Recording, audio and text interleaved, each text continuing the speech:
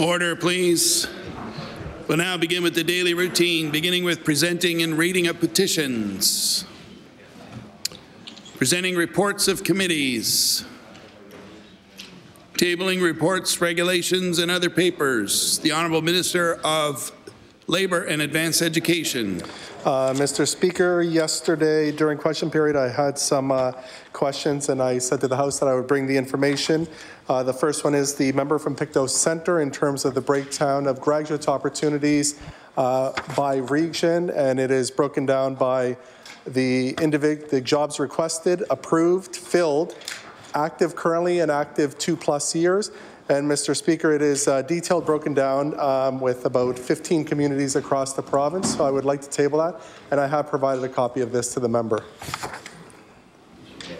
Mr. Speaker, I would also like to ask that I provided the member from Pictou West who had asked questions about our sexual violence data. I provided her with the name of one of the co-chairs of the committee, and she has thanked me for it, and she said she will be meeting with them to find out more about the great work the committee is doing. Thank you, Mr. Speaker. Statements by ministers. Government notices of motion. The Honourable Minister of Labour and Advanced Education. Mr. Speaker, introduction to make an, may I ask permission to make an introduction? Permission granted. Mr. Speaker, we have a few special guests here in the East Gallery. In recognition of Adult Learners Week, we have 4 adult learners, actually 4 plus more, who all spoke at Literacy Nova Scotia celebration on Monday. So, Mr. Speaker, I would like to ask them to rise and receive the warm welcome of the House at the end of the list.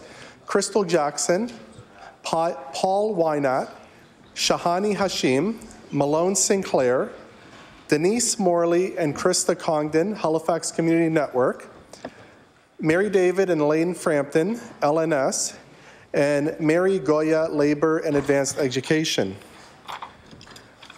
Mr. Speaker, I'd ask them to all stand, which they are, and receive the warm welcome of the House.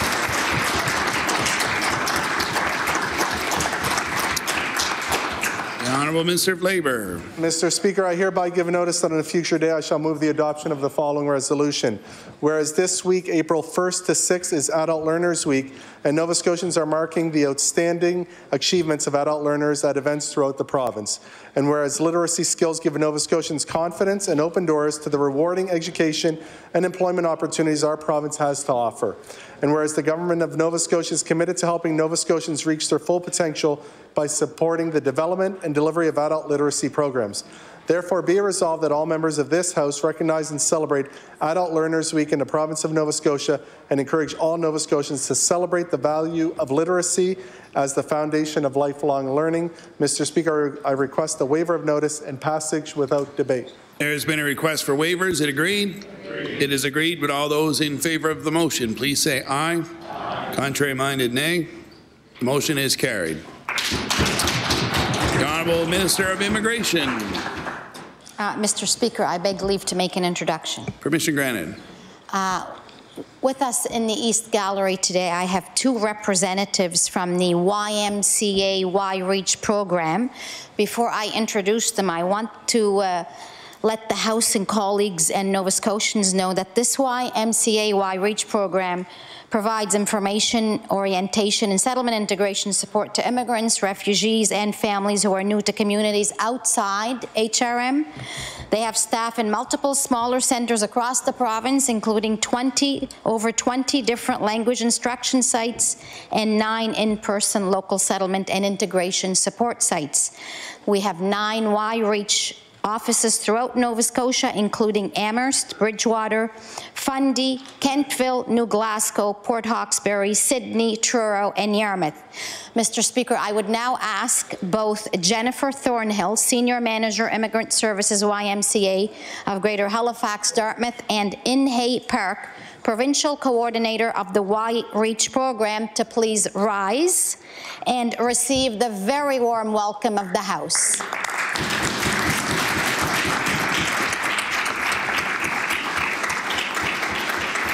Honourable Minister of Immigration. I hereby give notice that on a future day I shall move the adoption of the following resolution.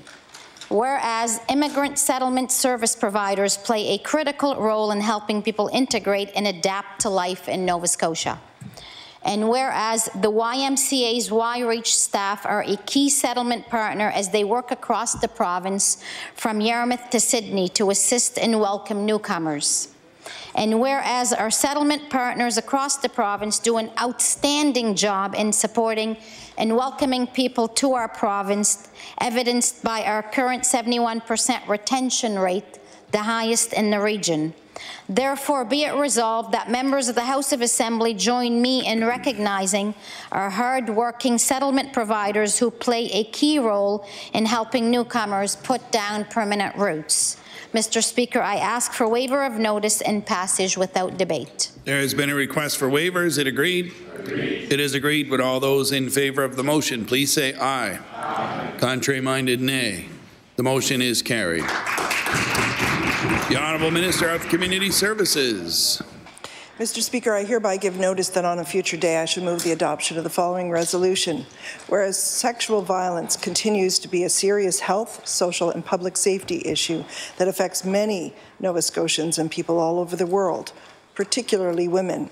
And whereas Sexual Assault Awareness Month in April is an opportunity to raise awareness and continue conversations about rape culture, misogyny, missing and murdered Indigenous women, and the many issues around sexual violence that need to be addressed in our society.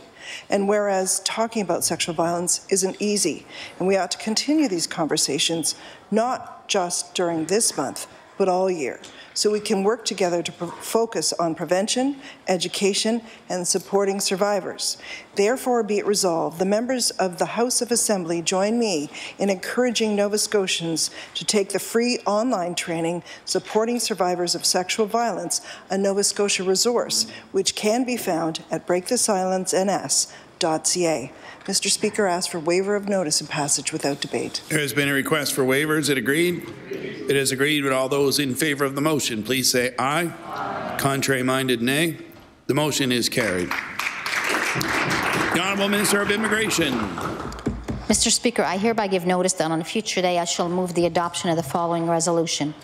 Whereas today, April 4th, marks Refugee Rights Day in Canada, and whereas this day highlights advances made in the protection of refugee rights in Canada and possible threats to those rights, and whereas Nova Scotia, throughout its history, has welcomed numerous immigrants and refugees to its shores and offered them a place where they could put down roots, raise their families, start businesses, and contribute to our economy and the rich diversity that benefits all Nova Scotians. Therefore, be it resolved that members of the House of Assembly join me in recognizing Refugee Rights Day and continuing to support the communities and individuals who welcome refugees to Nova Scotia.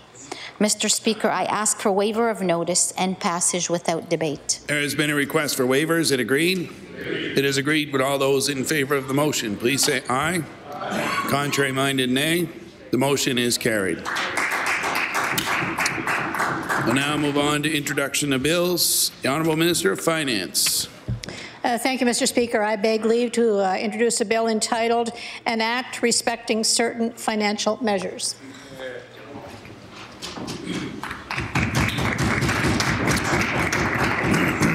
The Honourable Minister of Finance begs leave to introduce a bill entitled An Act Respecting Certain Financial Measures. Bill number 136, entitled An Act Respecting Certain Financial Measures. Ordered that this bill be read a second time on a future day. The Honourable Leader of the Official Opposition. Thank you, Mr. Speaker. Mr. Speaker, I beg leave to introduce a bill entitled An Act Respecting a Lyme Disease Strategy for Nova Scotia.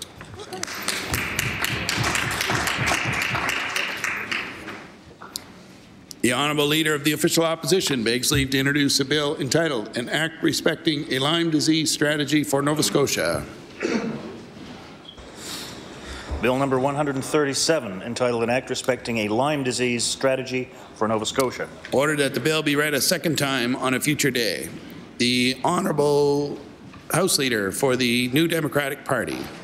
Mr. Speaker, I beg leave to introduce an act entitled An Act to Amend Chapter 214 of the Revised Statutes 1989, the Human Rights Act. to prohibit discrimination on account of social disadvantage.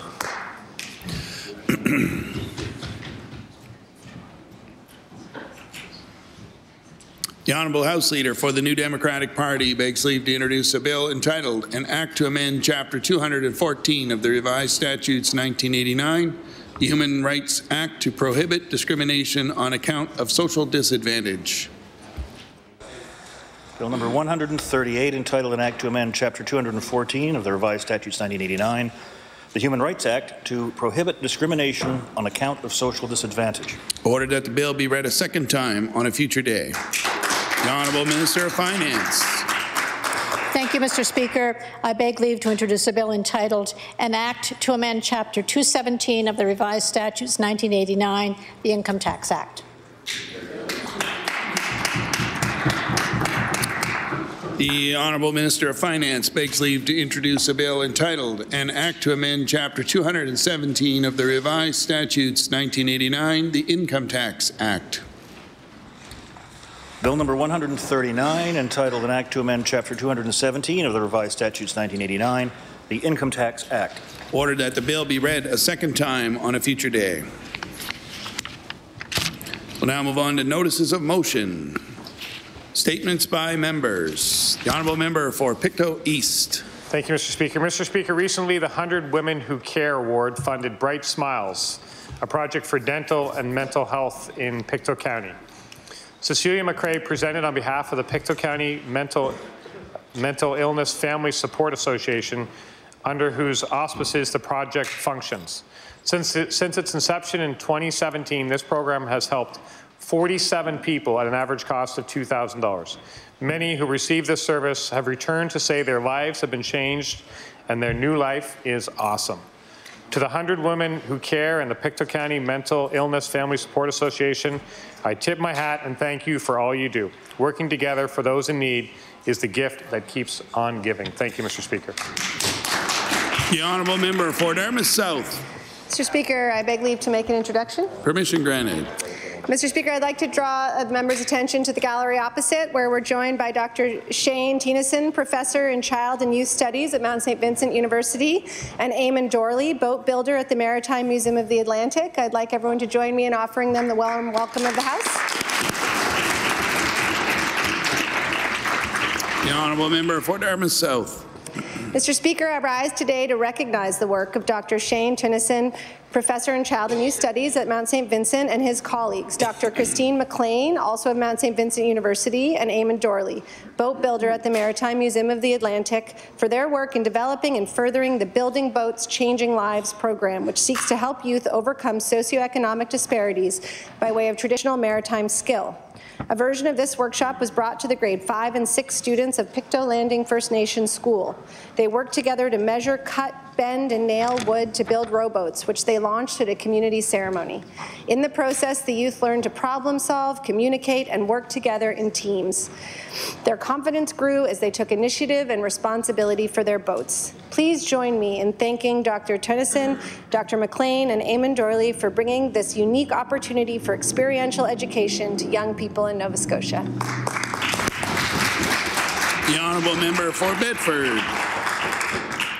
Mr. Speaker, recently a longtime Bedford resident was laid to rest. Gloria Henniger was 94 years old. She was devoted to her family and her church, Bedford United. She taught the same group of children in Sunday school for 5 years. She followed their progress long after she no longer taught them, sending them cards and letters. As one of her former pupils noted, on days when they had messed up mightily or were feeling down, pulling out the cards and notes that Mrs. Henniger had written them made them feel so much better that someone thought so highly of them. And Mrs. Henniger believed in the power of prayer. She had a notebook, and if she heard someone was dealing with a health problem or going through a challenging time, their name went in her notebook, and she prayed for them daily. I'll bet there are a lot of people who didn't know Gloria Henniger was in their corner, quietly sending prayers on their behalf. Condolences go out to her son Bruce, daughter Ginny Barrett, sister Rosalind McBride, and their families. Gloria Henniger was one of a kind. The Honourable Member for Cumberland South. Thank you, Mr. Speaker. Mr. Speaker, I rise today to congratulate the Parisborough Scouts on their Scout and Girl Guide Week, which was celebrated February 17th to 23rd. During this week, they celebrated the birthdays of both the Scout founder, Lord Robert Baden-Powell, and his wife, Lady Baden-Powell. I was pleased to attend the Beaver Buggy and the Cub Car races in Parisborough this year. This celebration gives the opportunity for the public to recognize the limitless potential of Canadians' youth and the work that Scouting does to help build a better world for our nation's future leaders. Scouting and Guiding instills values of leadership, honour and teamwork through the many exciting outdoor programs it provides for children and youth nationwide. Please join me in wishing Scouts Canada and Girl Guides of Canada continued success and strong, vibrant future. Thank you, Mr. Speaker. The Honourable Member for Truro, Bible Hill, Millbrook, Salmon River. Thank you, Mr. Speaker. Today, I rise to offer my solidarity with Hannah Martin of Millbrook First Nation. She made national headlines yesterday when she stood in the House of Commons as a daughter of the vote and demanded answers from the Prime Minister on the Alton Gas Storage Project. For years, we've talked about Alton Gas right here in this chamber, unable to penetrate the ears of government or get any answers from the Minister or the Premier. No support for Millbrook for, as Ms. Martin stated, the grandmothers who are on the Shubenacadie River living according to traditional ways of life as Mi'kmaq people.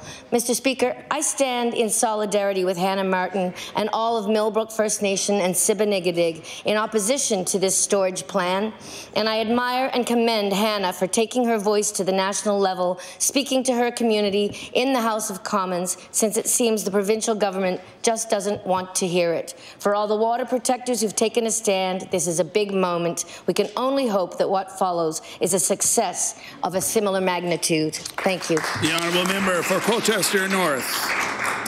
Thank you, Mr. Speaker. In its 25th year, Canada's Best Managed Companies is one of the country's leading business awards programs, recognizing Canadian-owned and managed companies for innovative, world-class business practices. Coltec Windows and Entrance Systems, located in Debert, Colchester North, was recognized for overall performance, business performance, and sustained growth with this prestigious award. Coltec's growth and success continue to be driven by the strength of the service the company has always provided and their desire to make doing business as easy as possible in an ever-increasing complex industry. Customer loyalty and word of mouth have propelled the company from a top regional brand to a top national brand. In the 2018 Best Managed Companies share commonalities that include a clear strategy and vision, investment in capability, and commitment to talent. These well-run companies are important role models that make Canadian businesses and the economic health of both Canada and, in particular, Nova Scotia better.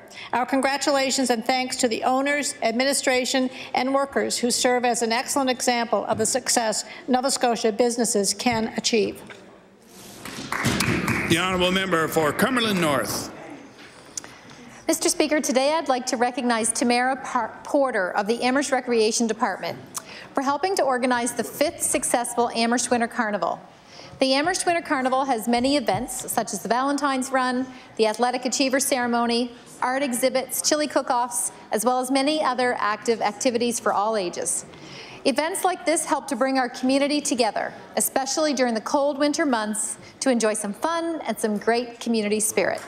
I'd like to thank Tamara for putting her hard work into helping make this happen for a 5th year, and look forward to another successful year. Thank you, Mr. Speaker. The Honourable Member for Dartmouth North. Mr. Speaker, may I make an introduction? Permission granted. Thank you. I'd like to bring the members' attention to the gallery opposite, where we have a number of guests here today who are allies and advocates and members of the disabilities community. So today we have Dr. Paula Hutchinson, who is a member of the Community Homes Action Group. We have Dawn LeBlanc, a member of the Community Homes Action Group. We have former Member of Parliament Wendy Lill, who is the chair of the Community Homes Action Group. Barb Horner, a member of the Disability Rights Coalition.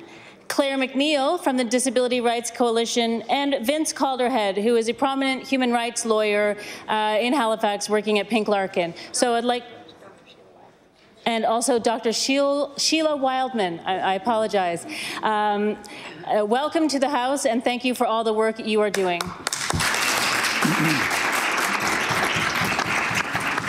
The Honourable Member for Dartmouth North. Mr. Speaker, this morning we heard from many members of the disabilities community on the need for urgent action in creating community housing options for people with disabilities. Mr. Speaker, year after year, budget after budget, this government has failed to address some of the gaping issues facing the most vulnerable people in our province. Groups like People First, Community Housing Action Group, No More Warehousing, the Disability Rights Coalition, and so many others have been calling on new funding for community homes, and time and again, they've been let down. When this most recent budget was tabled, I was deeply disappointed to see that no new money has been allocated to getting people out of institutions and into community homes or fixing the homes that currently exist. Mr. Speaker, all people deserve the dignity of being able to live full lives in the community of their choice. I would like to renew and support the calls by the members of the disabilities community and their allies and implore the government to recommit to its roadmap obligations and ensure that the 75 community homes that are needed are complete and open by 2023. The honourable member for Kings West.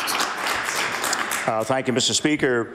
Mr. Speaker, I rise today to congratulate Big Brothers, Big Sisters of the Annapolis Valley on their 2 successful Bowl for Kids' Sake events and recognize them for their continued dedication to youth.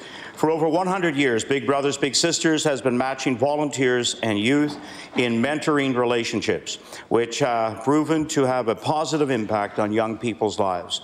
Their annual Bowl for Kids' Sake event took place in Greenwood on March the 29th and in Windsor on March the 30th. Great evenings were had by all participants, including some bigs and littles, and the outpouring of community support was incredible. While donations continued to come in, it was announced that the unofficial total raised was $10,500, surpassing their goal. Mr. Speaker, I request the House join me in congratulating Big Brothers, Big Sisters of the Annapolis Valley on their successful Bowl for Kids' Sake events and recognize them for their continued dedication to providing mentorship opportunities for Annapolis Valley youth. The honourable member for Cape Breton-Richmond. Mr. Speaker, March 31st marked the end of an era in the Quad Counties of Nova Scotia.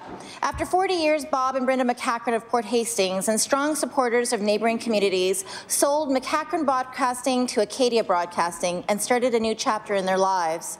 Mr. Speaker, the McCachrans have devoted their lives to building a community-based radio station in Port Hawkesbury. They have met the programming and information needs of the community by giving the community a voice in setting the direction of the station. Mr. Speaker, this past Friday on 101.5 The Hawk, Bob gave a tearful goodbye to the listening audience, but also assured them that he expected the new owners to share a similar community-minded vision for the station. Mr. Speaker, I ask the members here today to join me in sending our appreciation to Bob and Brenda for their countless hours of volunteerism in the Quad Counties and to thank them for the legacy they are leaving as they embark on their new journey. Thank you, Mr. Speaker. The honourable member for Halifax Needham. Mr. Speaker, I rise to acknowledge that this is World Refugee Day. I want to recognize the contributions of countless refugees who are now residents of Nova Scotia, immigrants too, who we speak so often of needing to attract and retain. I want to recognize the contribution of dozens of groups across the province, including Rainbow Refugees, which has many members in my constituency and has welcomed 9 new LGBTQ+ newcomers to Nova Scotia just in the last year, thanks to countless volunteer supporters and donors. And Syria Antigonish Families Embrace, or SAFE, which has helped to settle 5 families in Antigonish since 2016, with current applications pending for 3 additional families, and many more. I also want to recognize the deep pain of many Nova Scotians who arrived as refugees only to find it impossible or exceedingly difficult and lengthy to bring family members who are still in precarious situations to join them in this province. Thank you, Mr. Speaker. The honourable member for Clare Digby. Thank you, Mr. Speaker. Our volunteers play a crucial role in our communities, and we all greatly benefit from the hours of work they put in. It is particularly nice to see a greater number of young people volunteering in our communities. The students from Islands Consolidated School decided to help get the Balancing Rock Trail ready for the many visitors. The rock, a 20-foot basalt sitting on a ledge overlooking the Bay of St. Mary, attracted many visitors wanting to hike the trail and photograph the rock. After a winter of wind and storms, the trail usually has to be spruced up and ready for our guests. To get it ready, the students first cleaned up the parking lot area and removed the broken branches off the trail. They also cut the ones that had grown over the trail routes. They repaired the steps and removed those that would have to be replaced. The students even rebuilt a culvert and reattached a couple of interpretive signs on the trail. Because of the students' efforts, our visitors hiked the Bouncing Rock will be so much nicer and safer, and I'd like to thank the students from the Islands Consolidated School for all their volunteer work. Thank you, Mr. Speaker.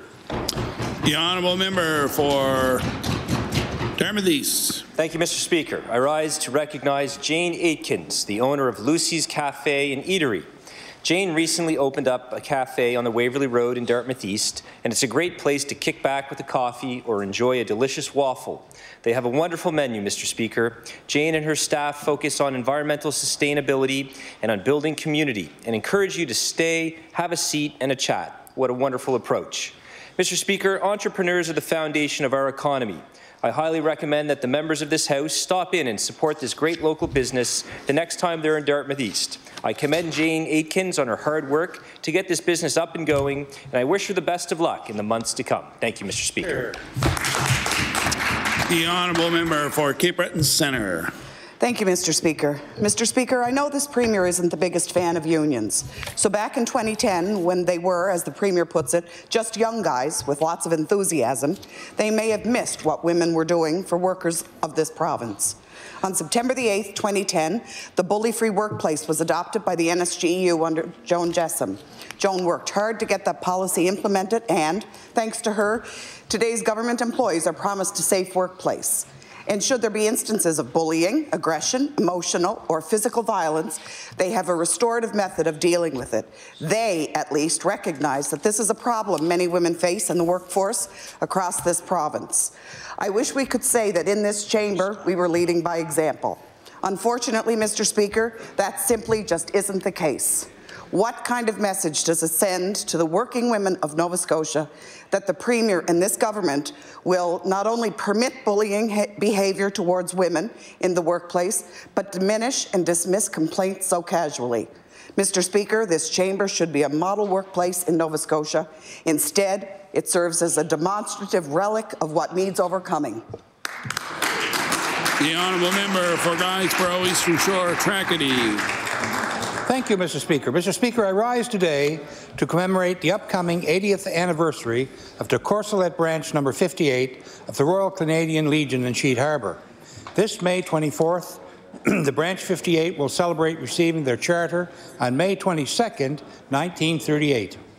The Courcelette Legion has been supporting Sheet Harbour community and ex-servicemen and women for 8 decades through the Poppy Fund, hosting community events, and offering support and engagement.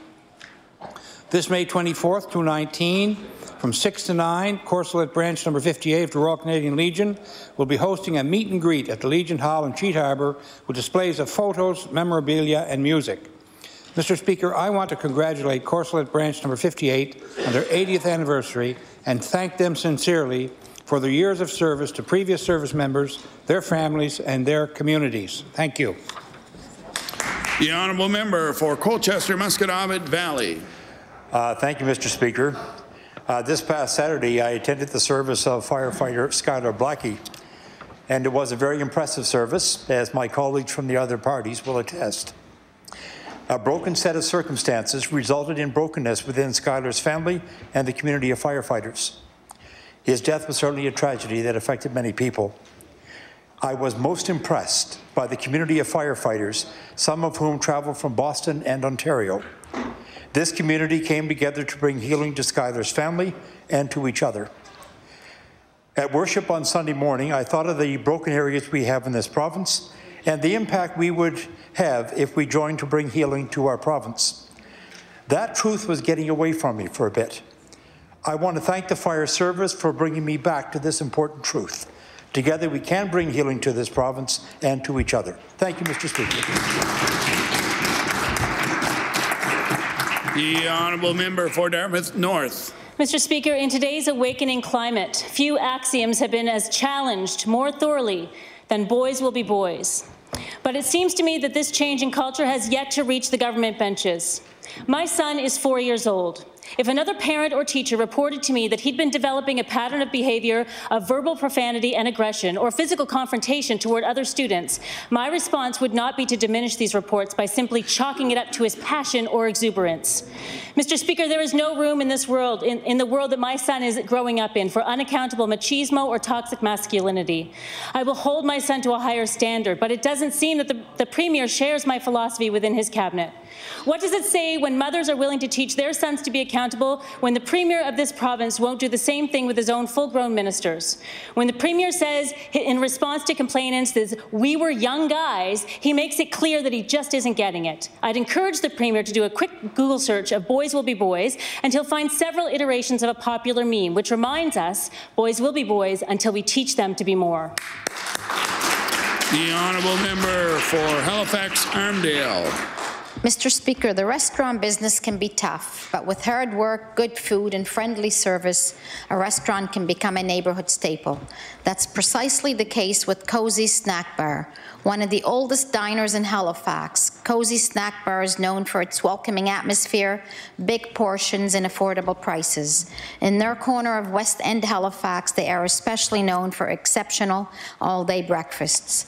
By blending diner mainstays with delicious Lebanese fare, Cozy owners Tony and Jamili Maskini of Armdale offer a delicious take-on classic diner-style food. Tony and Jamili took over Cozy's in 1986, tweaking the name and bringing their own unique charm to the place. Indeed, Habs fans have noted that Cozy Snack Bar appears to be the most Canadian-friendly restaurant in Halifax. With over 3 decades at the helm, we can certainly say that Cozy's is a familiar staple for Haligonians. I ask all members to join me in applauding Tony and Jamili Maskini. Thank you. The honourable member for Northside Westmount. Mr. Speaker, I rise today to recognize the Golden Girls, a group of senior crafters from Bedore, Alder Point, and Florence. This group meets once a week to have a social gathering while creating a variety of crafts that are often sold at local fairs and markets.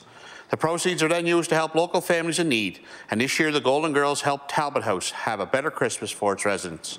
I'd like to take this opportunity to salute these Golden Girls who joined together to help the community through their communal efforts. Thank you, Mr. Speaker. The honourable member for Dartmouth South. Mr. Speaker, our harassment policy has been in place for less than 3 years, but that doesn't excuse ignorance of it. What I heard from the Premier yesterday indicates to me that he hasn't read it in full or has forgotten some of the definitions. Our policy defines harassment as any behaviour, act, conduct, or comment, whether occurring on a one-time or recurring basis. Behaviour, act, conduct, comment. Mr. Speaker, when pleading ignorance to allegations made about one of his ministers, the Premier said, "At no time had anyone raised with me the issue of a member of our caucus physically touching any member of the opposition." This diminishment of the complainant's experiences speaks largely not just to the Premier's approach, but to the philosophy. He claims, despite reports to the contrary, that he wasn't made aware of any of his members physically touching others. So does that mean he was aware of other allegations, Mr. Speaker, perhaps aggressive behaviour, profane comments? Our harassment policy goes well beyond physical confrontation, and yet based on these comments, it seems the Premier thinks that all behaviour by his members short of physical contact is justified, defensible and acceptable. Mr. Speaker, the policy states clearly, as do we on this side of the House, it is not. Honourable member for Timberley Prospect. Thank you, Mr. Speaker. I rise to recognize International Dark Sky Week. And this year it's being held from March 31st to April 7th. This week was created in 2003 by high school teacher Jennifer Barlow and is held each year around Global Astronomy Day. The week draws attention to the problems associated with light pollution and the importance of preserving dark skies. We're only just beginning to understand the breadth of negative consequences. A growing body of research suggests the loss of natural nighttime is causing serious harm to human health and the environment. For nocturnal animals in particular, the introduction of artificial light at night could be the most devastating change humans have made to their environment. Light pollution also has deleterious effects on other organisms such as migrating birds, sea turtle hatchlings, and insects. There are about 14 dark sky preserves in Canada, including Kejimkujik National Park right here in Nova Scotia.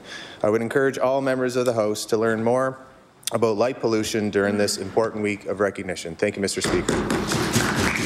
The honourable member for Kings North. Thank you, Mr. Speaker. Mr. Speaker, life is a precious gift we should never take for granted. That's how Arnold Dill feels as he is recovering in hospital after his heart stopped in the parking lot of the New Minas Tim Hortons. Had it not been for the brave actions of 21-year-old Alicia Smith, his doctors fear he would not be alive today. On March 6, 2019, Alicia heard a commotion in the parking lot and sprang into action. The CPR training she had acquired as a cadet kicked in, and she was able to get Mr. Dill to take one breath. She continued her efforts until paramedics arrived and said Mrs. actions gave Dill a fighting chance. Mr. Speaker, I invite my fellow members to join me in congratulating Alicia on maintaining a cool head and her brave actions which saved this man's life. Thank you, Mr. Speaker. The honourable member for Halifax Needham. Mr. Speaker, sociologist R.W. Connell first articulated the concept of hegemonic masculinity, which has been influential in psychiatry and psychology as well. Hegemonic masculinity is the origin of the term toxic masculinity, which entered my worldview as a very helpful concept through social media during the Me Too movement.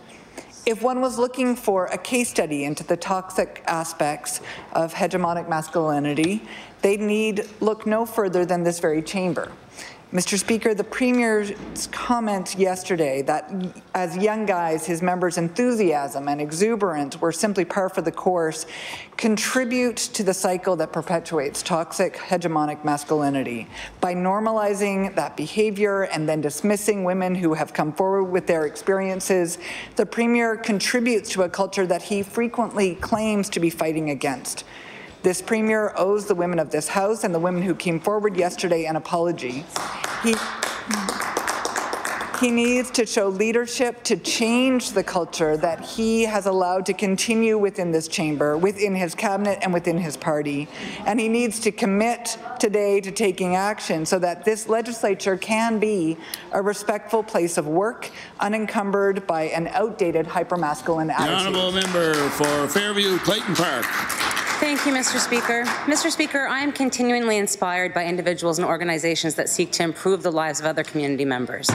The Fairview United Family Resource Centre is one such organization. Every month, the Resource Centre hosts a free community dinner where youth, adults, and seniors share a meal, meet other community members, and become informed about other programs available at the centre. From an initial group of 8 to now 40 to 50 attendees a month, the monthly meal has grown significantly in this past year. Several of the adults attending are residents of the various senior complexes in the community, and they welcome the opportunity to get out of their apartments and meet other folks. Volunteers, of course, are essential to making the event an ongoing success. The centre is always looking for more volunteers and businesses to sponsor any donations. Mr. Speaker, I ask the members of this House to join me in thanking the Fairview United Family Resource Centre for its commitment to tackling senior isolation and food insecurity. Thank you. The honourable member for Sydney River Myra Lewisburg. Thank you very much, Mr. Speaker. Mr. Speaker, I rise today to acknowledge the Port Morion Volunteer Fire Department on celebrating its 75th anniversary.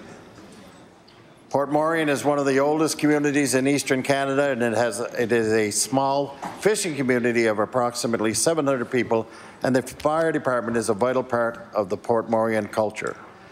The Port Morion Volunteer Fire Department is very fortunate to have so many active volunteers who make this fire department a very busy and active social part of the community. Mr. Speaker, I stand here today to congratulate the Port Morion Volunteer Fire Department and all of their members as they celebrate this wonderful milestone for their department and for their community. Thank you, Mr. Speaker. The honourable member for Truro, Bible Hill, Millbrook, Salmon River. Thank you, Mr. Speaker. Yesterday, the Daughters of the Vote congregated in the House of Commons to demonstrate the will and determination of the next generation of Canadian women. Mr. Speaker, I can only imagine how those young women would feel in this legislature with all of the bullying that has gone on and still continues.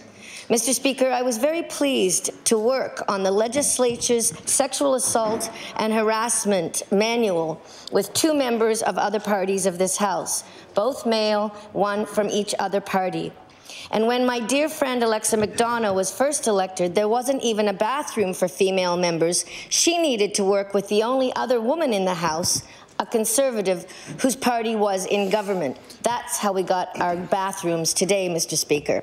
We've come a long way since then, but clearly not far enough. So this is my message to those young women who populated Parliament yesterday, some of whom I hope will one day sit in this chamber and many others across the country. Things are not perfect yet. There's still a lot of work to be done, but many of us are working on it. After all, this place belongs to you, and as the saying goes, a woman's place is in the House of Assembly. But we just want it to be a healthy, safe space for women to do their work and feel supported. Thank you. The Honourable, just before we get to the Honourable Member, I want to remind everybody that the time allotted for member statements is 1 minute. The Honourable Member for Chester St. Margaret's. Thank you, Mr. Speaker, and I will endeavour to recognize your comments here. I rise to congratulate Bay Rides on the recent additions to their fleet and staff. In addition to a new van and access bus, Bay Rides has added a full-time driver and fleet manager, which reflects the growing demand for this affordable, reliable, and accessible transportation service. Rural HRM communities around St. Margaret's Bay area are served by Bay Rides. Although still serving many marginalized citizens, Bay Rides has noticed a significant change in ridership over the last several years. They now find that 40% of their riders are going to a job in Metro, while another 20% are catching a bus and going to jobs in the local area. Since 2016, Bay Rides has experienced a 200% increase in ridership, which demonstrates the vital economic and social role that this rural transportation service plays in our rural communities. Mr. Speaker, I wish Bay Rides all the best in their future endeavours. Thank you. The Honourable Member for Queens Shelburne. Thank you, Mr. Speaker. Mr. Speaker, on April the 2nd, communities around the world lit buildings in blue to celebrate World Autism Day. Well, one day wasn't enough for Debbie Wombolt and members of Queens County Autism Support Group. They work extremely hard all year long to support individuals and families living with autism, and they called upon businesses, organizations, and individuals to help them raise awareness during April, which is Autism Awareness Month. The second annual Queens Shines Blue promotes understanding, acceptance, and inclusion. Across the community, people are decorating shop fronts, wearing blue, or holding special events for those on the autism spectrum. Liverpool Sobeys is even providing sensory-friendly shopping hours, and the Astor Theatre is hosting a sensory-friendly movie night. Mr. Speaker, I am so proud to be part of Queens Shines Blue and applaud all of those who are supporting this great initiative. Thank you, Mr. Speaker. The Honourable Member for Halifax Atlantic.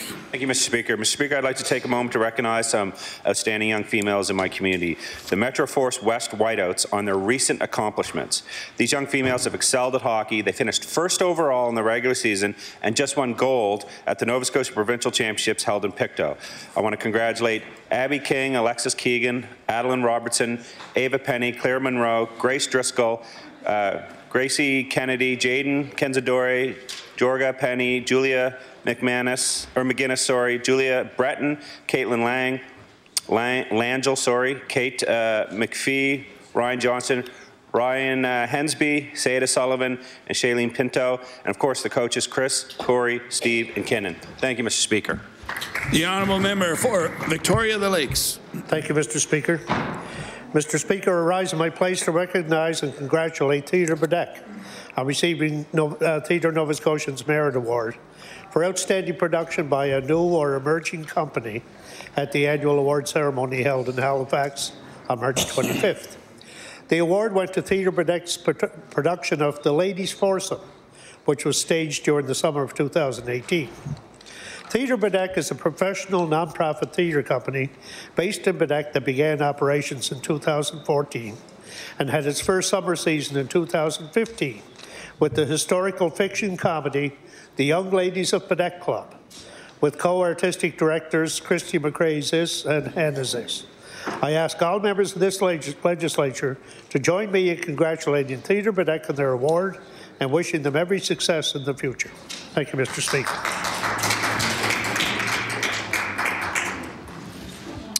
The Honourable Member for Lunenburg. Mr. Speaker, I rise today to congratulate Adam Bauer, who recently opened Town of Lunenburg's first craft brewery, the Shipwright Brewing Company. Adam saw the town had a vacancy when it came to craft brewing industry and knew Lunenburg would embrace one. Shipwright Brewing is located in the same building as Adam's other businesses, the Grand Banker Bar and Grill and Brigadine Inn. The Shipwright Brewery's name was inspired by a heritage plaque outside Adam's current building explaining that a shipwright, a carpenter skilled in ship construction and repair, had built the building. Wanting to name that represented Lunenburg, Adam felt Shipwright was fitting. Although the brewery only opened in 2018, Bauer is already planning to expand to a new location on Victoria Road with plans to have a production facility, large retail space, and a beer garden. Mr. Speaker, I ask that you and all members of this House of Assembly please join me in congratulating Adam on the opening of Shipwright Brewery Company. The honourable member for Cole Harbour Eastern Passage. Thank you, Mr. Speaker. I rise today to bring recognition to local business owner Carolyn Labeled of Preserving Traditions. Carolyn's store has been thriving with a new location up the road from my office on Cow Bay Road in Eastern Passage. She is now able to offer her customers a wide array of products and services.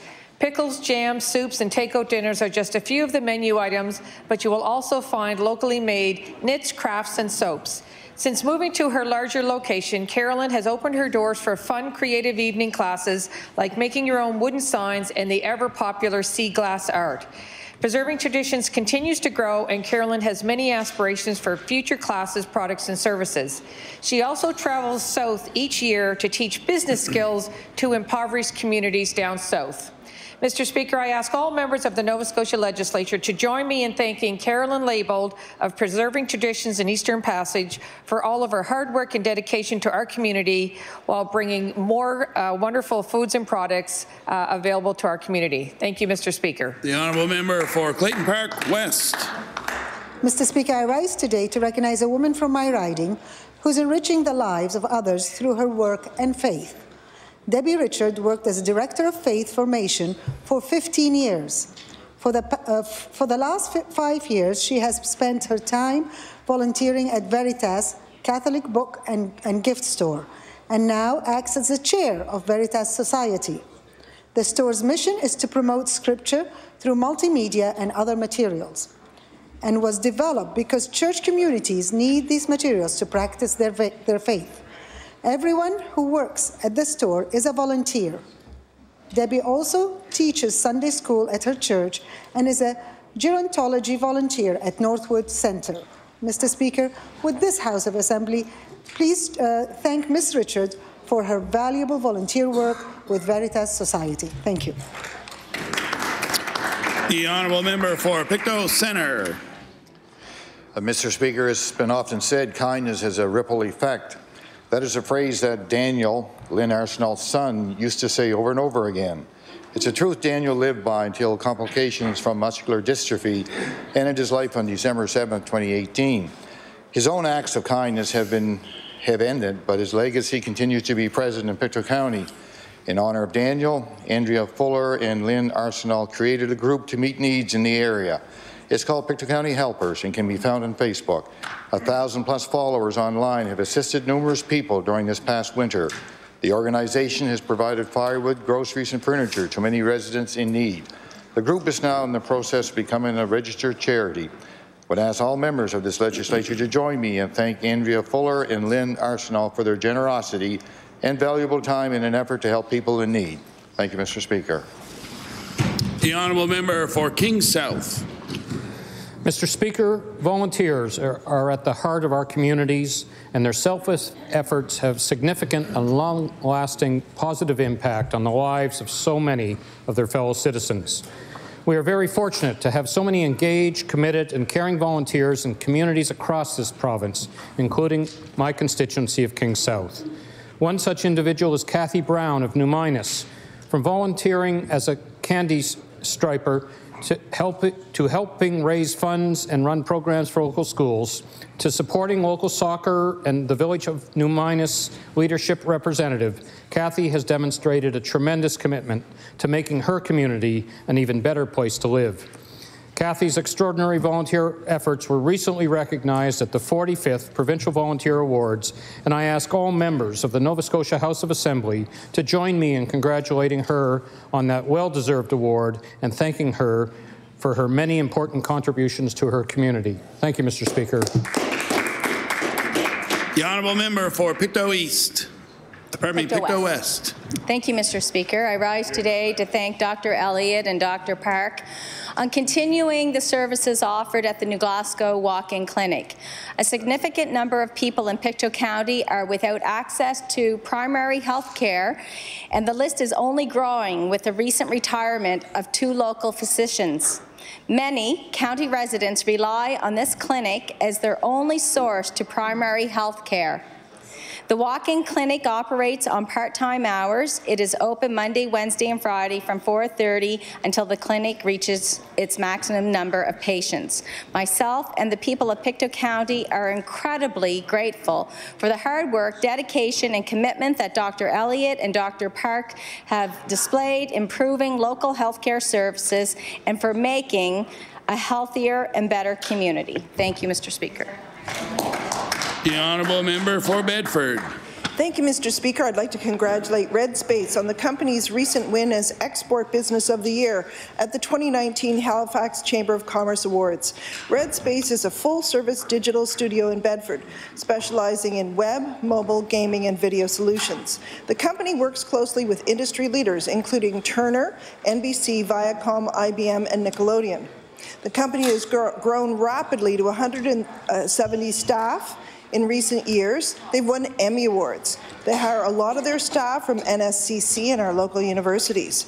President Mike Johnson and his team have created a space, President and CEO Mike Johnson and his team have created a space where young people want to work and big companies get results. I want to congratulate everybody at Red Space on their latest award win. I can't wait to see what's next for this company. The honourable member for Sydney River Myra Lewisburg. Thank you very much, Mr. Speaker. Mr. Speaker, I rise today to acknowledge the Manitou Coastal Discovery Centre on the grand opening of a Kids Zone, a children's activity room in the centre. The Board of Directors of the Coastal Discovery Centre are hoping that the new children's room will attract youth and younger families to the facility and the area.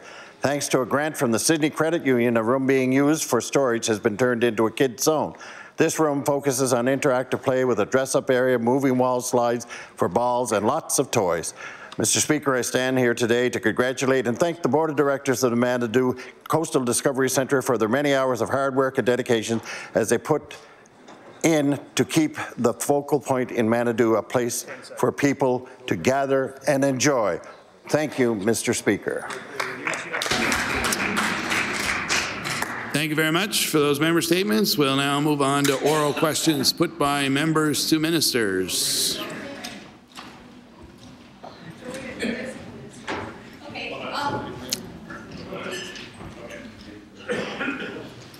The honourable member for Pictou West. My questions to the Premier. Do we want to delay, Mr. Speaker, and wait? We would be willing to wait. Sure. Order, please. Yep. The honourable government House Leader. Sorry, Mr. Speaker. Yeah, the Premier's finished in a media scrum, and if with the unanimous consent of the House, we'd be happy to hold off question period if that's okay with the opposition. Is it agreed? It is agreed. The House will now recess for a few minutes.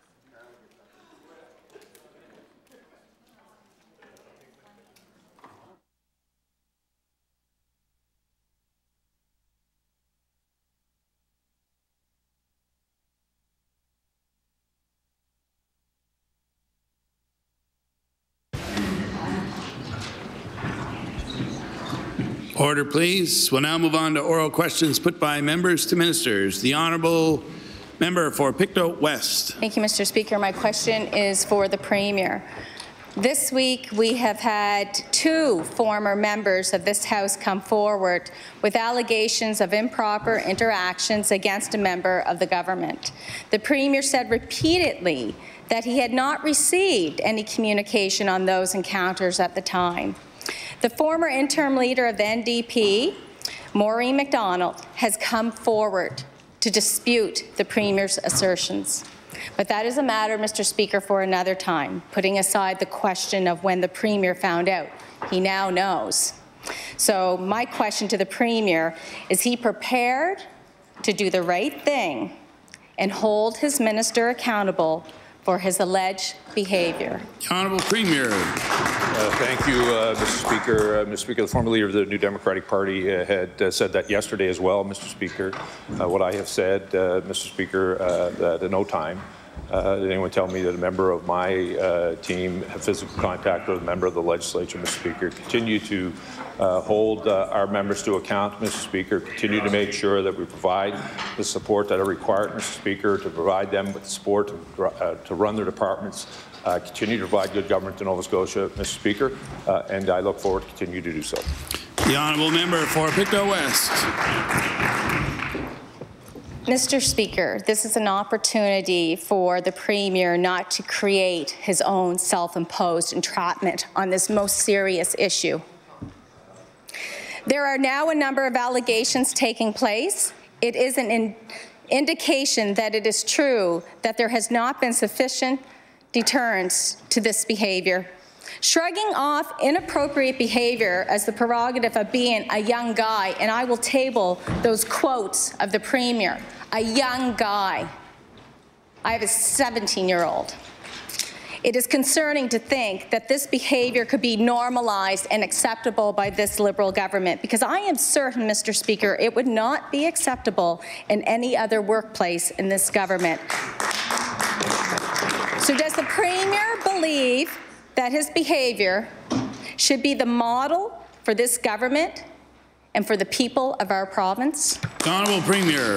Thank you, Mr. Speaker. Mr. Speaker, I am very proud, Mr. Speaker, of the work that I've done as Premier of this province, Mr. Speaker. I have never once, Mr. Speaker, I have never once had to stand in this House and apologize for misleading it, Mr. Speaker. I can also tell you, Mr. Speaker, when I came into government, gender equality on the provincial court bench never existed, Mr. Speaker. We've appointed 7 to 9, Mr. Speaker. I also want to tell you, Mr. Speaker, when I came into government, Mr. Speaker, when you look at the head of the public services, more than half of them, Mr. Speaker, are women appointed inside of our government. I want to tell you, Mr. Speaker, as long as I've been the Premier of this province, the Deputy Premier of this province has been female, Mr. Speaker, and I continue to listen to women across this province, continue to provide, making sure that their voices are being heard. And at no time, Mr. Speaker, did I dismiss what was brought in, what was the allegations that were brought in on Monday, Mr. Speaker. We continue to look at those, Mr. Speaker. What I said is what I knew, Mr. Speaker, and what part of those that reflected to me, Mr. Speaker, I responded to in a truthful way. The Honourable House Leader for the New Democratic Party. Mr. Speaker, my question is for the Premier. When asked about recent allegations made against the member for Yarmouth, the Premier said that at no time had anyone raised with him the issue of a member of his caucus physically touching any member of the opposition, and we heard him say it again just now. There are conflicting accounts on that point. Mr. Speaker, the Nova Scotia House of Assembly policy on the prevention and resolution of harassment in the workplace definition of harassment includes any behaviour, act, conduct, or comment directed at and offensive to another person. Mr. Speaker, will the Premier acknowledge that the allegations made against the member for Yarmouth describe instances of harassment as described by that policy? The Honourable Premier. Mr. Speaker, I want to thank the Honourable Member for the question. Mr. Speaker, it continued, as I said, the allegations that were brought to me, Mr. Speaker, on Monday. I responded to those. I encouraged all members of this House, Mr. Speaker, in any workplace, Mr. Speaker, if they are feeling harassed in their workplace, Mr. Speaker, they should go directly to the people that they're supervisors, Mr. Speaker. In this House, Mr. Speaker, that would be you. The Honourable House Leader for the New Democratic Party. Mr. Speaker, it is the Premier who sets the tone for the government, and on behalf of our caucus, I want to express concern for the tone that the Premier is setting. It is unacceptable that the Premier has categorized allegations of a cabinet minister being berated and pushed as enthusiasm. It is irresponsible to have excused this as the behaviour of young guys. We have a responsibility to use our positions of power to set a much higher standard. Mr. Speaker, will the Premier apologize for his dismissive comments and failure to take appropriate action in response to the serious allegations made against the member for Yarmouth? The Honourable Premier. Mr. Speaker, I completely disagree with the premise of our question, Mr. Speaker, and those that are associated with the words that I said yesterday. At no time did anyone agree, or did I say that at any point that a member of my caucus pushed or touched anyone, Mr. Speaker. I said very to the contrary, they did not. What I was referring to in this House, Mr. Speaker, and all members, sat on this side and that side, Mr. Speaker. I've had members of the opposition of both parties yelling in this chamber, Mr. Speaker, what I've said in this thing, the actions that happened inside of the chamber, and I said the member from Yarmouth, oftentimes I'm reminded that what happens on the floor of this legislature needs to remain on the floor of this legislature, Mr. Speaker. The tone matters. I continue to talk about tone, not only of my own, all members of this House, and I encourage all members to reflect on their own tone inside of this chamber and outside. The Honourable Member for Queens Shelburne. Thank you, Mr. Speaker. My question is to the Premier. As the leader of the province, does the Premier respect and realize that it takes tremendous courage to speak up? Does the Premier realize how harmful it is to dismiss these courageous women and insinuate alternative motives to those willing to speak up? My question is, how can the Premier simply shrug his shoulders and dismiss the concerns of these powerful women that have stepped up? The Honourable Premier. Thank you, Mr. Speaker. Mr. Speaker, I completely disagree with the question, Mr. Speaker. The fact of the matter, I didn't dismiss them, Mr. Speaker. I continued to look at what I said was, Mr. Speaker, that parts of that letters that pertain to me, Mr. Speaker, I said did not happen. Did no one contacted me and told me that someone in my caucus physically had contact with any member of this House. That's exactly what I said. But, Mr. Speaker, I took those issues seriously. I had, and I went and looked through the records that are in my office here as the Premier of the province, as well as in my constituency office, Mr. Speaker. At no time could I find correspondence from either one of the former members or those that were leading their party at any particular time, Mr. Speaker. What I will continue to do is to make sure, Mr. Speaker, that we continue to take the issue of domestic violence and violence in general seriously, Mr. Speaker. It's why we continue to be the only party that's put together a strategy on how we deal with this issue, Mr. Speaker, that not only is unacceptable in this workplace, Mr. Speaker, physical violence is unacceptable in our own homes, Mr. Speaker. The Honourable Member for Queens Shelburne. Does the Premier realize his dismissive actions and implying that the character of these women should be questioned has given social media warriors motivation to lash out? My question is, does the Premier really think that these women didn't do a lot of soul searching before coming forward, probably worrying about social media reaction? We now know the allegations. Will the Premier please take these allegations seriously? The Honourable Premier. Thank you, Mr. Speaker. I want to tell the Honourable Member again, Mr. Speaker, I took these the letters very seriously that were sent to you and CC'd to me and two other leaders of this party, the other two caucuses here, Mr. Speaker. What I can tell you is part of those letters that refer to me being told, Mr. Speaker, at no time was I told that a member of our caucus had touched any member of this House, Mr. Speaker. At the same time, Mr. Speaker, I went through and looked at correspondence that was in my office here as the Premier of the province, as well as my constituency office, Mr. Speaker, to find out whether or not I'd been contacted, and did a search, Mr. Speaker, and there was none. The Honourable Leader of the New Democratic Party. My question, Mr. Speaker, is for the Premier. Yesterday, the NSGEU released a survey on the work lives of nurses, and the results were troubling. 84% of nurses surveyed said they have experienced physical or verbal threats or acts of abuse from those they care for in the last 5 years. 35% have sustained injuries at work over the same 5-year period, and only 12% said that they feel safe at work. Will the Premier agree, as nurses have requested, to establish a working group that includes union reps, government officials, and NSHA management to identify immediate steps to improve hospital safety in Nova Scotia? The Honourable Premier. Mr. Speaker, I want to thank the Honourable for the question. Mr. Speaker, the survey I saw today, it came out 32% of the nurses responded to that survey. The numbers when it comes to challenges at workplace are certainly concerning, Mr. Speaker, alarming. He would also know situations that happen in other hospitals where we worked with the NSNU, Mr. Speaker, to do that exact thing. How do we make a workplace safer? How do we continue to make sure not only from the clients that are there, Mr. Speaker, but those of us who present ourselves as we walk into either no patients or an emergency room. We'll continue to work with our partners so that we can address the very concerns that the survey had raised. The Honourable Leader of the New Democratic Party. A key focus of the nurses' concern is the inadequate complement of nurses on the floors of the hospitals of the province.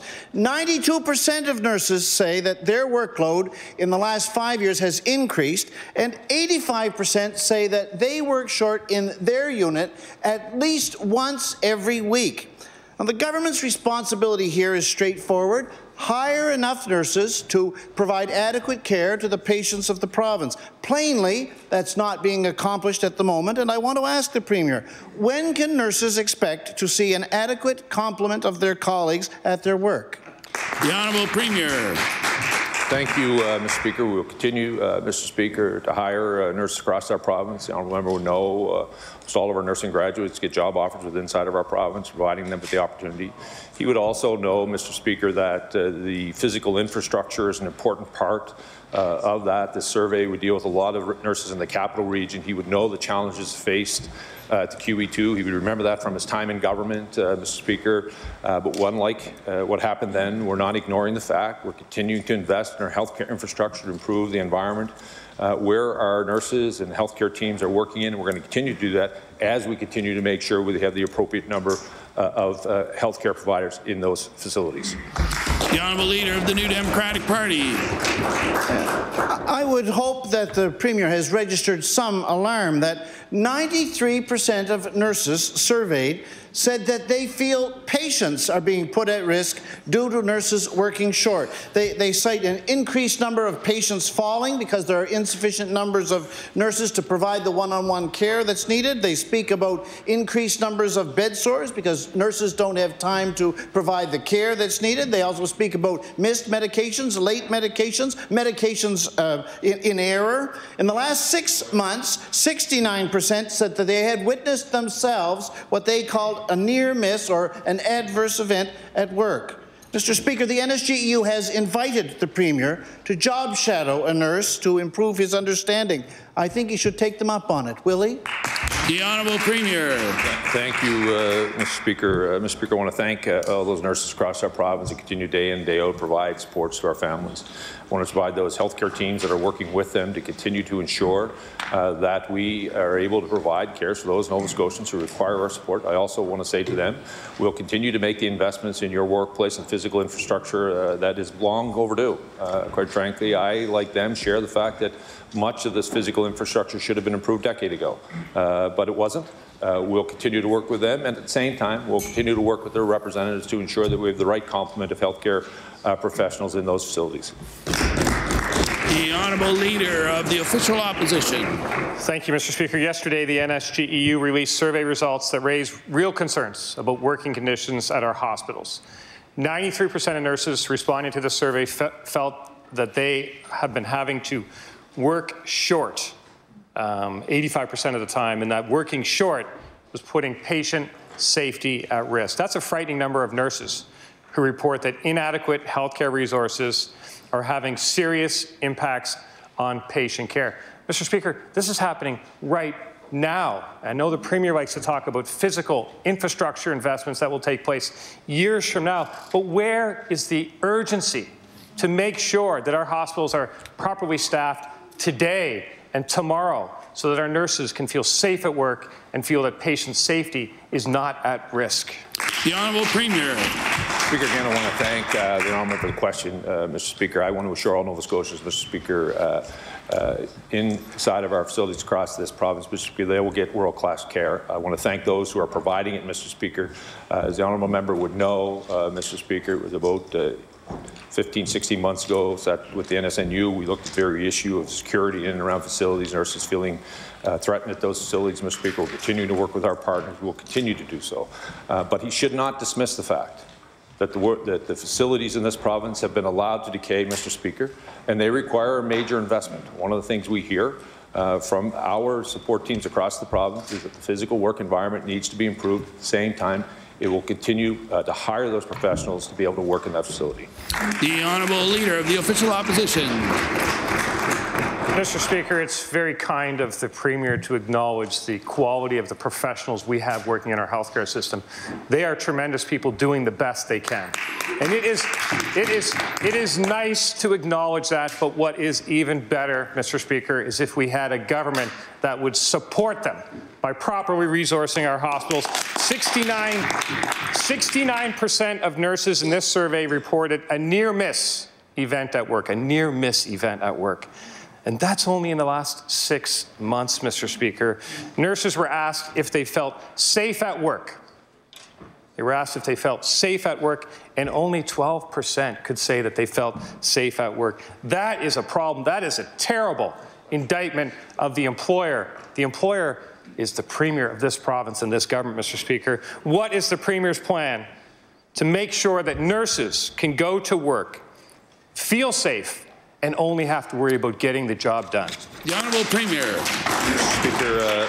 Speaker, the Honourable Member misquoted me, Mr. Speaker. I was talking about not only the quality of the people that work in that facility, Mr. Speaker, but I was also talking about the quality of care that Nova Scotians receive when they go into these facilities, Mr. Speaker. Unlike him, I believe we have world-class healthcare facilities in this province, world-class healthcare providers, and when you get into the system, Mr. Speaker, you get world-class care. Nova Scotians have continued to tell us that. What he has to acknowledge, Mr. Speaker, is that the physical infrastructure has caused challenges for those who are working inside of our facility. We've listened to them, Mr. Speaker.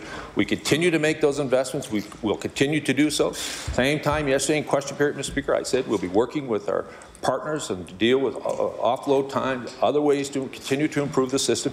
And we will continue to do that, Mr. Speaker, at the same time, Mr. Speaker, that Nova Scotians are receiving world-class quality care in Nova Scotia. The Honourable Leader of the Official Opposition. Mr. Speaker, 84% of nurses responded that they'd experienced physical or verbal threats or acts of abuse or violence in the workplace. That's a staggering number, Mr. Speaker, 84%. We're 6 years into this Liberal government, and it might be convenient to blame prior governments, but at some point, this government, this Liberal government, needs to look in the mirror and accept that we are where we are in healthcare because of where this government steered us, Mr. Speaker, and it's time for some proper changes. Is the Premier taking the concerns of the nurses seriously? Is he dismissing them? And is he prepared to talk about real and enforced patient-to-nurse ratios in our hospitals? The Honourable Premier. Mr. Speaker, we've, as a government, has always taken the concerns that nurses have brought to us, Mr. Speaker, seriously. We'll continue to do so. As I said, we received this survey today. We'll continue to look at the respondents that are there. We'll work with their organization, their partners, to continue to respond with the concerns they have. But I want to assure all Nova Scotians, Mr. Speaker, that there is world-class quality care in Nova Scotia being performed every day by nurses and doctors and healthcare professionals from one end of this province to the other. The Honourable Member for Argyll-Barrington. Very much, Mr. Speaker. My question is to the Minister of Internal Services. Well, happy anniversary. Today is the 365th day that the FOIPOP portal has been unavailable to Nova Scotians. And tomorrow marks the one-year anniversary of the Department of Internal Service discovering that they failed to properly protect the information of Nova Scotians. And we know the stats, thousands of pages of personal information leaked, hundreds of Nova Scotians infected. It's the biggest privacy leak in recent memory, if not in the province's history. Not a standard that most Nova Scotians would expect around a critical failure in the workplace. My question to the Minister, does she believe that Nova Scotians should be satisfied that the people responsible, staff and vendors, for this mess have been held accountable? The Honourable Minister of Internal Services. Thank you, Mr. Speaker, and I'd like to thank the member. It has been a year, and when an anniversary like this comes up, it gives you an opportunity to reflect, and it gives you an opportunity to say how you've moved forward or how we can learn or what we've learned from this. And I would like to start off by saying that a lot of the strength that I've had in terms of dealing with this horrific experience has been from the leadership that has been shown to me by the Premier. The amount of respect, the amount of support, and leading by example in that you put the priority of Nova Scotians first and you make sure that what you're doing in everyday action is making sure that faith is restored. And as the member said, Mr. Speaker, we can't just have words that express should Nova Scotians feel safe. We have actions every day that we are partaking in that show Nova Scotians that we've taken this issue seriously and that they should have faith that their information is protected. The honourable member for Argyle-Barrington. When Nova Scotians worry about the transparency, of this government, this is one of the things that they're thinking of. The AG and the Privacy Commissioner cited a culture at the department where protecting personal information was not really a priority. This culture was vulnerable to the type of pressure that created the FOIPOP mess in the first place. It was a culture that was too quick to please and too hesitant to make sure Nova Scotians were protected. Will the minister tell me, with the same people in the same roles, why should anyone believe that there's a culture of change at the Department of Internal Services? The Honourable Minister of Internal Services. Thank you, Mr. Speaker. And again, I'd like to thank the member. You know, we've looked at Mr. Pickup and Ms. Tully's reports very carefully, and we've committed to working with them to make sure that what they have seen is not necessarily what we have seen. So sometimes we need to have that independent, that external lens that's put on it. So I've met with both Mr. Pickup and Ms. Tully personally. A couple weeks ago, my Deputy Minister and senior officials have met with Ms. Tully and have committed to having regular meetings with her in order to make sure that what it is that they saw that portrayed the culture that they talked about is no longer is able to be cut short and able to be eradicated. The honourable member for Argyle-Barrington. So again, in the 365 days since the FOIPOP portal went down, service isn't back up and running. The FOIPOP portal, Mr. Speaker, was announced in September of 2016 and launched in January of 2017, so a short turnaround. The pressure to get the site up and running in 4 months created a problem that has now taken a full year to fix, and the site right now is not fully operational yet. My question to the Minister of Internal Services, I don't want you or the department to rush, but can Nova Scotians expect the portal to be, or the portal service to be restored, and when might that be? The Honourable Minister of Internal Services. So I'd just like to clarify, Mr. Speaker, so the portal as it was is not up and running, but FOIPOPs have been requested, they've been turned out. The public portion, so what could be put on the public site is up, and those things are there. The only thing that currently isn't available is the ability to request online, request through a portal service and make payment through a portal service. And as the member pointed out, Mr. Speaker, we are taking our time with this. We are making sure that the RFP that is going out to find a model that would be able to replace this is as thorough as possible, and hopefully we will have that out to the streets in the next couple of weeks. The honourable member for Argyle-Barrington. You know, Mr. Speaker, I think it's good the department is taking the time to make sure the portal is fixed properly, or at least the solution is found that's truly going to protect the information of Nova Scotians. It's a diligence that should have gone into the process in the first place. The Deputy Minister said that he believes the people who created the leak are the right people to fix it. But the culture concerns raised by the Privacy Commissioner rest with those same people. And that raises some serious questions about transparency and accountability. Will the FOIPOP portal undergo a full review by the Office of the Privacy Commissioner before it's put back into service? The Honourable Minister of Internal Services. So again, as I pointed out, Mr. Speaker, we have committed to meeting with the Privacy Review Officer regularly when it comes to this project and other IT projects that are moving down the pipeline. So as we move forward and as we see what the best solution would be, we plan to engage her and see what's in the best interest of Nova Scotians moving forward after that. The honourable member for Dartmouth North. Mr. Speaker, my question is for the Premier. Firstly, I'd like to thank the Premier for acting on our request to end the clawback of child support payments from families receiving income assistance. Unfortunately, children who are entitled to Canada Pension Plan benefits are still having these deducted from their parents' monthly ESIA payments. CPP Children's Benefits provide monthly payments to the dependent children of disabled or deceased CPP contributors.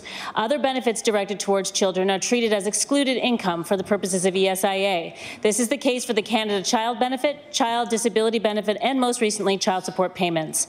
Mr. Speaker, does the Premier think it is appropriate for the Department of Community Services to be taking CPP benefits from children whose parents are disabled or deceased? The Honourable Premier. Mr. Speaker, I'll ask the Minister of Community Services to respond. The Honourable Minister of Community Services. I want to thank the honourable member for the question, and I do want to make her aware that there is money in this particular budget, Mr. Speaker, to extend that the ending of the clawback of child maintenance payments, not just to the Department of Community Services, but also to Housing Nova Scotia and to Disability Support Services. So I just wanted to let her know that that's an improvement to the work that we're doing. Thank you. The honourable member for Dartmouth North. Thank the Minister for that. I did understand that that was the case. In fact, I was quite shocked that that wasn't the case last year. I thought when the change came in to claw back the child support, or to end the clawback, that it would be clawed back from all those places. So I'm glad that it is now a complete ending of that clawback. Mr. Speaker, when Ontario ended the clawback of child support, they also excluded the CPP children's benefits. Based on a Freedom of Information request, we know that making this change in Nova Scotia would have an annual cost to government of only $400,000, but it would make a significant difference to the children and families affected. Parents have contributed to CPP and want to know their children will have access to those benefits in the unfortunate event of their disability or death. Mr. Speaker, will the Premier commit to ending the clawback of CPP children's benefits from families receiving income assistance? The Honourable Minister of Community Services. Thank you, Mr. Speaker, and I want to let the honourable member know that the Premier has been very clear with me that we need to improve services for children, Mr. Speaker, and that's why we have added these additional changes this year, Mr. Speaker. And of course, it could have been done a long time ago. It could have been done 5 years ago. It could have been done 10 years ago, 7 years ago. Whoops. Mr. Speaker, but it wasn't, Mr. Speaker, but we've done it now. Thank you very much. The honourable member for Argyle-Barrington.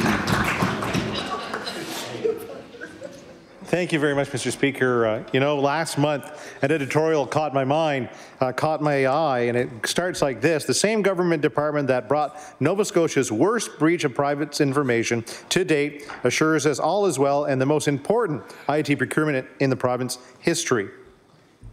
That procurement project is the province's One Patient, One Record. We know that the cost is going to be in the hundreds of millions of dollars, and we know it's going to involve the health information of every single Nova Scotian. My question to the Minister of Internal Services: should Nova Scotians feel comfortable that the same people in charge of the FOIPOP leak are also in charge of the procurement for a massive health data project? The Honourable Minister of Internal Services. Thank you, Mr. Speaker, and I'd like to thank the member. One Patient, One Record is obviously a system that we're moving forward with that we take extremely seriously, working in collaboration with our partners in health and with the health authorities to make sure that this is done properly. It is done as concisely and keeping the privacy of Nova Scotians and the forefront of our minds at all times through each step of the process. The Honourable Member for Argyle-Barrington. The editorial by Jim Vibert also cites the Privacy Commissioner's assessment of the FOIPOP leak. One significant and troubling factor is that the technology under investigation was implemented by the group responsible to lead privacy across all government departments. That group is now in charge of making sure medical records and diagnosis don't end up in a public server.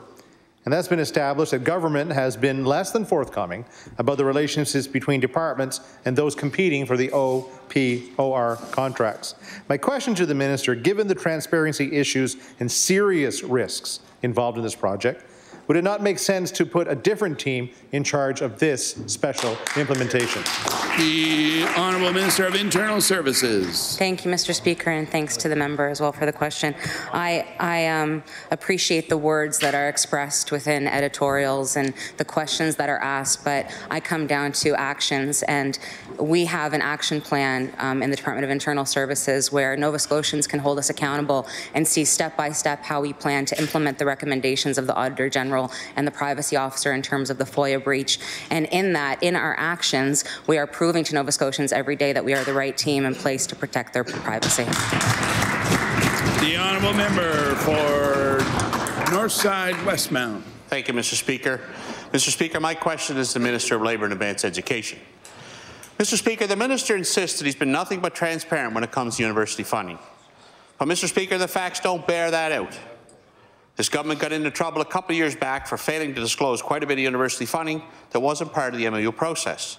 They pointed fingers at previous governments, but the fact is they had ample opportunity to be forthcoming about those funds. But, Mr. Speaker, they choose not to. So my question is, Minister, does he believe that his department and his government have applied the highest standard of transparency when it comes to university funding? The Honourable Minister of Labour and Advanced Education. Yes, I do.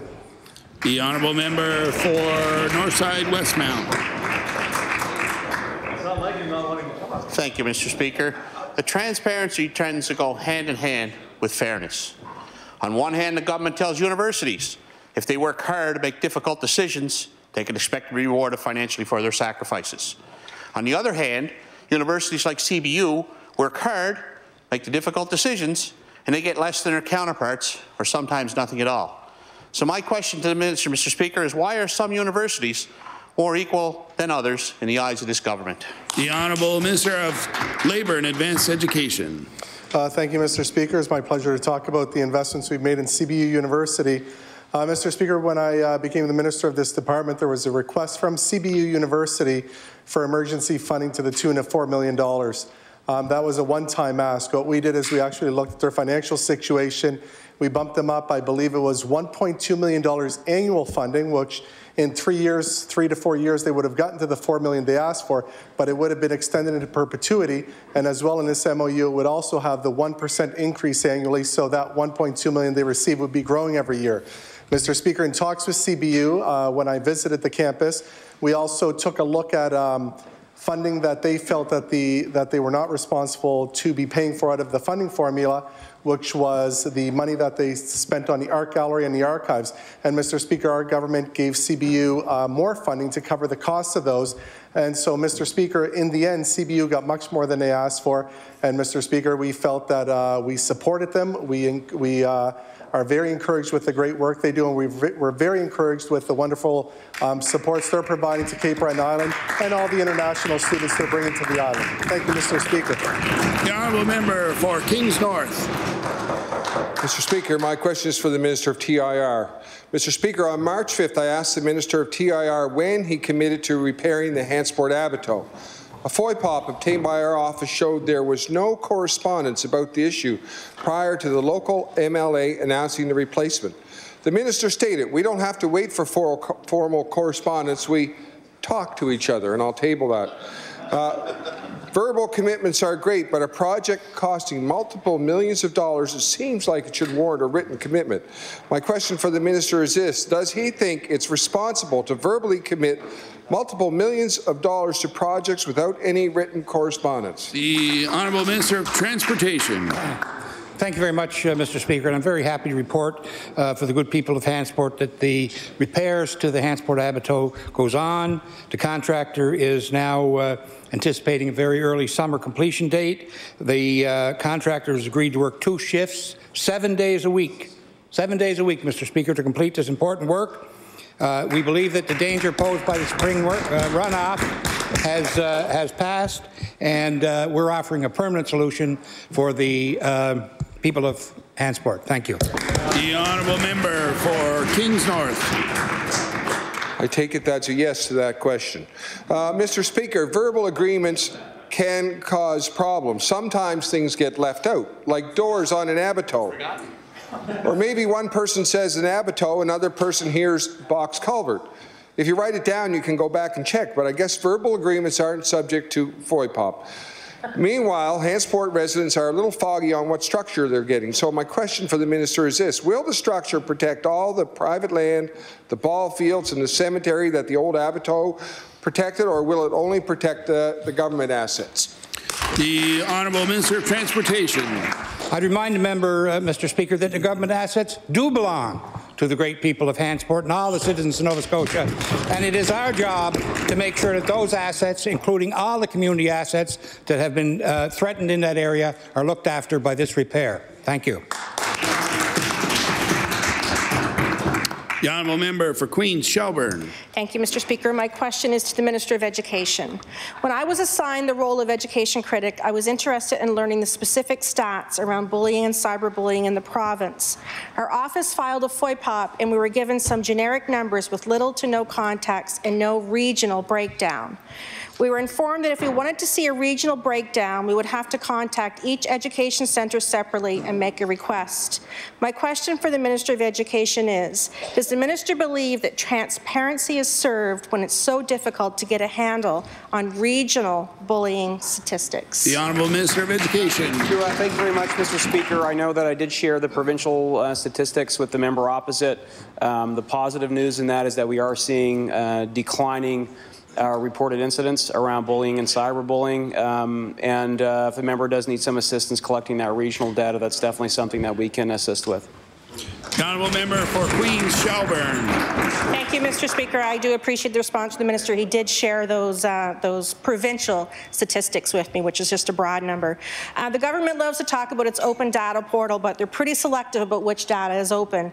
Considering bullying and cyberbullying impact everyone in some way, and the Department of Education has an anti-bullying coordinator on staff, I anticipated these statistics to be widely available. As a mother who knows the horror and impact of bullying, the regional statistics are important to know for families who may be considering moving or to analyze especially problematic schools. My question to the minister is, in the interest of transparency, will the minister commit to publicly publishing regional bullying statistics online for anyone to see? The Honourable Minister of Education. Thank you very much, Mr. Speaker. These stats have been reported on publicly. They tend to be reported on a fairly regular basis. If the member does need assistance in collecting that data that is stored in the regional offices, we can definitely assist with that, and that's information that we will provide her at our earliest convenience. Thank you. The honourable member for Halifax Needham. Mr. Speaker, my question is for the Minister of Immigration. The Atlantic Immigration Pilot Program is geared towards employers interested in hiring workers to fill labour gaps.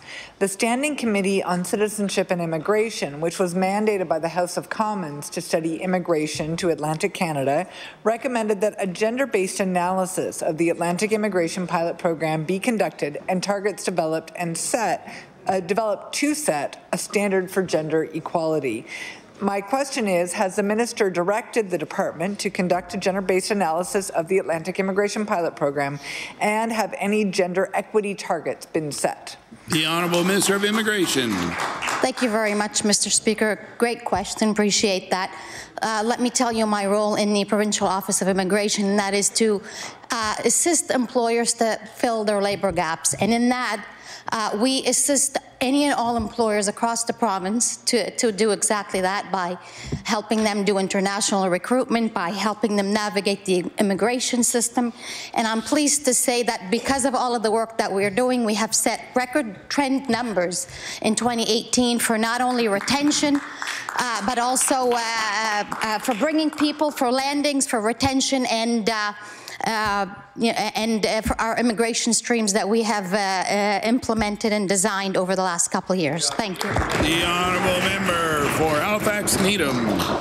Mr. Speaker, employment challenges, and particularly underemployment faced by spouses, are a significant factor influencing immigrant retention. A recent article by a research associate at the Conference Board of Canada's National Immigration Centre pointed out that immigrant women are particularly affected by the lack of accessible, affordable childcare, which influences their ability to enter the workforce. They are more likely to have lower wages and work on-call, casual, and informal jobs outside of 9 to 5 hours. Mr. Speaker, does the minister agree that increasing immigrant retention requires a universal system of affordable childcare that accommodates varying work schedules? The Honourable Minister of Immigration. Thank you very much, Mr. Speaker. I'm sure the members that were here today saw the wonderful two representatives that attended from the YMCA, Y Reach workers, and that is exactly what we are doing provincially in this offices. That is, we are working with excellent settlement partners across the province from one end to the other to not only help the newcomers, the candidates that are coming, but also their spouses, their partners, and their children, in integrating them with language requirements, with jobs, with training, with everything else. And due to that, we have seen our retention levels increase from 38%, 48% to now 71%, the highest in the region. Thank you.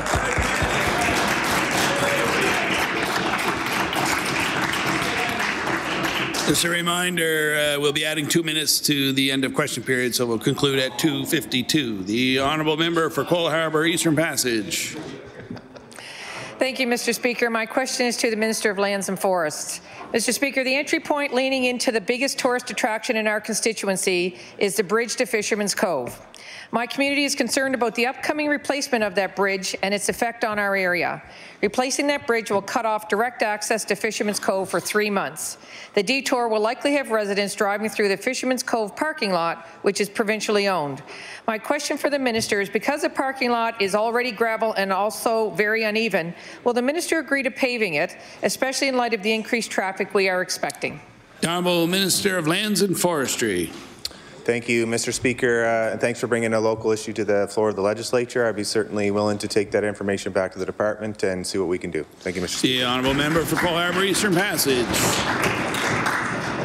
Thank you, Mr. Speaker, and I very much appreciate that answer, and I look forward to working with you. Mr. Speaker, Discover Nova Scotia has been given $1.5 million to improve the tourism experience for people visiting McNabbs and George's Island. HRM Council just recently approved a staff report looking into contributing nearly $600,000 to assist with the installation of a public dock at Fisherman's Cove. This would be one of the greatest opportunities to improve tourism and economic development in my community. The Fisherman's Cove right now has a working fishing wharf, but we do not have a public wharf. My question to the minister is, will he tell me what funds his department is prepared to commit to support any federal or municipal funds for a public wharf at Fisherman's Cove? The Honourable Minister of Lands and Forestry. Thank you, Mr. Speaker. Certainly an important question and a good idea to bring forward. We'll take it back. I know I've met with the group that is engaged with the McNabbs Island, and we have George's Island. Tourism Nova Scotia is going forward with a good initiative to drive tourism to that part of the province. For 3 years in a row, we've broken tourism numbers in the province, so we'll continue to work on our initiatives with the federal government. I know there is significant funds being put forward for that area, for Peggy's Cove and areas up towards Cape Split. I look forward to working with the member and those groups to work forward with those initiatives. Thank you, Mr. Speaker. The Honourable House Leader for the Official Opposition. Mr. Speaker, question for the Minister of Transportation. I have asked that the rotary at Port Hastings be redesigned with funds made available to improve highways. And you'll recall those funds were announced at the same time as highway twinning funds. The Canso Causeway and the Port Hastings Rotary form a bottleneck that can cause traffic delays, but they can also impact people's safety. A redesign of that rotary is needed. What's needed right now is repaving of the rotary. Patching will not do. There are way too many potholes. Water is collecting in some areas of the road surface that makes it very unsafe. It is enough to focus one's attention on where they're trying to go, let alone avoiding road hazards. How many of the minister's own constituents face this each day going to work and to appointments? Will the minister see to it that the rotary is repaved this summer? The Honourable Minister of Transportation. Thank you, Mr. Speaker. We're awaiting the opening of the paving plants across the province. We're expecting that shortly. The first one will open in the Halifax region. And as we ramp up for our summer paving program, they will open in other parts of the province. And we expect to have a robust patching plan in place for all our highways, including the rotary, upcoming. The Honourable House Leader for the Official Opposition. Mr. Speaker, patching is not going to be good enough in this instance. It needs repaving. It's about 1 kilometre of some of the most travelled road in the province. Surely the minister can prioritise his work for the hundreds of thousands of automobiles that travel it each year. And what kind of message does it send to visitors to Cape Breton Island when the government doesn't care that a major point of navigation is littered with road hazards? How many of the minister's own constituents, I say again, are traveling this road every day? Why is the minister failing to make these improvements a priority for both safety and for tourism? The Honourable Minister of Transportation. Mr. Speaker, as we know, the section of road that he's talking about, the Causeway Rotary, has been in place for many, many years and is indeed a heavily traveled part of the province and an extremely important link to Cape Breton from the mainland and from Cape Breton to the mainland. The science behind the roundabouts has changed. We are studying that intensively now to see what a long-term solution would be there. And in the meantime, we're going to take corrective measures to make sure that the Rotary continues to be a safe place for travel from all constituencies to navigate that area. Thank you. The Honourable Member for Pictou Centre. Mr. Speaker, my question is for the Minister responsible for WCB. Mr. Speaker, if there's any case history of the perfect example of the benefit of the doubt clause of the WCB Act, Darrell McKinnon of Pictou County is that perfect case. I brought this issue to this floor last spring and in the fall, and the Minister has been sympathetic when we discussed this issue. However, there's absolutely something wrong when a medically untrained WCB caseworker will not accept medical evidence provided from more than one of our province's distinguished medical specialists. The Act states clearly that when there is doubt in evidence, evenly presented, the benefit of the doubt is to go to the injured worker. Well, not in this case, Mr. Speaker. My question to the Minister, is he familiar with the benefit of the doubt clause within the Act? The Honourable Minister of Labour. Thank you, Mr. Speaker. I am familiar with the case the member brings forward to the legislature, which he's done on other occasions. Mr. Speaker, I've communicated to the member of the appeal process in WCB and what the appeal process is, and I would encourage the individual to go through that process. There's also a Pictou advocacy work group that is funded by the Department of LAE, which will help individuals go through an appeal process as well, and that is the proper process. In WCB, there's no political interference, and we do not make decisions as we're not medical professionals. Thank you, Mr. Speaker. The Honourable Member for Pictou Centre. Mr. Speaker, he's gone through all the appeal process. He's been through every office in this province, and I'll have stats next week dealing with the appeal process and the backlog that we have in this province. Mr. Speaker, we have medical professionals and lawyers that have studied Mr. McKinnon's case, and they have concluded that he should definitely receive his rightful compensation benefits. Once again, it was requested that he provide additional information. He contacted 2 medical specialists for further reports. A few months later, he received a letter that he was denied. I am sure these specialists are frustrated and that their findings are once again rejected. Unfortunately, WCB decision makers are not held accountable for their decisions. If they were following the Act presented to them, Mr. Speaker, by the government, we would not need additional layers of bureaucrats weaving their way through appeal after appeal. My question to the Minister, what has to happen that will allow this Nova Scotia resident to receive his compensation for loss of income, health care expenses and costs incurred by his injuries? The Honourable Minister of Labour. Mr. Speaker, I would communicate to the member that it's again what we had spoken about before, which is to go through the appeal process. And Mr. Speaker, that's laid out. If the member would like the information, I'm more than happy to provide it to him. The Honourable Leader of the Official Opposition. Thank you, Mr. Speaker. My question is for the Minister of Transportation. The Highway 104 will be twinned, Mr. Speaker, and that's great news, and it's going to save lives. But the new highway won't have an exit between Sutherland's River and Barney's River. That's 21.5 kilometers, Mr. Speaker. That's 72% longer than the average distance between all highway exits. Right now, we have an exit 27 and an exit 29, but no exit 28. So my question for the Minister is the Minister aware of the community's requests that the new highway, the new twinned highway, include an exit 28 between Barney's River and Sutherland's River? The Honourable Minister of Transportation. Thank you, Mr. Speaker, and thank the member opposite for the question. And yes, we are aware of the request and are taking the request into consideration at the present time. Thank you. The Honourable Leader of the Official Opposition. Thank you, Mr. Speaker. The position of the community is if you're going to do it right. Do it right. This is the time to put an exit there. Having an exit ramp there would connect the old Trunk 4 highways and it's a matter of public safety, Mr. Speaker. First responders need better access to the communities along the 104 because we all know lives depend on first responders' ability to access communities in a quick manner. It will also make winter maintenance much easier, and of course, it will make communities like Broadway and Moose River much more attractive to live in and to visit.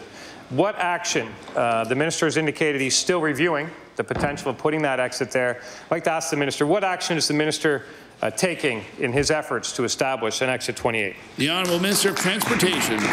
Sure. And it gives me great pleasure to stand up and talk about the outstanding job we've done in our twinning program, and in particular, the improvements that will come to the 104 between New Glasgow and Antigonish. The majority of the expenditure, I might point out, is in the members' own riding. So we're very proud of that, to improve the safety around the problems that we've had at Marshy Hope and Barney's River. And we will be looking, we have design and experts who look at these designs, and we intend to apply their expertise. Order, please. Time allotted for oral questions put by members to ministers has expired. We'll now move on to government business. The Honourable Government House Leader. Thank you, Mr. Speaker. Would you please call public bills for second reading? We'll now call public bills for second reading. Thank you, Mr. Speaker. Would you please call Bill number 133, the Human Organ and Tissue Donation Act? We'll now call Bill number 133, the Human Organ and Tissue Donation Act. The Honourable Premier. Thank you, Mr. Speaker. I'm pleased to rise to speak to Bill 133, Mr. Speaker, and as well to have this bill read for a second time, Mr. Speaker. I was very pleased on Tuesday to stand with Dr. Stephen Bede, as well as many families across the province, to deal with the issue of organ donation. As we all know, the month of April is Organ Donation Month across the country. We as a province should be very proud of the fact that we lead the country in many ways when it comes to organ registration. The challenge that we had seen, Mr. Speaker, was the fact translating those registrations into actual donations at the time, Mr. Speaker. This bill will be a first not only for Canada but in North America. The bill speaks to presumed consent, Mr. Speaker. As we all know, now we have the possibility to opt in as an organ donor. This bill, when it passed and brought into law, Mr. Speaker, will turn that around and means that we will all be organ donors unless we opt out. I want to be clear, Mr. Speaker, there is very clear and there will be very clear lines and ability for Nova Scotians to opt out. At the same time, Mr. Speaker, whenever a tragedy strikes, our family members will also still be asked at the time. But I think one of the important distinctions that I think it's been raised by many medical professionals with the presumed consent clause, Mr. Speaker, it allows that conversation to be very different for our healthcare providers.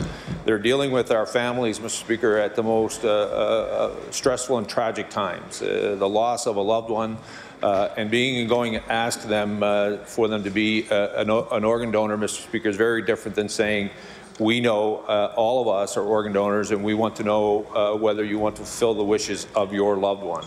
That is an important distinction and will allow that conversation to happen across our province. As has been said many times, and I said it on Tuesday when I introduced our guests in the gallery, Mr. Speaker, this alone will not increase the number of organ transplants in our province. It will be the beginning step of allowing a very different conversation at the bedside for our healthcare providers. But we also know that in many parts of our province, we need to continue to provide training and support teams in and around the issue of organ donation.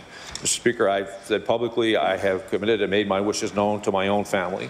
But the reality of it is, where I live in Nova Scotia, where I live in the community of Upper Granville, if something were to happen to me in that community, the chances are that I might not be able to be an organ donor because of the fact that there was not the support required to ensure that I was able to have the organs retrieved to be able to be used in other families. I was overwhelmed and moved when I had an opportunity to listen, Mr. Speaker, to Kelly Patterson talk about her son Stephen and the loss that she has suffered, losing her son in his 20s, but the gift that she has received through the 5 donations that Stephen provided to his fellow citizens across the province. She receives annually letters talking about what has changed in their lives. And one of them, Mr. Speaker, she talked about him becoming a grandparent twice since he received the donation from Stephen. She said, well, that doesn't lessen the tragedy to our family. It has certainly made a huge difference in that individual families, and through that one act of donation, Stephen not only changed the lives of the 5 recipients of the organs, but he changed the lives of everyone around them and all those who love them. And the impact. And Mr. Speaker, we want to continue. I know that I believe that all of us, in our own grief, would want to provide that same opportunity. But if there are those who don't, this bill will allow them to opt out.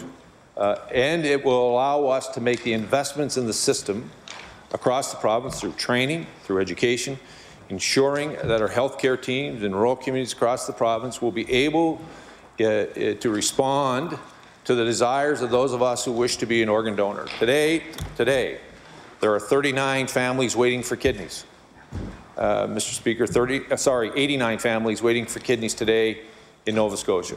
I believe, Mr. Speaker, that if something tragic happens in this province, that the majority of us would want to ensure that any part of us that could stay and change the lives of those individuals or others, we would want that to happen.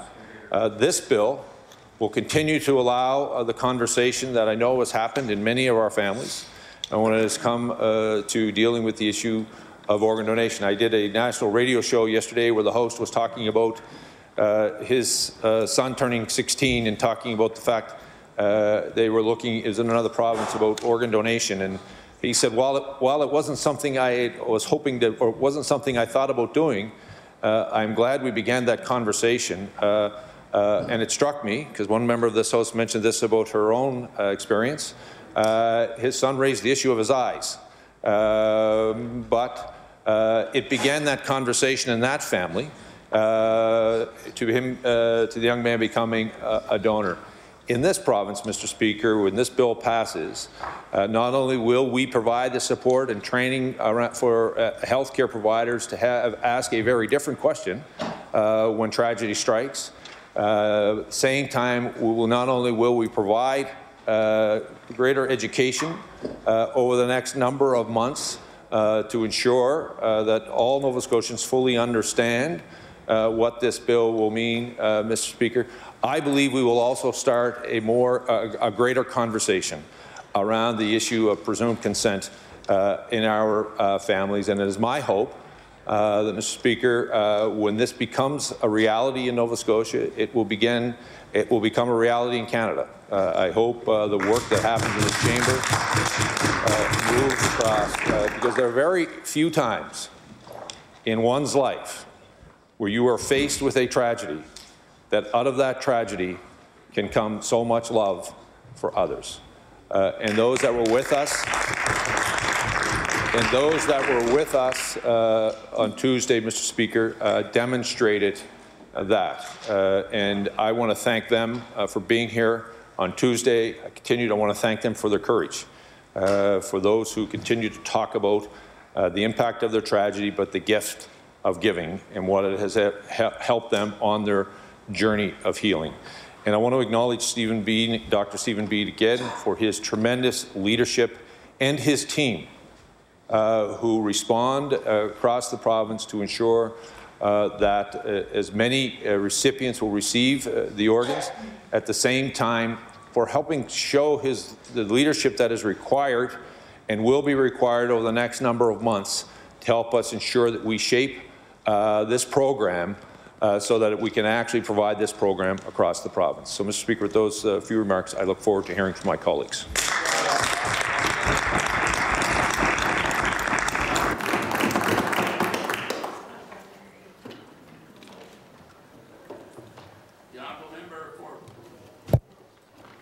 The honourable member for Pictou West.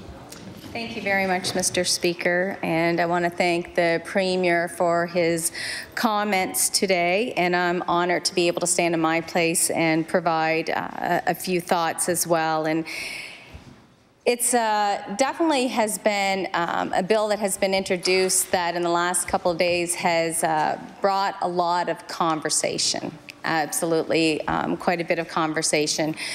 Before I had mentioned my incident with my son the other day, I asked, of course, for his permission if I could speak about it in the chamber, and he was, yes, sure. And then, of course, that evening when I get home, he wanted to know more about it. So now, as you all are aware, that he indicated to me that he did not want his eyes to be provided as a donation if something had happened to him. But after a conversation the other evening, he was kind of just like, oh yeah, just whatever then, I'll give it all, Mom. And it's just so interesting to see how people react differently to it, don't they? Right? In my household, it's very nonchalant, very like whatever we can do to help, just, you know, it's all good. But I have to be respectful and I have to be understanding and empathetic to the other side, because there is another side. And there is quite a compelling debate that's out there. And interestingly enough, and to my surprise, I received a number of emails and phone calls, and there are some concerns, and some of the concerns are around, well, why does this bill even have to be introduced? Because we're already doing it. Doesn't this bill kind of negate what we're already doing? For some, it comes across as now you have all authority over my body. And I don't see it like that. But I do appreciate where they're coming from. And so we've had some really interesting conversations, you know, amongst our caucus, but of course with our constituents. And it's been a healthy conversations for sure, because it really is about education and awareness. And certainly I am no expert in the field of organ donation, but I do have to understand the you know, the skepticism from others, perhaps, and questioning why. I know that, you know, there's some arguments around concerns that would be, what would be the province's capability to actually harvest patients' organs? You know, do we have enough healthcare staff, and are they educated and prepared, ready to do more of this? If this was the, you know, overall intention of the bill, and I understand the Premier has made it clear that that is not completely what the intention of this bill is. But, you know, is there enough evidence out there, Mr. Speaker, to support that presumed consent will increase organ donations? We have to ask that, because if not, then we have to go back to what is the purpose of the bill. And for me personally, and again, I'm only speaking for myself right now, anything that can make it easier to save a life, I'm in. I'm in, because there was almost 300 people last year in Canada that died waiting for a liver, waiting for a kidney. And I don't think it has to be that way. I don't think it has to be that way. But again, we need to ask ourselves, you know, what is the plan? Are there enough regulations within this bill that when an educational and awareness package is rolled out, that the, you know, Nova Scotians are going to completely understand what this bill is about? And I would ask that. What is the plan? How is that educational piece going to be delivered to Nova Scotians? Is it going to only be when their health card is up for renewal? Or is every Nova Scotian going to receive something in the mail at a certain point in time before this bill is enacted to go forward. So those are real, sincere concerns coming from Nova Scotians. And we know that the number of organ donations has dropped over the last number of years. And that is of great concern. And I am very pleased that the government has taken the step to come forward with this bill, because I think it does need to be discussed. And I do believe that there's going to be, I would hope, from the emails that I've received, I would hope that during law amendments that a number of stakeholders, a number of presenters will come out and share their views. You know, we want to know, will individuals be notified of the change when they go to the doctor or if they arrive at ER? So there are a number of questions. Whose responsibility will it be to inform the individuals? And are we only going to create more burden for our overworked frontline healthcare workers right now? And so these are definitely some concerns that I know that the government will try their best to answer. I'm sure that a number of these concerns will be coming to law amendments. And with that, Mr. Speaker, I just want to thank again the government for introducing this. Again, I believe it is the right step, but we want to make sure that we bring comfort to all Nova Scotians with regards to their concerns with this bill. So thank you so much for allowing me to speak. The honourable member for Halifax Needham. Thank you, Mr. Speaker, and I too welcome the opportunity to speak briefly to second reading on this bill. And certainly we in the NDP caucus welcome this legislation, and I know that I have many constituents for whom this is deeply personally welcomed. So I am just going to take a few minutes to speak about some of the impacts of having presumed consent for organ donation. One of my one interesting fact that I found is that while 90% of Canadians are, say that they would support or that they would want to donate themselves, only 20% of Canadians actually sign their organ donor cards.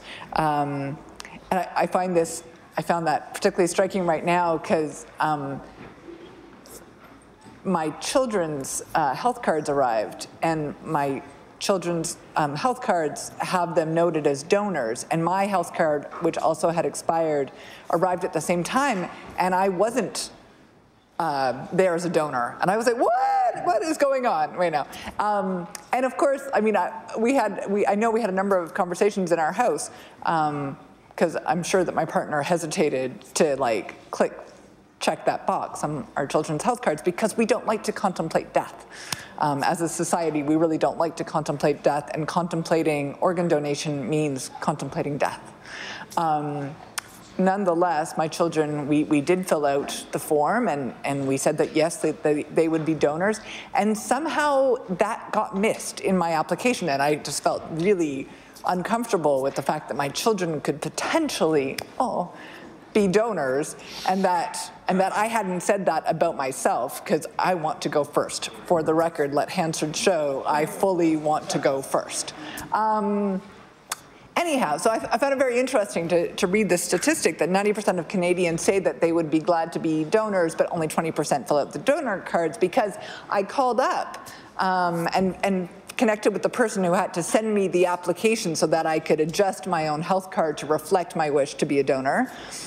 And I know it arrived at my house, and I know it is somewhere in my house, and I'm a mom who works very full-time, and I've got 2 children, and it is somewhere, it is somewhere in the paperwork that is piled up. And so I remain with this sort of sense of anxiety, because I both want to go first, and I want to be a donor. So I really welcome this opportunity for more Nova Scotians to, I guess, be the selves that they wish to be by having our consent presumed for organ donation.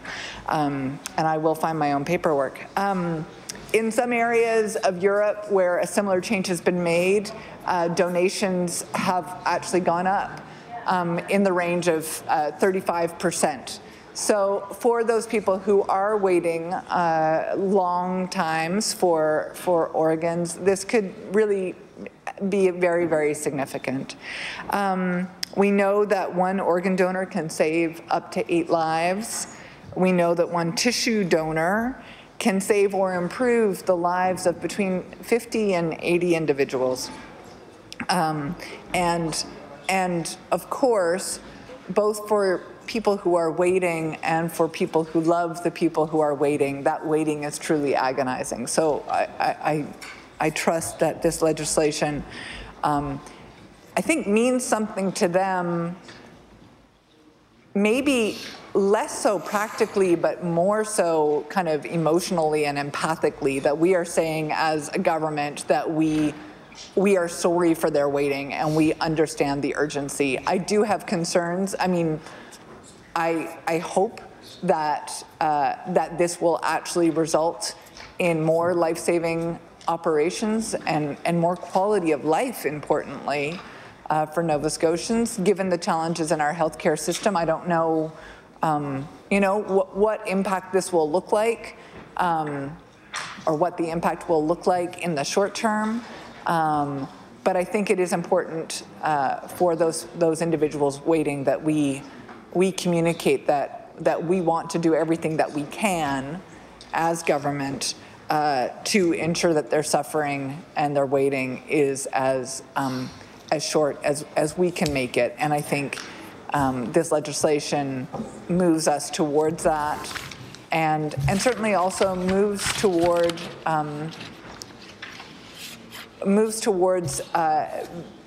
creating a space for more Nova Scotians to have that really transformative experience, both of giving the greatest gift that one can possibly give, and also of receiving the greatest gift that one can possibly receive, which I think is really a powerful experience and a powerfully positive experience on both sides of that relationship. So with those few words, I look forward to hearing what we will hear at law amendments. Thank you. The honourable member for Sydney River Myra Lewisburg. Thank you very much, Mr. Speaker. And first, I want to thank the government for bringing forward what I think is a very important bill, and certainly one that I strongly believe that it's the right path for us to be taking. But again, it's always up to the individual as how they want to go forward. There are a couple of points that I would like to just pass on and share with the House. Last session that we were here, I brought up the case of, Mr. Speaker, of a live donor situation where the wait was quite long. And I know that it's been said that this is not going to speed up things, but I think it's important that we realize that there are other methods that are available to individuals, and we need to identify those methods, and one of them is a live donor that wants to give to their brother, sister, family, friend, whoever it happens to be, because it is an important gift. And in the case that I was brought up here in our last session, that's come to a happy ending for that family. The individual had their case done, the operation took place, the father, the brother and the sister are both doing well. Unfortunately, shortly after it happened, the father passed away. But the father passed away knowing that his children were well, that they were going to have a strong life. And that gave him the ability to move on, so to speak. The other thing, though, I wanted to touch base with is it's about the impact that is on a family that has donated a loved one's organs. And in my case, Mr. Speaker, I had a brother who was only 17 years old who got hit by a car. And when he got hit by the car, the bus driver who was witness to it said he went up as high as the wires. And it was a shocking thing for the family. It really set everybody back. But the first thing that we thought about as a group was to maybe there's some good that come out of this. So my mother and my stepfather decided that they were going to donate the organs of my brother. And, Mr. Speaker, you always wonder, you know, are we doing the right thing? When you have a death like that, which is a shock, it's a little different than when you know somebody has been having a long illness and there's a lot of pain. But this was a 17-year-old in the prime of his life. The reason I bring this story out, Mr. Speaker, is not just it's to highlight what happened down the road. About 8 months after Blair passed away, our family got a letter. And in that letter, it described, similar to what my colleague had talked about, the number of people and families that were helped. And although it's been quite some time since it happened, it's always stuck with me. And there were a total of 9 families who've seen their lives change by something that was very dramatic in our family. And what they put in the letter was your irises, your son's irises, went to a person in such and such a location who was a member of a family that had 3 siblings and went on, and they described, they never told you who got it, but they described how it changed the life of that family. And it helped bring our family closer together with closure. To know that what we thought was a senseless death, and it was, but to know that at least there was some good came out of it, and came out of it for 9 more families. I think that's so important. So when people are thinking about this, when they're trying to decide whether they should or they shouldn't sign, or now if it's presumption and it's going to happen if you don't sign up, remember that behind every dark cloud, there is some good. And this is what can happen with this piece of legislation. Thank you, Mr. Speaker.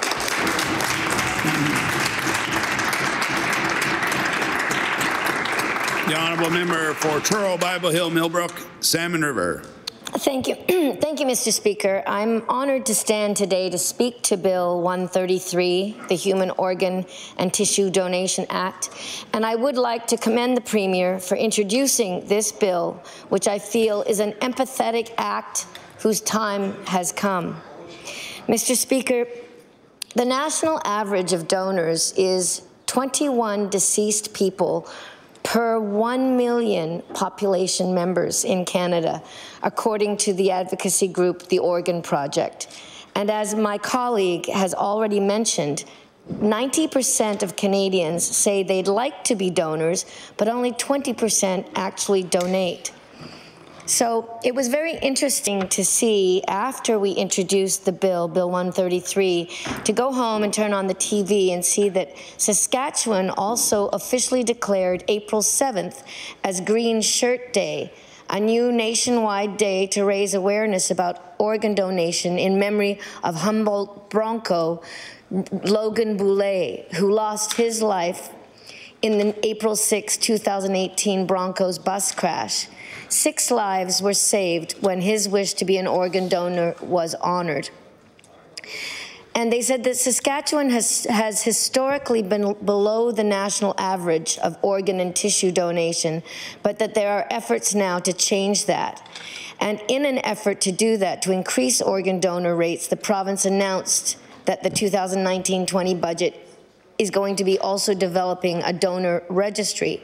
Their health minister, Jim Rater, said, and I quote, "Because it so clearly indicates what a person's wishes are, they found that in over 90% of cases in jurisdictions with registries, families do honor those wishes, whereas in locations where there aren't registries, it's less than 50%. He said that they've also mulled the idea of a presumed consent, as our Bill 133 does here in Nova Scotia, and that the health minister said that the province has not ruled out presumed consent and will be watching closely Nova Scotia's presumed consent implementation very closely, and is looking to set up a meeting with our health minister. So I found that very interesting. I also read about a woman named Charlotte Lost Brown, who was diagnosed in 2003 with a terminal lung condition and ultimately received a life-saving lung transplant in 2017. And I quote, she said, "After such a long wait like that, you almost think it's not going to come, that's for sure," she said. "I can remember the morning I got the call. I was just leaving the house at 8 o'clock in the morning, and the gal says, 'Charlotte, we have a pair of lungs for you.' She started describing them to me to see if I wanted them or not, but she really didn't have to describe anything. I was taking them, there was no doubt. No doubt, Mr. Speaker, because the previous 14 years had been filled with anxiety and physical deterioration that took away Lost Brown's ability to enjoy life and work. But after the operation, she said she had a chance to see her old lungs and was told that they likely would have only sustained her for another 2 weeks. She had a lengthy rehabilitation, but now has been able to restart her life and work full-time once again. And she said that she's been in touch with the person's mother whose daughter donated those lungs. The lungs came from a 30-year-old woman, and she thinks of her donor every day when she wakes up and has exchanged letters with the donor's mother. She says her opening line was, "I followed my daughter's wishes to donate her organs as she always wanted to be an organ transplant donor." She says that from now on, "I will think of you as family." And then she told me all about her daughter. That connection is wonderful. I'm so glad that she opted to speak back to me. I feel the connection that we are now family. And Mr. Speaker, just to finish off, I want to mention that yesterday, my niece, who's only 15, became a recipient of a donation of a bone from a young person who had died. My young niece just turned 15 before Christmas, and we found out a week before Christmas that she had osteosarcoma in her leg, exactly like Terry Fox had. And my young niece is a wonderful gymnast. So she had to deal with the idea that her gymnastic career, she'd won a lot of awards and been across the country, is likely now over. But she faced it with bravery and with a smile and a giggle, and said, you know, that she feels that things are going to work out. She has so many friends from the Spartans gymnastic team in Truro who have rallied around her. The teachers at her school have sent pictures of the kids holding up signs for her, including yesterday, telling her that they're with her. She's been able to, through the wonderful technology we have today, spend lunchtimes speaking to her friends, sharing lunch in her bed with them at school. And my sister took the rest of the year off work. She's a teacher at the Truro Junior High School where my niece was going, and has been spending every day and every night with her. They're in the hospital now. And yesterday she went through an 11-hour operation to take out the femur in her leg and replace it with a donor bone, and then put another bone from behind her shin inside that donor bone, which will serve as the case, the hard case to protect it. So they put another bone that apparently you don't need, is right behind your shin, inside that, which is a living bone, which then they put together with all the tendons and do all that stuff that those amazing surgeons do. 3 of them, including a plastic surgeon working on her for that long. And she came out of the operation last night at about 8 o'clock. And she had crutched her way into the operation room, my sister said. She insisted on being on her crutches. She didn't want to be on the gurney. And when she woke up with a smile on her face, with balloons and flowers from all of her friends.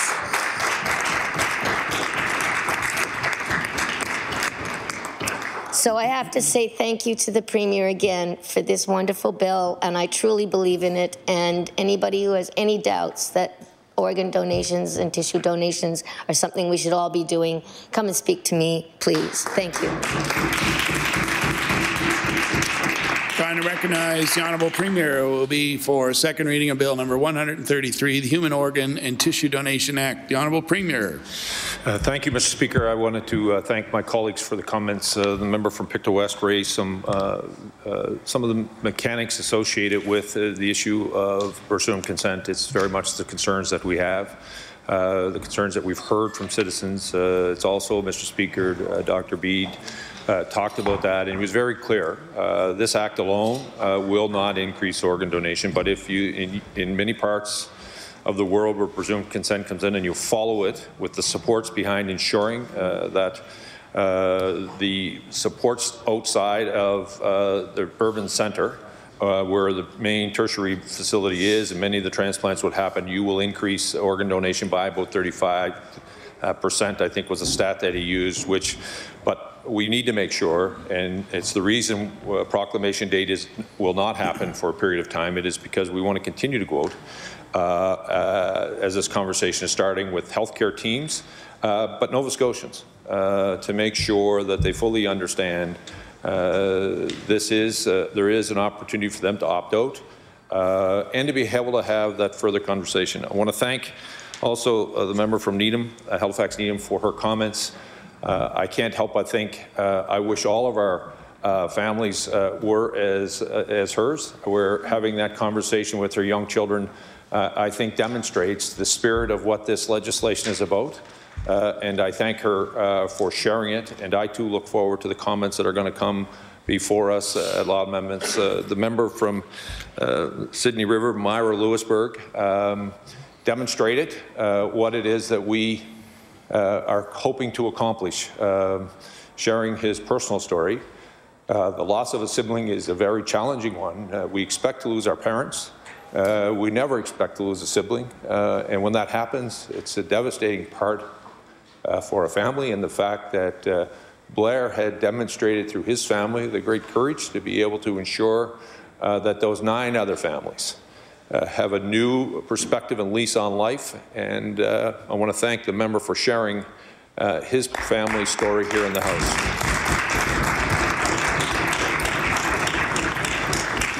And the member from Truro, Bible Hill, Millbrook, Salmon River, I had a call from Premier Moe yesterday when this bill was introduced. They are looking at this very closely. They are looking at ensuring that what we do here, they want to try to see if that will happen in Saskatchewan. You're right, their rate of registration is not as high as ours.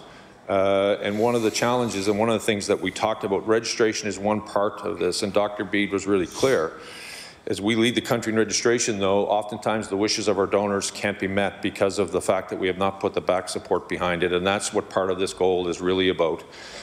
Is to ensuring that we can meet the wishes of our families, and with the presumed consent, I think it will have the conversation that happens and happening at the kitchen table with young kids like the member from Halifax Needham is happening. And to the member from Truro, Bible Hill, Millbrook, Salmon River, sharing your niece's story. It is remarkable on the 3rd of April, which happens to be Organ Donor Month, that she is there getting a second lease on life, and as you described her going into the emergency room, I would suggest she's got a bit of her aunt in her and her spirit, and I hope you I think I speak for all members of this House. You take from this House our love and best wishes to your niece, to your sister, and to their family as they begin their journey of healing. And Mr. Speaker, on the spirit of the member's niece, I would like to close reading a second reading on Bill 133.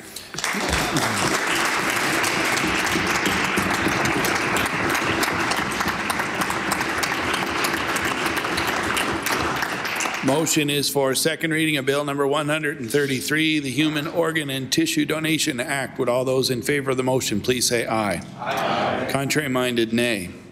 Motion is carried. Bill number 133, an act respecting human organ and tissue donation. Order that this bill be referred to the Committee on Law Amendments. The Honourable Government House Leader.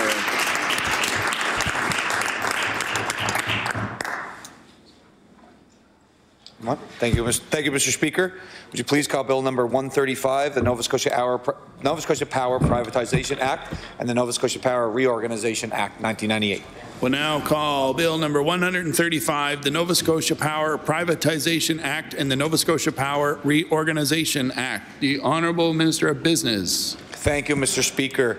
I move that Bill number 135, an act to amend Chapter 8 of the Acts of 1992, the Nova Scotia Power Privatization Act, and Chapter 19 of the Acts of 1998, the Nova Scotia Power Reorganization Act, 1998, be now read a second time.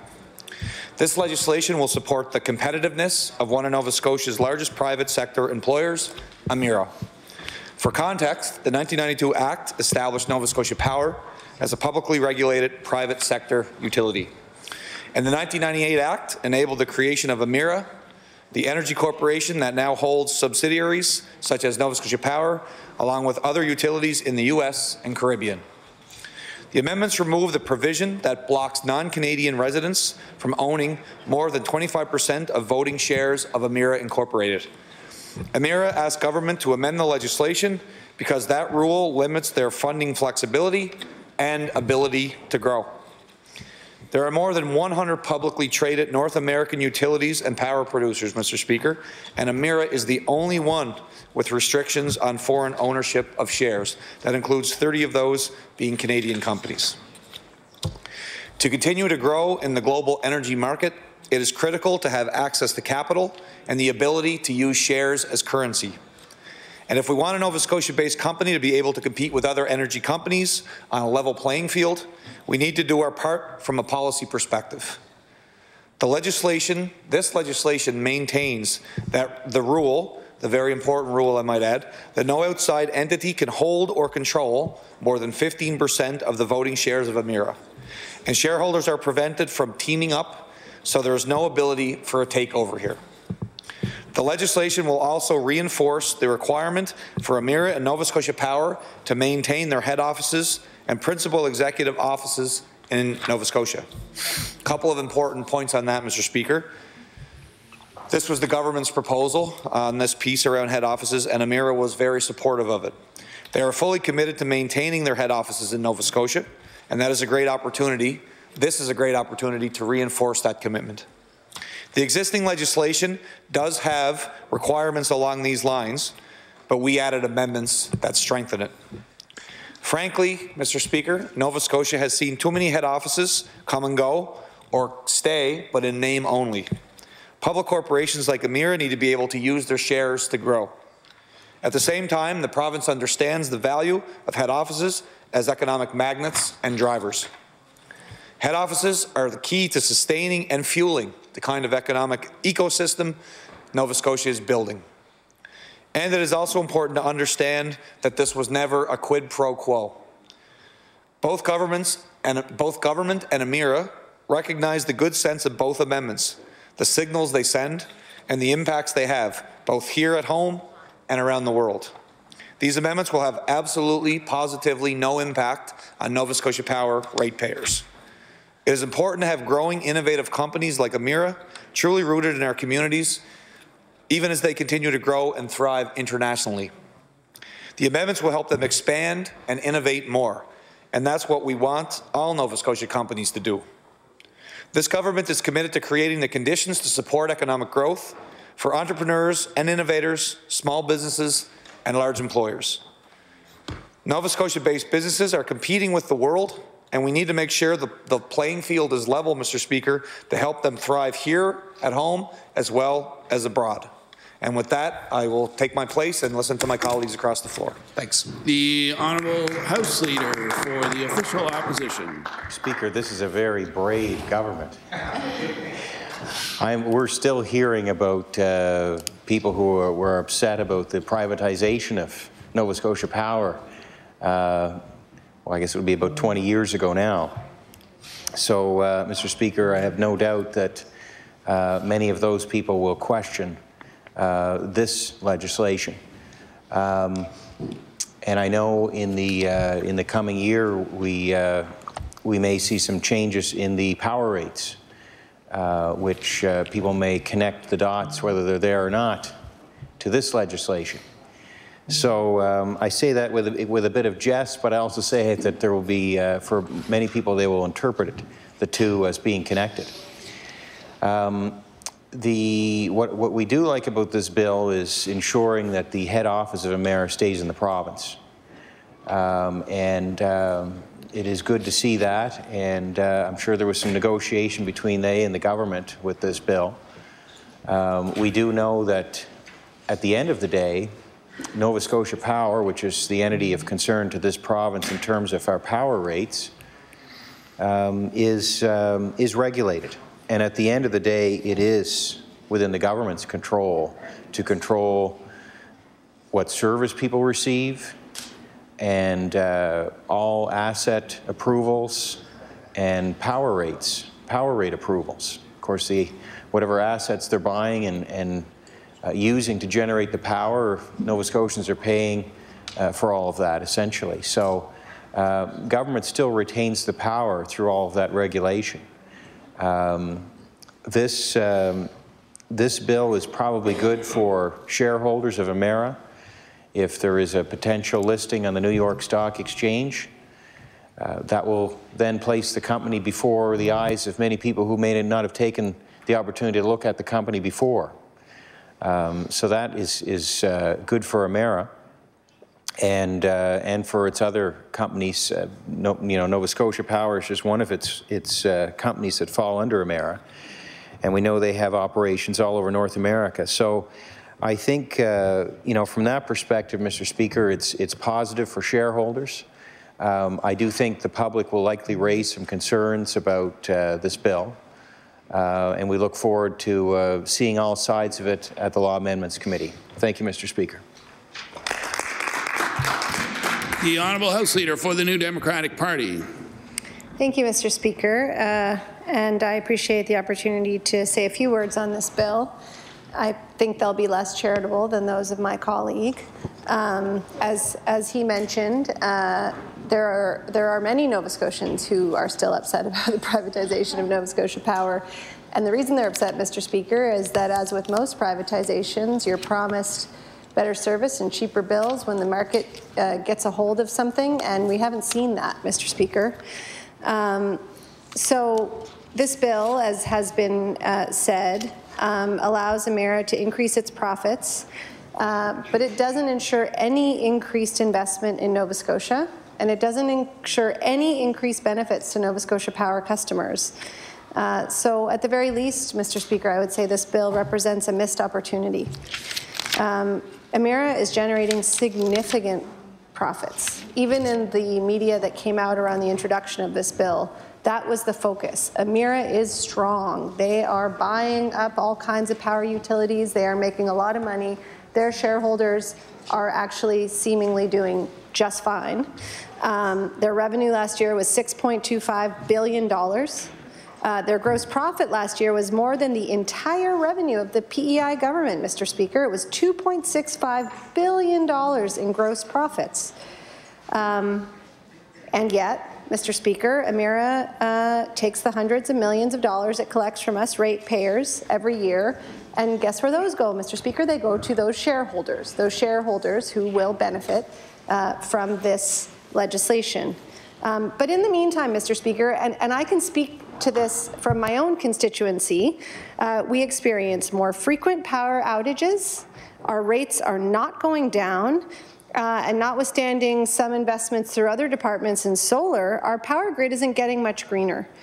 In Dartmouth, I have a friend who moved to Dartmouth, and in one neighbourhood, which we've alerted Nova Scotia Power about, but have not seen any significant work on, they had 8 power outages in their first year as residents of Dartmouth. Downtown Dartmouth loses power all the time, Mr. Speaker. To be in the downtown core of the largest municipality in the province and to not be sure every time the wind blows hard or we get a snowstorm, which in Nova Scotia is an awful lot, whether your power is going to go out, that signifies a problem to me, Mr. Speaker. And these failures impact Nova Scotian businesses and consumers as well. We've lost the power grid in downtown Dartmouth a few times recently as well. So our position, Mr. Speaker, is that Emera is already not reinvesting enough of its profit back into our infrastructure to deliver us more reliable power, to lower our rates, to build more renewable energy infrastructure. So again, Mr. Speaker, this bill is a missed opportunity.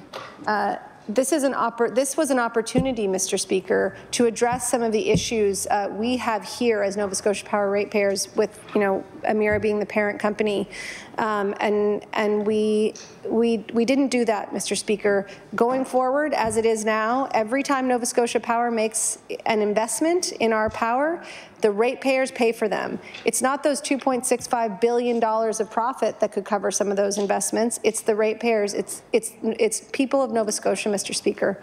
The brand new Nova Scotia Power building in Halifax, formerly the Electropolis Sound Studio, which has been turned into the state-of-the-art suite of offices, needs a new roof. It's a brand new building. It needs a new roof, Mr. Speaker, because the job wasn't done right. And guess who's going to pay for that new roof, Mr. Speaker?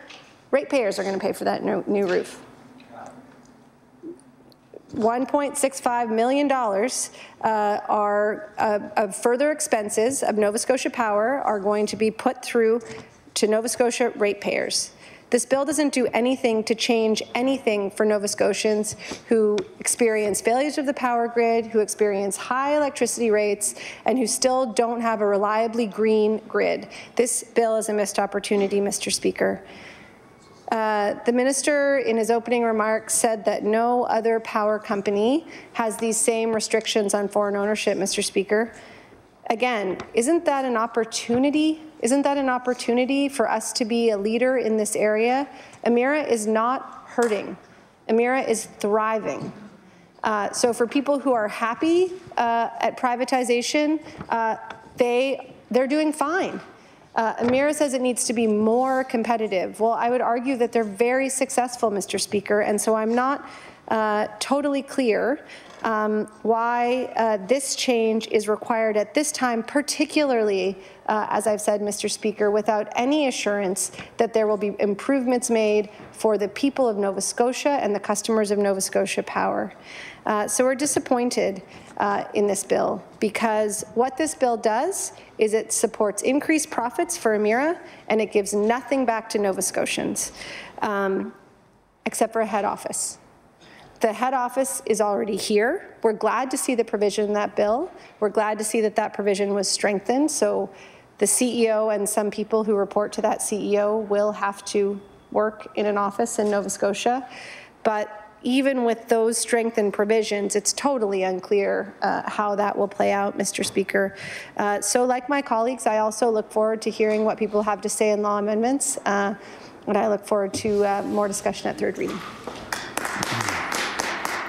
I recognize the Honourable Minister of Business. It will be for second reading of Bill number 135, the Nova Scotia Power Privatization Act and the Nova Scotia Power Reorganization Act. The Honourable Minister of Business. Thank you, Mr. Speaker, and I do want to thank the honourable House leaders opposite for their comments, and I will join them in as always, in looking forward to law amendments. That really is where in a number of our legislation, all government legislation, you get an opportunity to hear what people think, and different advocates from different sides, I'm sure will come out to express their concern.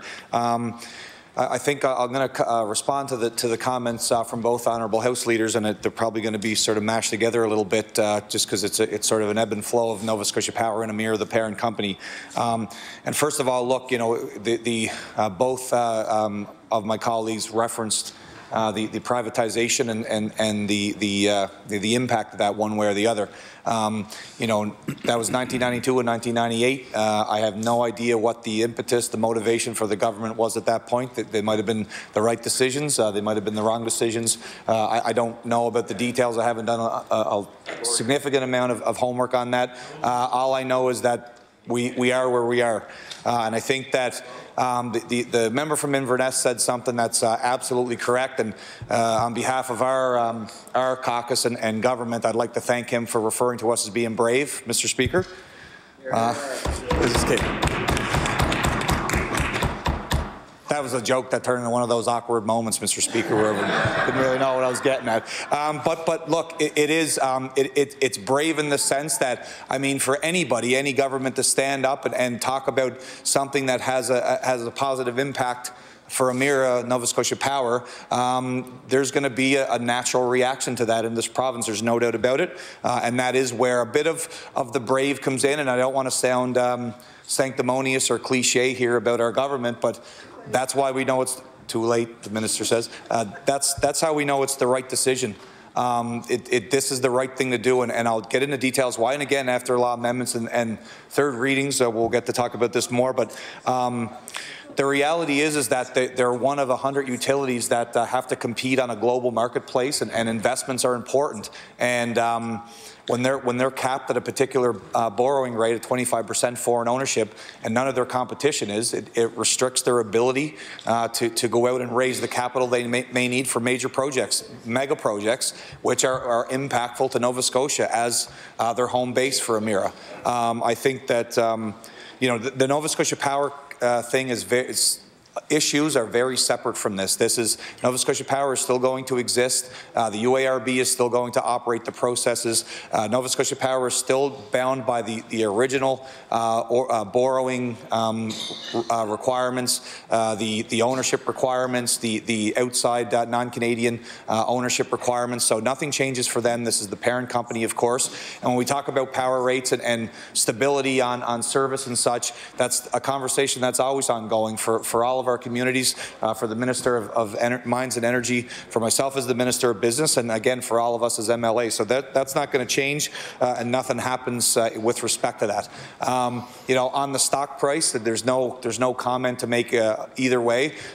Bruce Marchand from Emera was asked that yesterday, and he said the same thing. There's no definitive way we can tell what's going to happen with the stock price, but that was the need for confidentiality, which puts us all at an uncomfortable level when you have to sort of keep the bill under wraps for a significant amount of time, but that's the reality of it.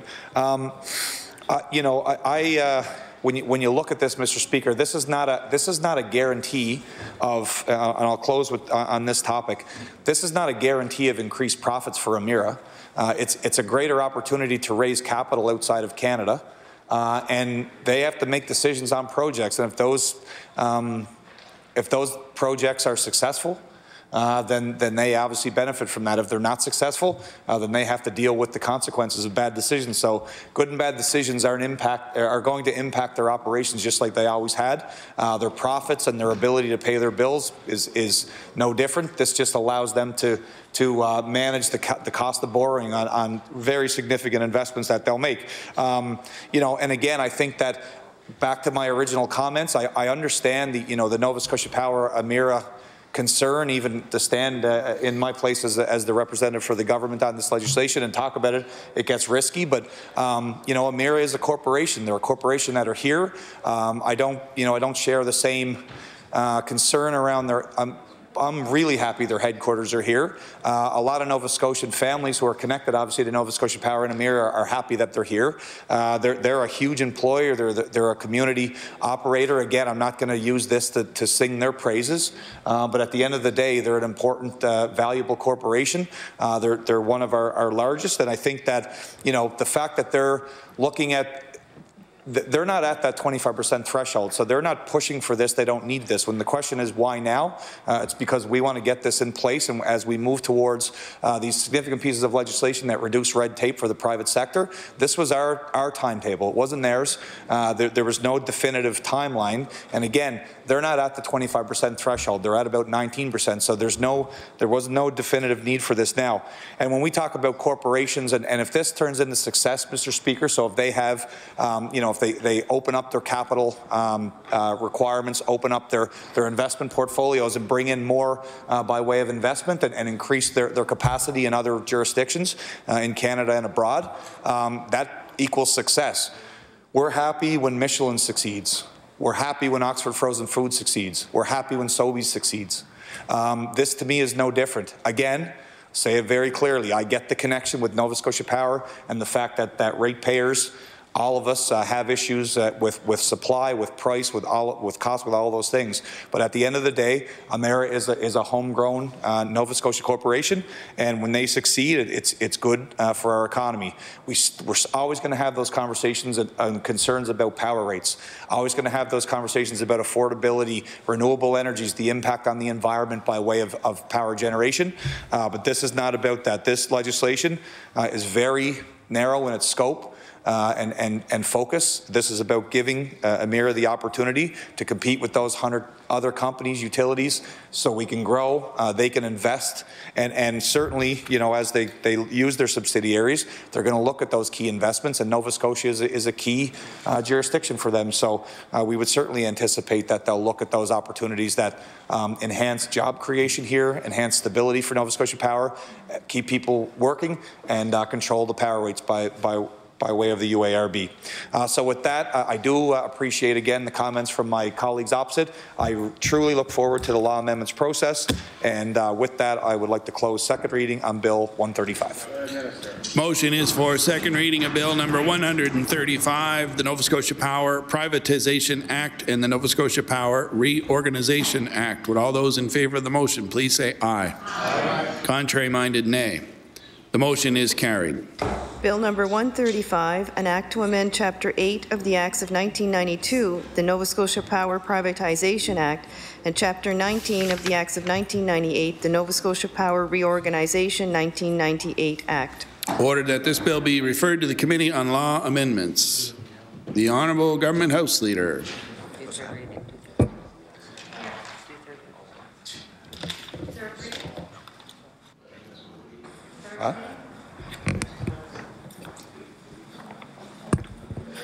Thank you, Mr. Speaker. I move that you do now leave the chair and the House to resolve itself into a committee of the whole on supply. The Honourable Member for Dartmouth East.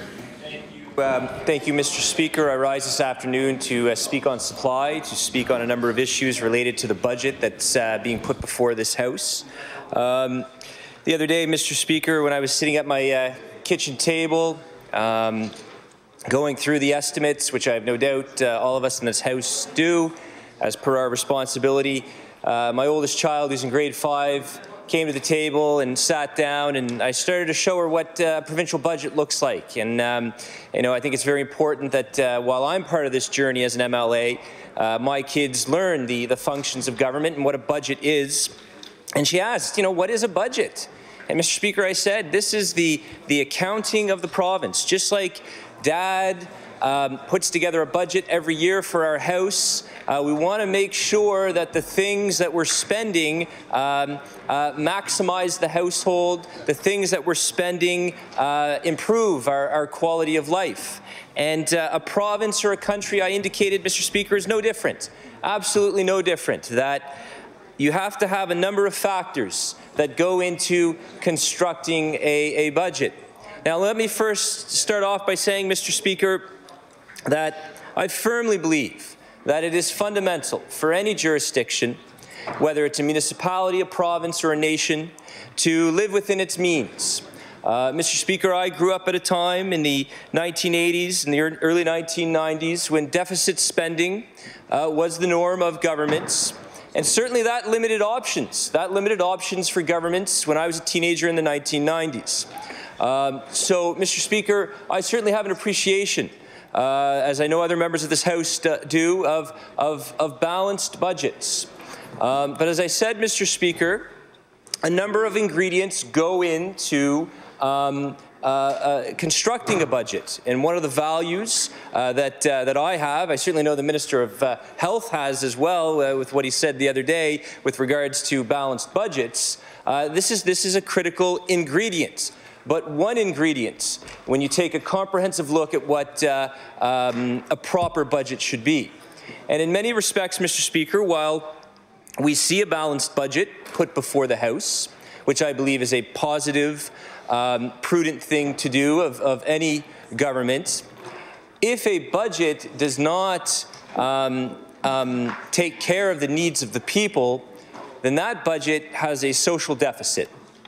And while on paper this budget looks good, on paper this budget is balanced, I believe it poses some major significant problems for the province moving forward. You know, Mr. Speaker, just yesterday, as I was walking to Province House, just like the colleagues here, as we were on our way to Province House, you know, we saw protesters outside. And these protesters were our healthcare professionals, those who are on our front lines every day, our paramedics, our nurses, to give an example, who go above and beyond, Mr. Speaker, every day to ensure Nova Scotians get the best health care that they can get. They are beyond frustrated, and I believe we need to pay attention to what they're saying. What they're saying is that the way the money is being allocated in our healthcare system, Mr. Speaker, is not sufficient. You know, Mr. Speaker, when reports are issued by organizations like the NSGEU indicating, Mr. Speaker, that 93% of nurses believe patients are being put at risk due to working short, that 69% of the respondents say they have witnessed or been involved in a near miss or adverse event at work. Mr. Speaker, when 92% out of 1,009 responses, when 92% say in the past 5 years their workload has increased, when 80% say their employer's decision to change the way they interpret overtime language in their collective agreement has actually increased their workload further, when 85% of respondents say their unit works short at least once per week, and 77% say their employer's decision to change the way they interpret overtime language in their collective agreement has actually increased the amount of time their unit has worked short, when only 12% of the respondents, Mr. Speaker, say they feel safe at work, only 12%, we have a major problem. And I believe the government needs to pay attention to that. And I'll table that document, Mr. Speaker, with those statistics. Mr. Speaker, in my faith tradition, the Judeo-Christian faith tradition, I'm reminded of the book of Proverbs, where in the book of Proverbs it says, "Where there is no vision, the people perish."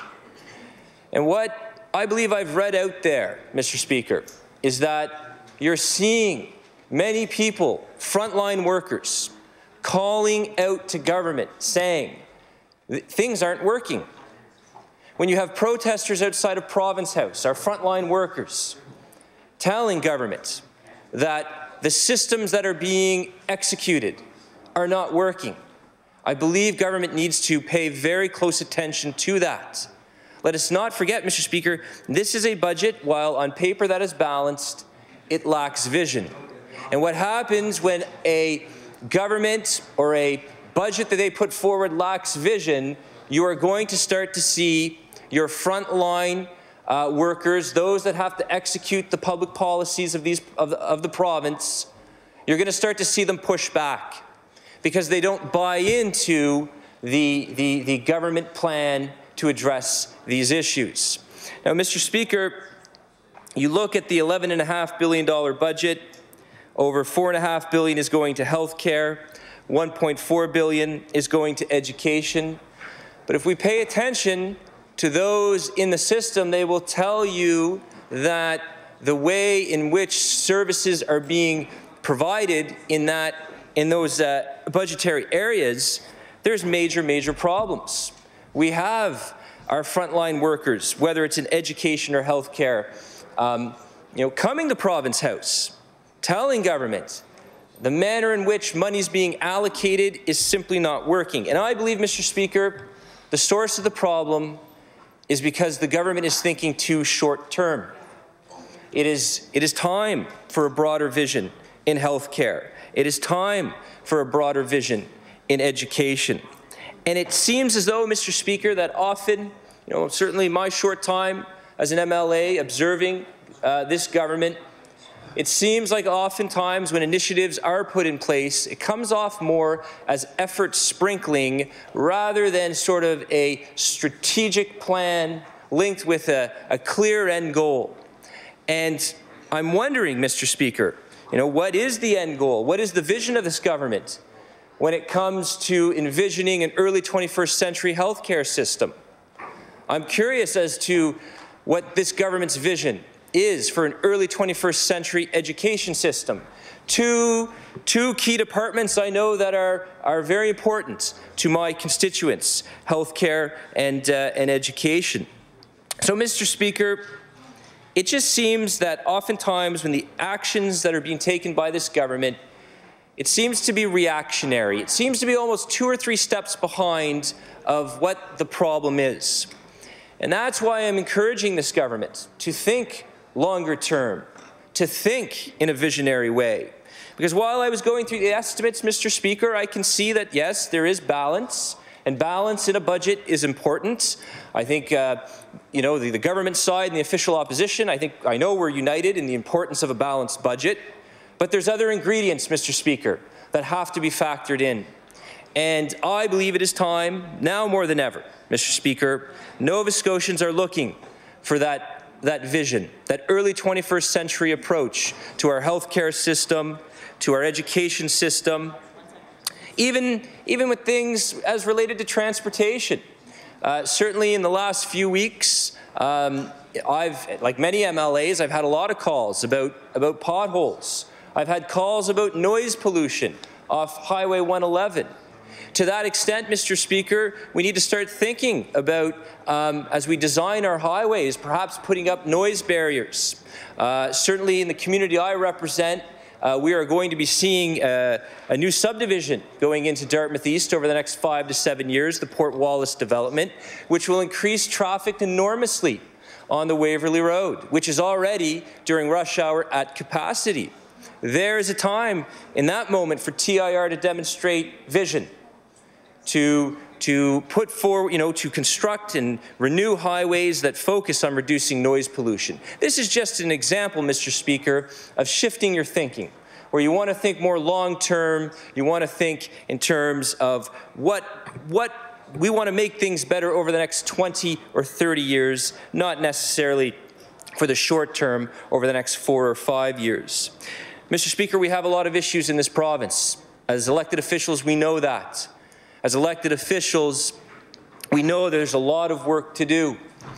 While I believe in this budget, balance is important. I believe in this budget, Mr. Speaker, there is a fundamental ingredient missing, and it is the vision, the long-term vision that this province requires.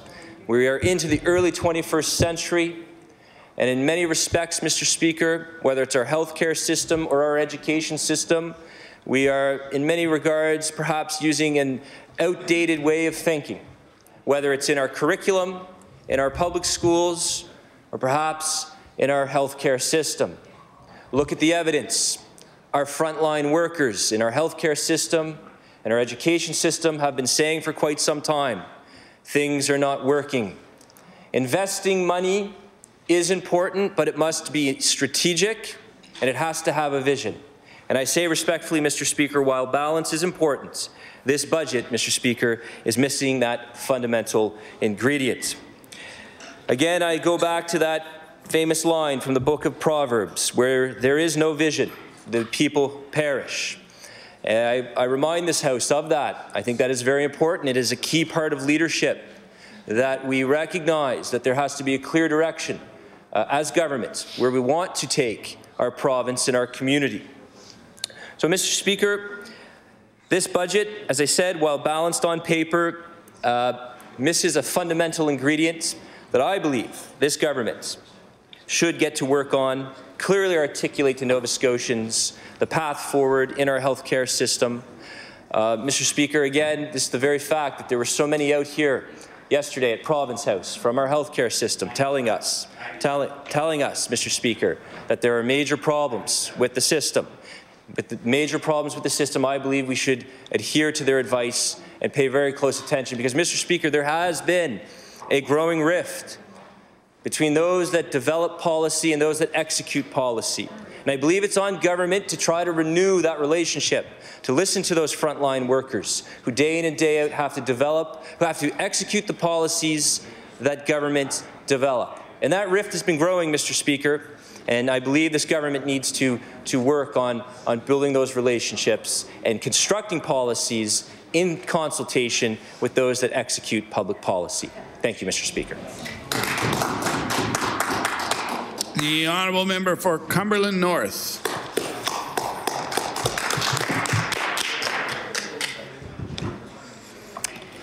Mr. Speaker, budget estimates is the time to examine and approve or disapprove of government spending.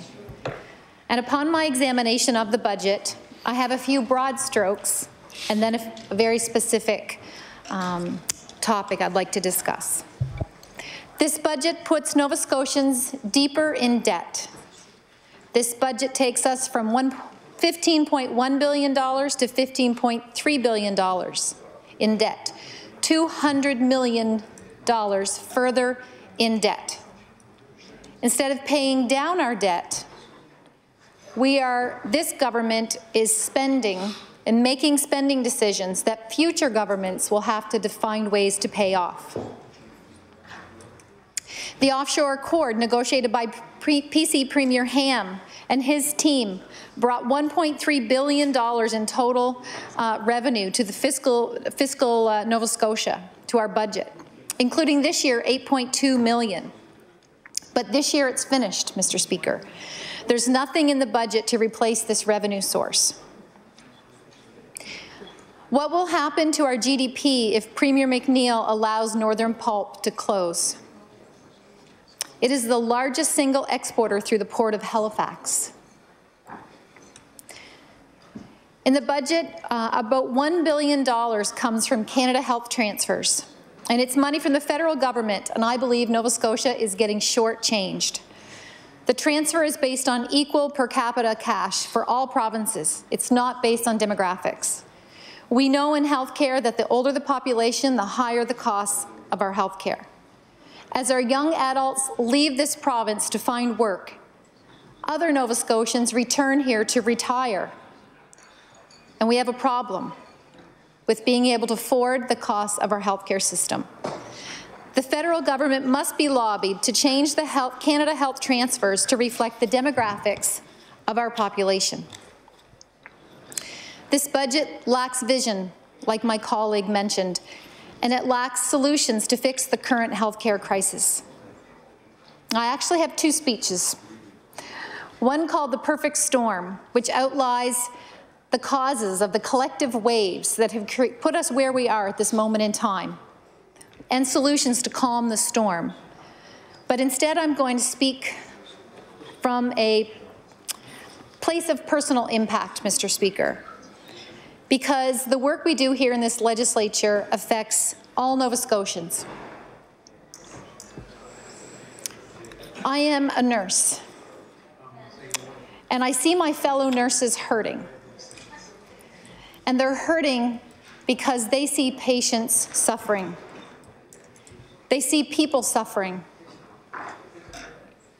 Today, we heard our Premier give a comment that we have a world-class healthcare system, and I beg to differ. We do have world-class healthcare professionals, but we do not have a world-class healthcare system. In a world-class healthcare system, you do not have 93% of nurses surveyed saying that their patients are at risk due to working short-staffed. Our nurses are tired, and they need a rest. My fellow nurses need safe working conditions that are supportive. Mr. Speaker, I am married to the kindest man. He is a family physician, and I see him getting tired. He comes home every night around 7:30, has supper, and then sits at the kitchen table and does paperwork on his computer until midnight or later every night. Lab work, referrals, WCB insurance forms. And when he is on call, which is 50% of the time, he's called in all hours of the night to deliver babies, see sick patients who are medically unstable. He is always tired. And I try to convince him to take vitamins and eat healthy and exercise so that he feels better. But he's always tired. We have 4 children, and not one of them wanted to follow in their father's footsteps to become a physician. And one of them, when he was only 4 years old, said, "Mommy, Daddy works too hard, and he's never home." And now our children are grown, and my husband lives with the regret that he was not there enough while they were growing up. My husband and I left Nova Scotia in the Savage years. In the mid-90s, under then Premier John Savage, things were bad here in Nova Scotia. It's hard to say if they were worse then than they are now. But I remember that the morale and healthcare system was so bad that we made a decision to move to Wisconsin. We had a 6-week-old and a 2-year-old, and I remember crying the whole drive there. Should we have stayed in Wisconsin, where my husband worked half the hours and earned 50% more? No. We made a choice to come back to Nova Scotia because of family. We wanted our children to know their grandparents. We wanted our children to be able to play with their cousins and have family. And we came back to Nova Scotia because we felt that we could make a difference in our home province. When I was 5 years old, I said goodbye to my mother from cancer. And I knew I wanted to be a nurse and work in healthcare and help people like my mom. And I made that commitment at a very young age. Like the member opposite from Halifax Atlantic, I remember very vividly life at the age of 5. And while I'm not a practicing nurse in a hospital today, I use my nursing skills every day, helping the many people that come to see me as a member of this Legislative Assembly, people trying to access health care. I came into politics to try and help things improve and get better, but I didn't know that my work as an MLA would be so directly linked to my purpose as a nurse.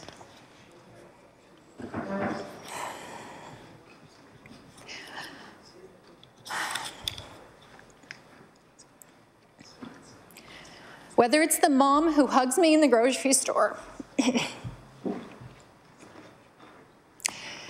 and then tells me about her daughter who tried to take her own life, and when she took her to the emergency department was sent back home and told there's no psychiatrist for you here in this province.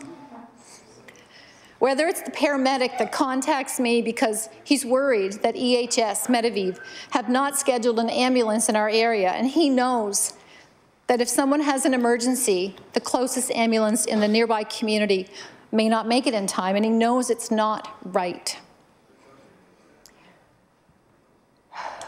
Whether it's my friend whose father is in a nursing home locally, and I know that the staffing situation is so poor that he and the other residents living in this nursing home are not safe. Or whether it's our local emergency department that's closed because 2 of the doctors both had wives at home dying from cancer, and they had no other doctors to help them cover the emerge shifts. Every day I have patients coming to me, desperate for help.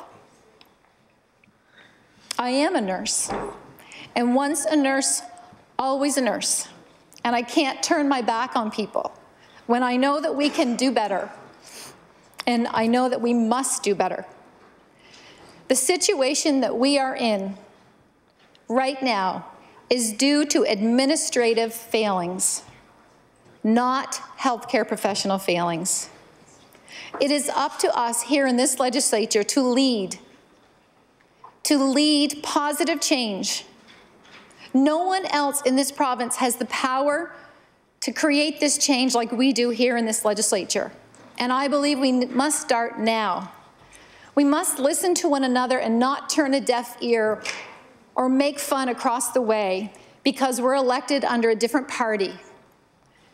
We were all elected by the people to serve them, not to serve a leader, not to serve a party, but to serve the people.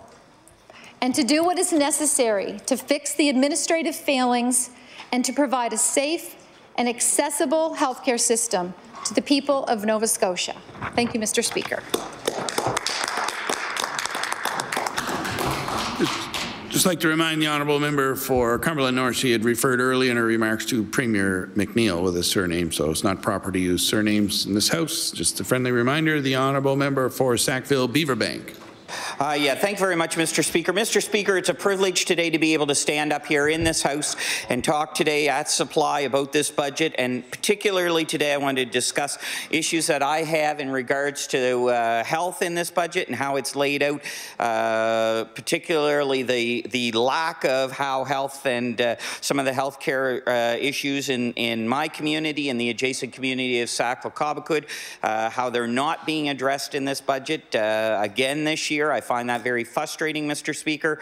I stood up last year, Mr. Speaker, and the previous year and talked in regards to the Cobequid and the expansion of the Cobequid Community Health Centre, and with the QE2 redevelopment plan that is now before this House. It's been passed, that $2 billion plan, and how I see Dartmouth General being impacted positively by that plan. I see how the VG infirmary sites are being impacted positively by that plan. Unfortunately, I see absolutely no investment in the current infrastructure at the Cobequid Community Health Centre. I think that I'd be remiss if I don't point that out again.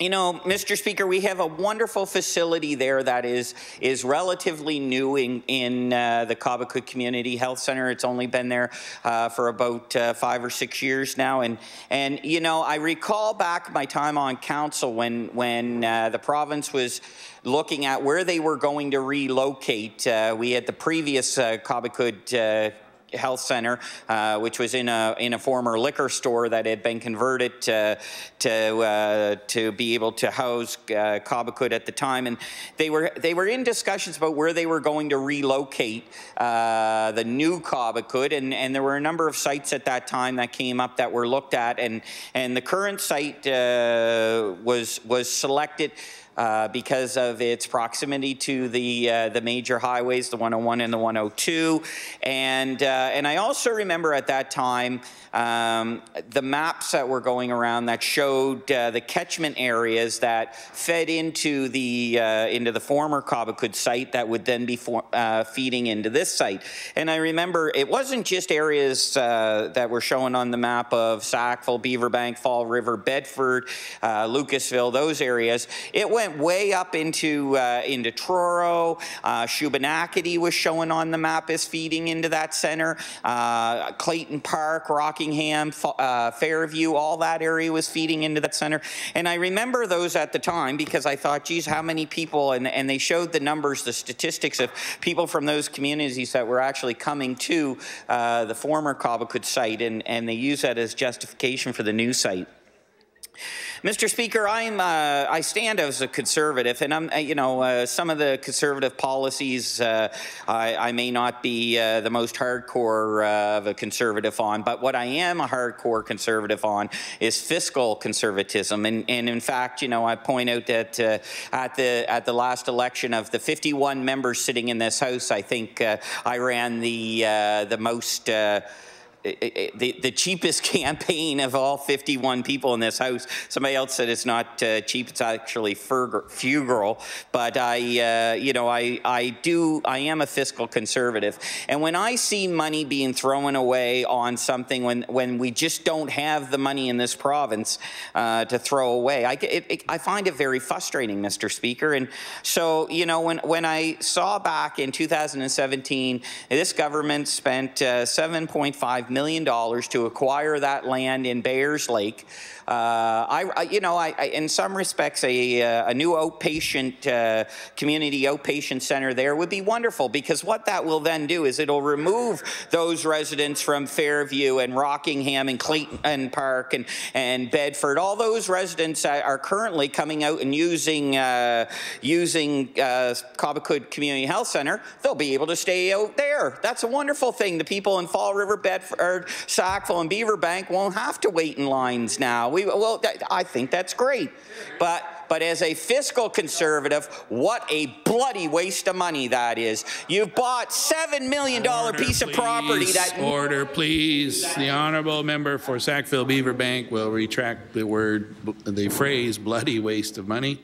It's an waste of money? The honourable member for Sackville-Beaverbank. I'll retract bloody waste of money. Thank you, sir. What a waste of money. The honourable member for Sackville-Beaverbank. Thank you. What a waste of money. And as a fiscal conservative, Mr. Speaker, it drives me nuts when I see in this province the need for physicians, the need for nurses, the need that the emergency centres and the backup at, people that are coming to Cobequid Community Health Centre are now receiving something that they've never received in my 50 years of living in Sackville. It's a pink slip. And they're being told that they're not going to be seen and that they have to go home and what? So when we're investing $7.5 million on a piece of land, we already own Cobequid. It was constructed to be built on, Mr. Speaker. And in fact, when you actually look at the company that did the construction, the work, I think it's Pomeroy. When you actually look on their website and you look at the plan that was laid out initially for the Cobequid Community Health Centre, that centre was laid out to be 4 stories. It's 2 stories. It was laid out to be 4 stories. When they constructed that site, they put rocks in there the size of my car so that they would be able to build up. They acquired land so that they would be able to build backwards on that site. That site was laid out, and in fact, currently, and I've brought this to the attention of some of the members on the other side of the House, currently HRM has a ball field that's right in front of that facility that I believe is for sale. And why this province wouldn't grab that for additional overflow parking is beyond me. But I mean, that facility was constructed and designed in such a way to be expanded on. And yet here we are looking and still talking about this outpatient centre in Clayton Park. And Mr. Speaker, I think that's a shame.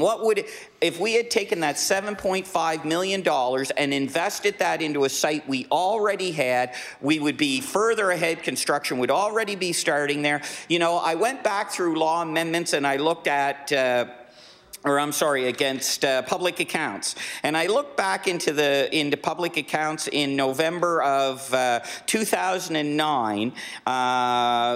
There was a report that was before public accounts, and they were debating health care, and there were representatives there from Cobequid Community Health. And at that time, it was recognized that that facility needed to go to 24 hours, 7 days a week, emergency room care, and which still is not there. I've brought that before the House here in the past. I've been told that that the board there says that that's not needed. It is needed, but we don't see that in this budget. We're giving out pink slips, obviously, telling people to go home because we're not going to be able to see them by 12 o'clock in the morning. Well, obviously, if there's enough people that are there that we need to extend the hours there, why are we not doing that?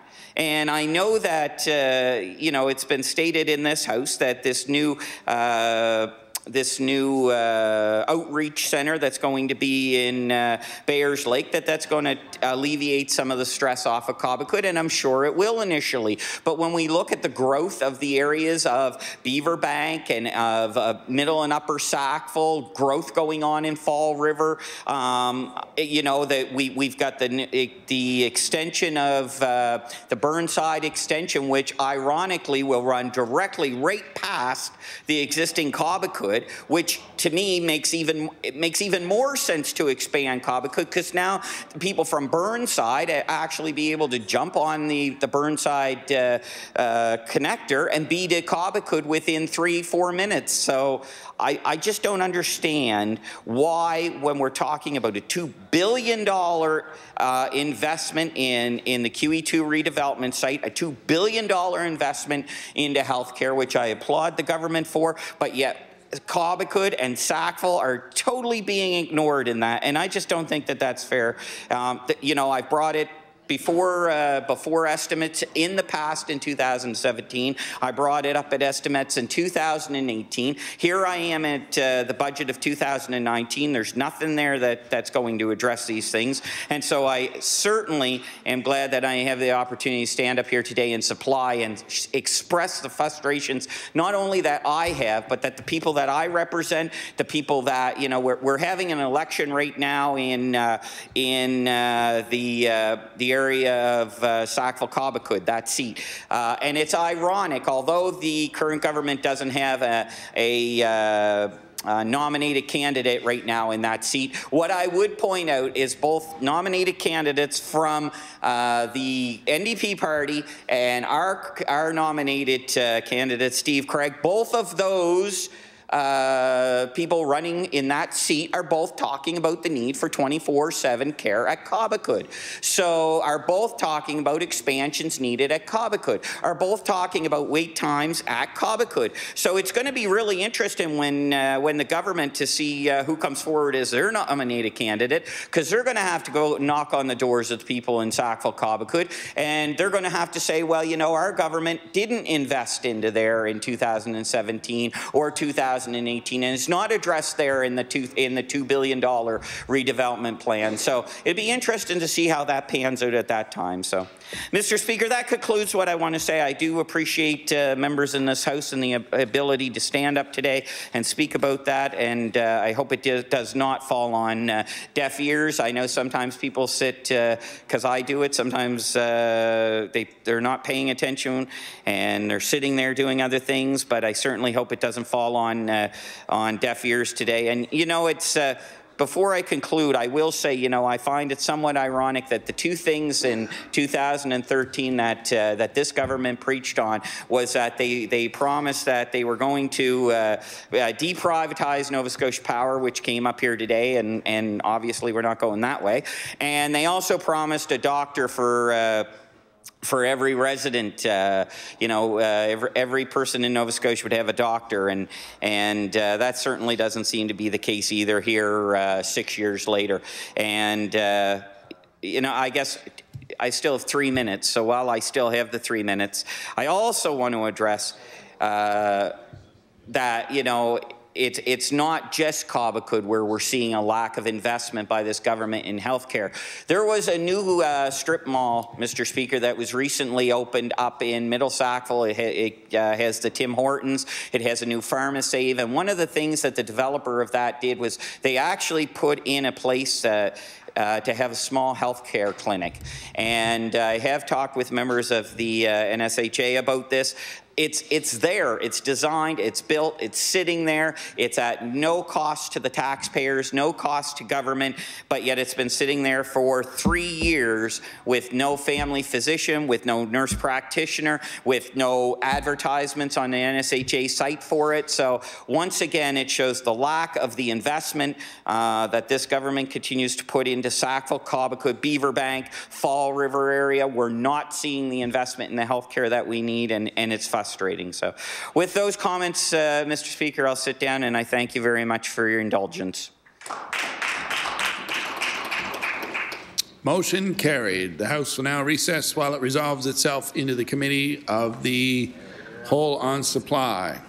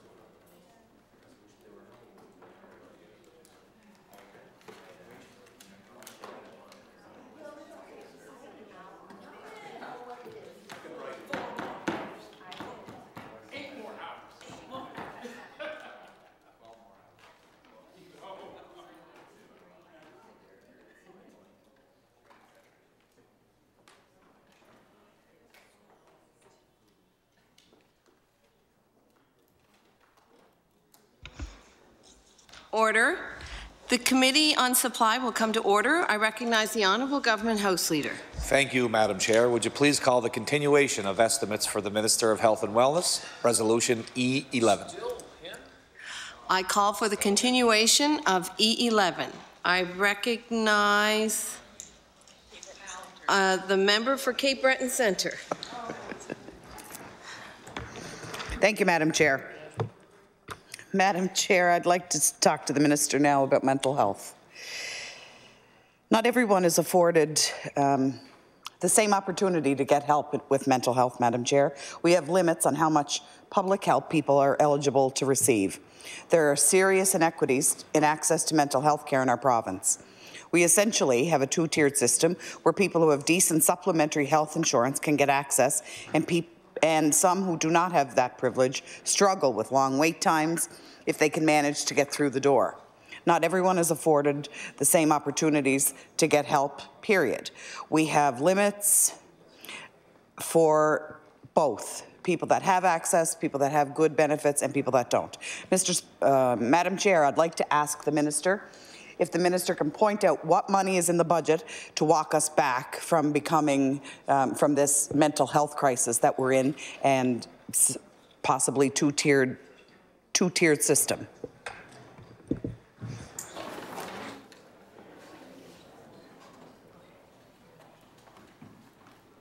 I recognize the Honourable Minister of Health and Wellness. Thank you, Madam Chair, and as I've previously indicated, and I will again sincerely thank the member for bringing this theme, this topic of mental health to the floor of the legislature. It is, as we all know, an area of the healthcare system that I believe all parties, indeed all members of this legislature, regardless of their political affiliation, take to heart. We all recognize the stigma that continues to persist and exist around mental health and addictions, and I believe we all sincerely work to address and reduce that stigma and increase acceptance acceptance and support of those who are suffering from mental illness and addictions. So the member asked specifically about investments in mental health and addictions. We are spending just under $300 million just within the healthcare system on mental health services. We are making investments specifically in some initiatives that we think are very important to help, as the member noted, address perhaps some of the root causes, to help, as the member said, walk back from the challenges in the mental health and addiction space. So some of those investments include our investment in the Kids Help Phone, expanding access to the online chat services. Madam Chair, two important things about that. Number one is we've had the Kids Help Phone in terms of a service that's well recognized across the province and beyond. But when I had met with them, they provided me with information based upon the services and the information they've been tracking about the services they provide to Nova Scotians. And one of the things that was flagged or identified for me was that Nova Scotia youth actually utilize the technological interfaces, the chat interfaces, more than they do the traditional phones, and in a way that is actually on a per capita basis more or is higher on a per capita basis than many other jurisdictions. So ensuring that we have investments, because that's a way that youth do reach out to begin the care and for lower acuity, but also to help them identify and identify if they need more supports and direct them in the appropriate way. I think in the mental health and addictions sphere, it is well known, clinically anyway, whether it is as well known in broader society, I don't know, but the earlier that one identifies the condition, has it diagnosed, and receives the treatment, the better the outcomes. That's why we target programs and initiatives in particularly towards youth so that we can identify as early as possible and provide those supports before the condition becomes too acute, that we can introduce coping mechanisms and techniques and the tools needed to help those youth support themselves, again, making sure they do have those supports around them so that their conditions may not become more acute. We do recognize, and I want to be clear, we do recognize that mental illness is a chronic illness, that you know, often when people suffer from mental illness, it is a lifelong, like addictions, and mental health and addictions, I should say both, that you live with. You may be well for an extended or shorter period of time, but the risk of having a reoccurrence of your illness still exists. So those coping mechanisms, those skills, not just for coping in when you're not well, but also to be able to identify when your mental health is beginning to deteriorate, to know as part of those coping skills and mechanisms to reach out and where to reach out and so on. So that's why we're targeted towards youth, because as we do that and as a society we become more capable as individuals to support and have the tools and so on, see less acute conditions coming into our system. So even though the investments are a large part, again, continuing to spend in our main mental health and addiction services, many of the new initiatives are targeted towards youth because we believe that's preventative and supportive there and will pay dividends, not just for those youth, but so that those youth don't have a lower likelihood of having a more acute condition. It reduces the pressure on the higher acute mental health services, which will support people within the entire mental health and addiction services. So some of those other initiatives we're investing in, about a little over $1 million expanding and supporting our youth health centres in schools. A big part of this is a recommendation that came to us from a panel on mental health. So right now it's, I believe, four or five schools across the province that we've been working very closely with some experts to assess and give feedback on a standardization and approach. And we'll be evaluating how this rollout works in those schools to then determine how we can best roll that out to other existing youth health centres across the province.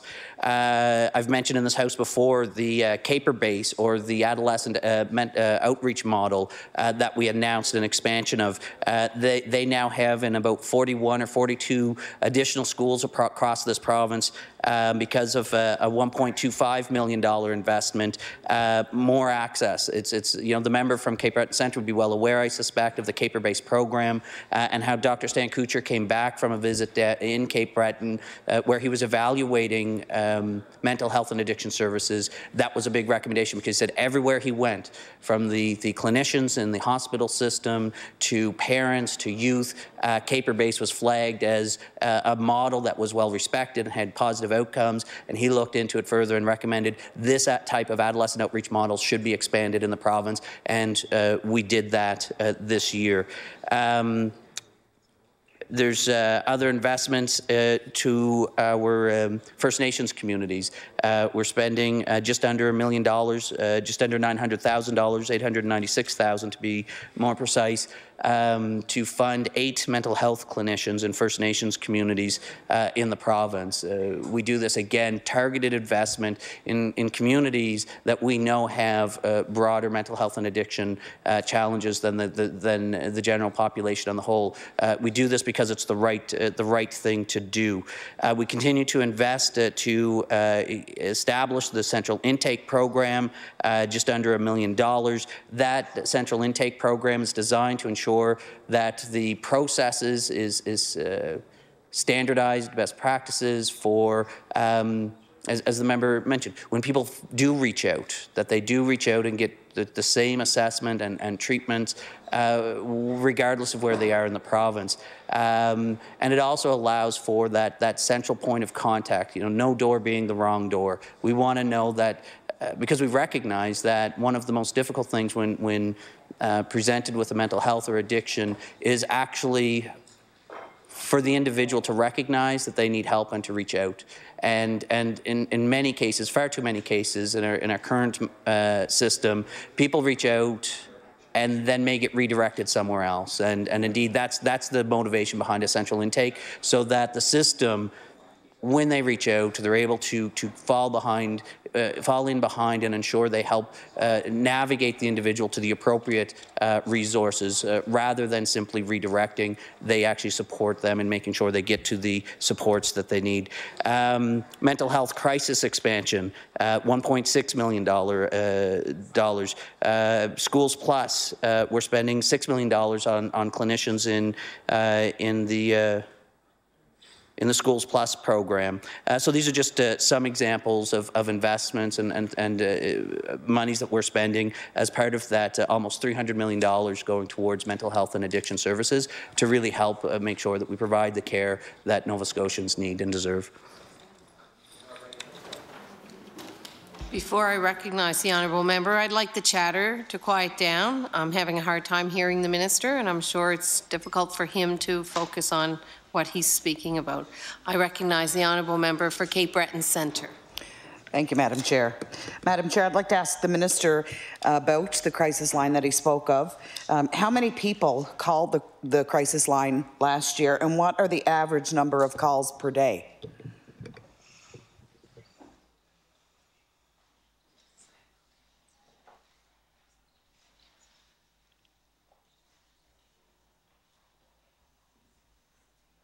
I recognize the Honourable Minister of Health and Wellness. Thank you, Madam Chair. Perhaps for the sake of ensuring we get to the most questions possible, I don't have the data right here with me, but we'll certainly reach out, and if I get it, I'll perhaps interject at a later point during our discussion today, and perhaps the member could move on. We'll delve into the next question.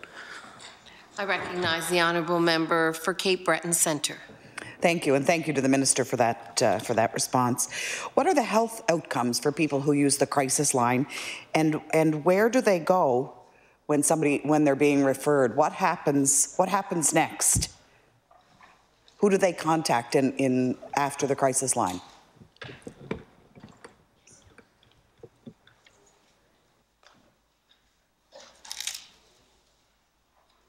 I recognize the Honourable Minister of Health and Wellness.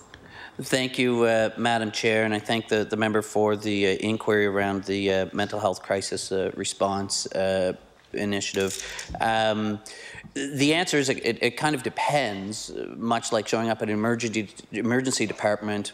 How what path you take really depends on the condition for which you show up. So similarly with the crisis line, what really happens is you.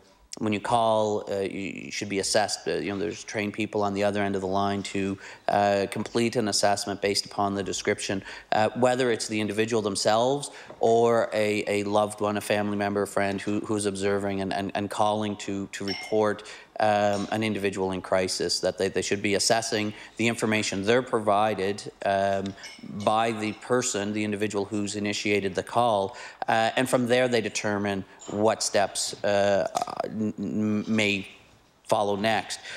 So, in the event that there are crisis, they may engage and have a crisis team dispatched to the location where the crisis is being had. So that's really mostly in the central region, where they have the crisis response team that can actually be dispatched to a location to help. This is an important aspect. They've done work on that. Again, we're talking true crisis here.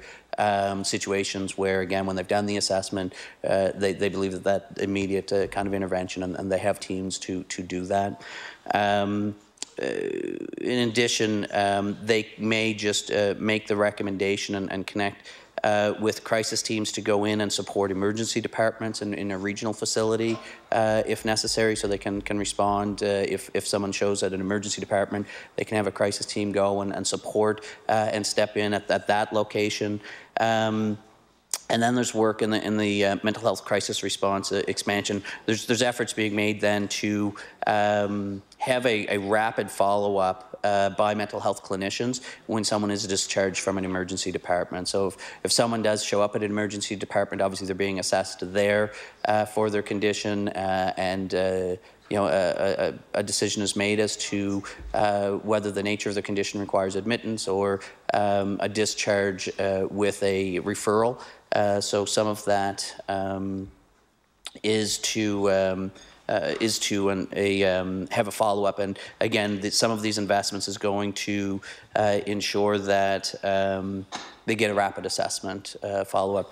We know sometimes the volume of calls are high, so there have been more investments in the crisis line as well to ensure that there is no more than a 30-minute delay in following up. If there's a high volume, they never want those calls to be any longer. I mean, obviously you want the length of time if the lines are busy and all of the clinicians or people receiving the calls are busy. They want to get back to people as soon as possible, because again, the absolute thing that we want to avoid is someone reaching out for help and feeling like there is no help for them. So we do have investments, and they've added staff to try to shorten that delay time. And to the members, the other thing actually I'd advise or perhaps let the member know is the crisis team actually. I know some representatives actually for the crisis line actually came into our caucus, Madam Chair. So perhaps the members of the other caucuses perhaps could talk to their leaders and caucus chairs to see if perhaps they would like to reach out. They could get more information as well directly from them and on exactly the different scenarios, because I think they're certainly more well versed than I am on the specific details of when someone calls, how exactly that flow through works and in what situations, and they could ask then perhaps very more specific localized questions of them there as well. To the member's earlier question, I do have some updates. There may not be all of the information that they're looking for, but the number of interventions, we have this more on a monthly basis, so I don't have them totaled up, but just for example, in August of 2018, there were 1,898 interventions with the crisis line. But in the most recent month I have, which is January 2019, it was down by about 100 at 1,799. So it's still high. Of those interventions, though, unique callers was in August at about 720. So although there were almost 2,000 calls, there were return calls by some callers. So unique Nova Scotians who have used the crisis line in August of 2018 was about 720, and that was down to 685 in January of this year. I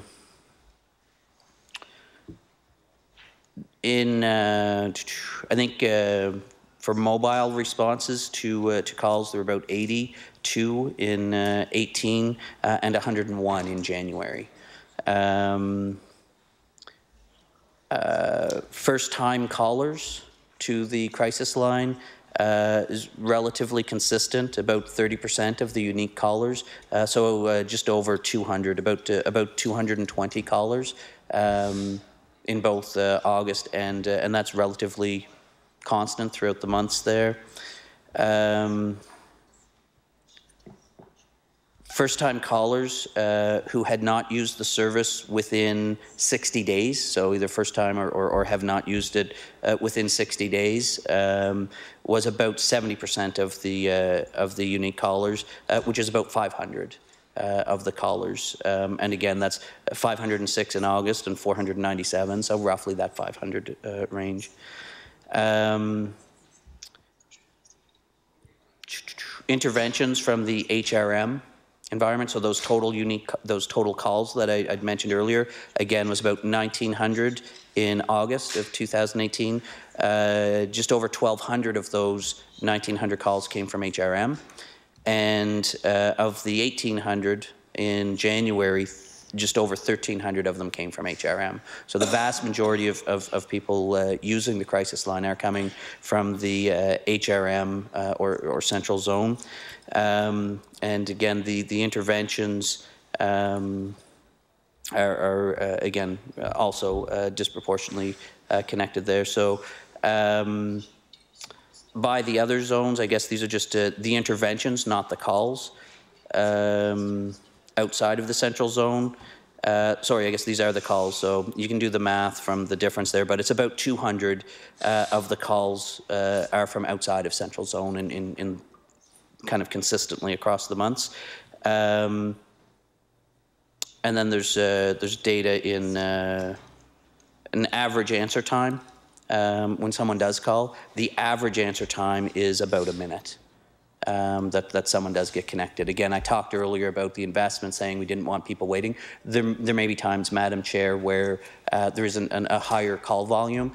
The effort is to ensure it isn't 30, but the average answer time in this data says it's about 1 minute to answer. So the vast majority of the time the calls are, but there are sometimes outliers based on certain circumstances. Every effort is made to be as responsive as possible, because as I said a few moments ago, the absolute most important thing is when someone reaches out for help, whether for mental health or an addiction, someone needs to be there to answer that call and help navigate and let them know that someone's there, someone's listening, that they are cared about, that they are important.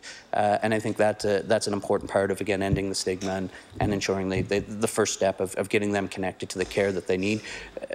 Before the member, Madam Chair, asks her next question, although I've highlighted some information and this is specific on the crisis, we do know that there's more work needed to be done. We do know in the acute, and I do know in the members' own community in Sydney area, of the vacancies of the psychiatrists for those acute services. You know, I've met with the psychiatrists from Cape Breton from early on. I had multiple meetings, read through, discussed in person various proposals, and I'm very proud and appreciative of those psychiatrists who continue to work in the Cape Breton Regional Hospital,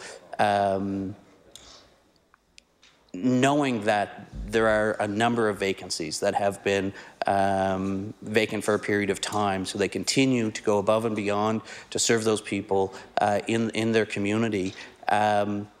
But I hope they equally appreciate the efforts that we've undertaken, Madam Chair, to implement many of the recommendations that they've made. Not steps that I've taken and gone with a flashy news release or anything. I was doing these initiatives on the ground. I've mentioned them only in responses to people's questions predominantly, because we're just trying to get stuff done. We're trying to respond to those concerns on the front line. And some of those recommendations, again, they came from Cape Breton, but they were good ideas that support Cape Breton, but they are also applicable in other parts of the province. So things like clinical assistance for those psychiatrists in areas that have higher vacancies, like the Cape Breton region and the Northern Zone. So the first two clinical assistants, and that took some time to get in place though, Madam Chair, because we have to get the college to recognize this model of care to license and oversee them. We've got that in partnership with Dalhousie, in partnership with the NSHA, but it's in place. They're being trained now, and so they'll be on the ground, we hope, in the next month or two to help those psychiatrists while we continue to recruit to fill them. So again, the fact that the vacancies haven't been filled does not mean we've forgotten about Cape Breton.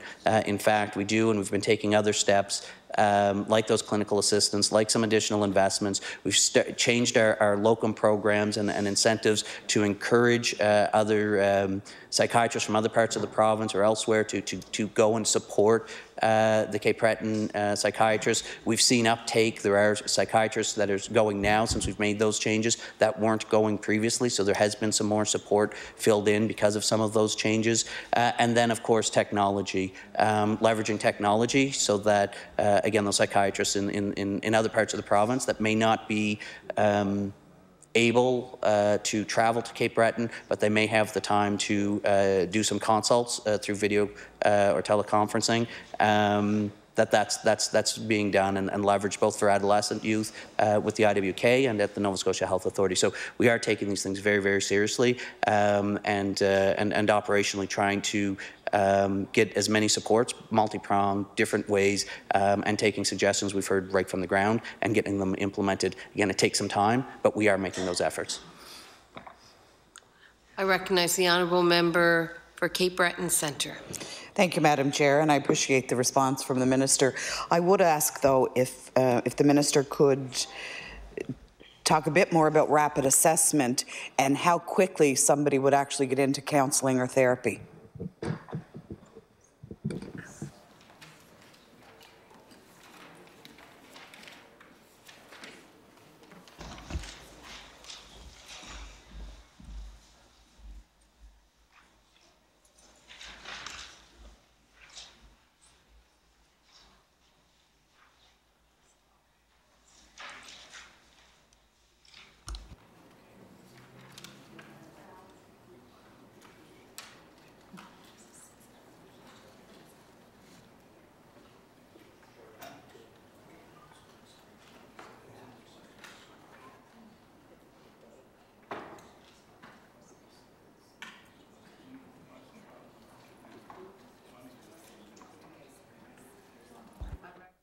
I recognize the Honourable Minister of Health and Wellness. Thank you, Madam Chair.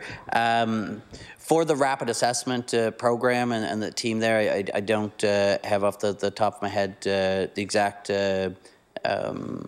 work that they have been working towards. But broadly, Madam Chair, earlier this year, I believe in January, the Nova Scotia Health Authority updated the mental health wait times website. So the wait times that are posted online now do include, and we believe we're the only jurisdiction in the country, only province, territory in the country, the last time I checked, that does post our wait times across the province for the entire jurisdiction.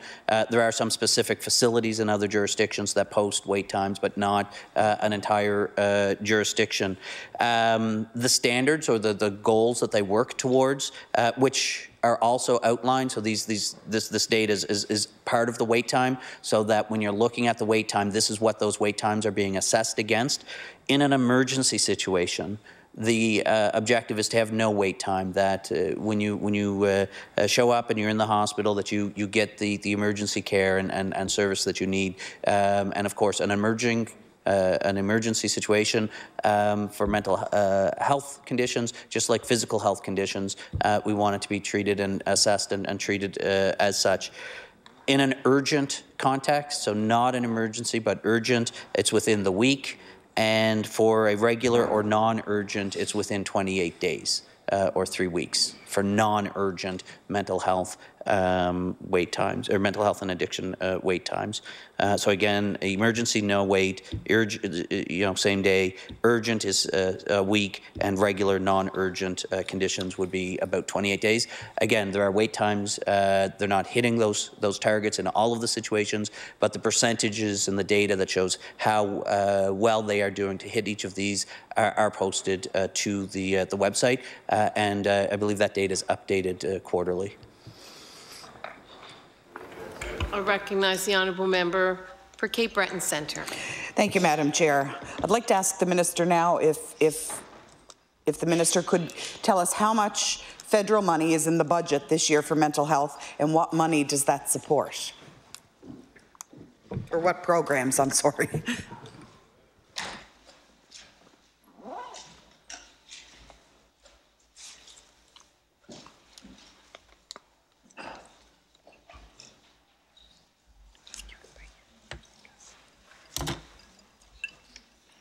Thank you.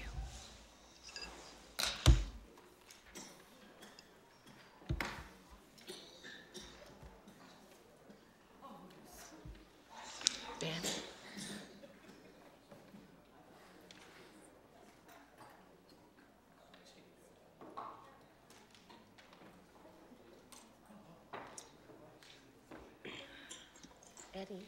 Eddie, are you going to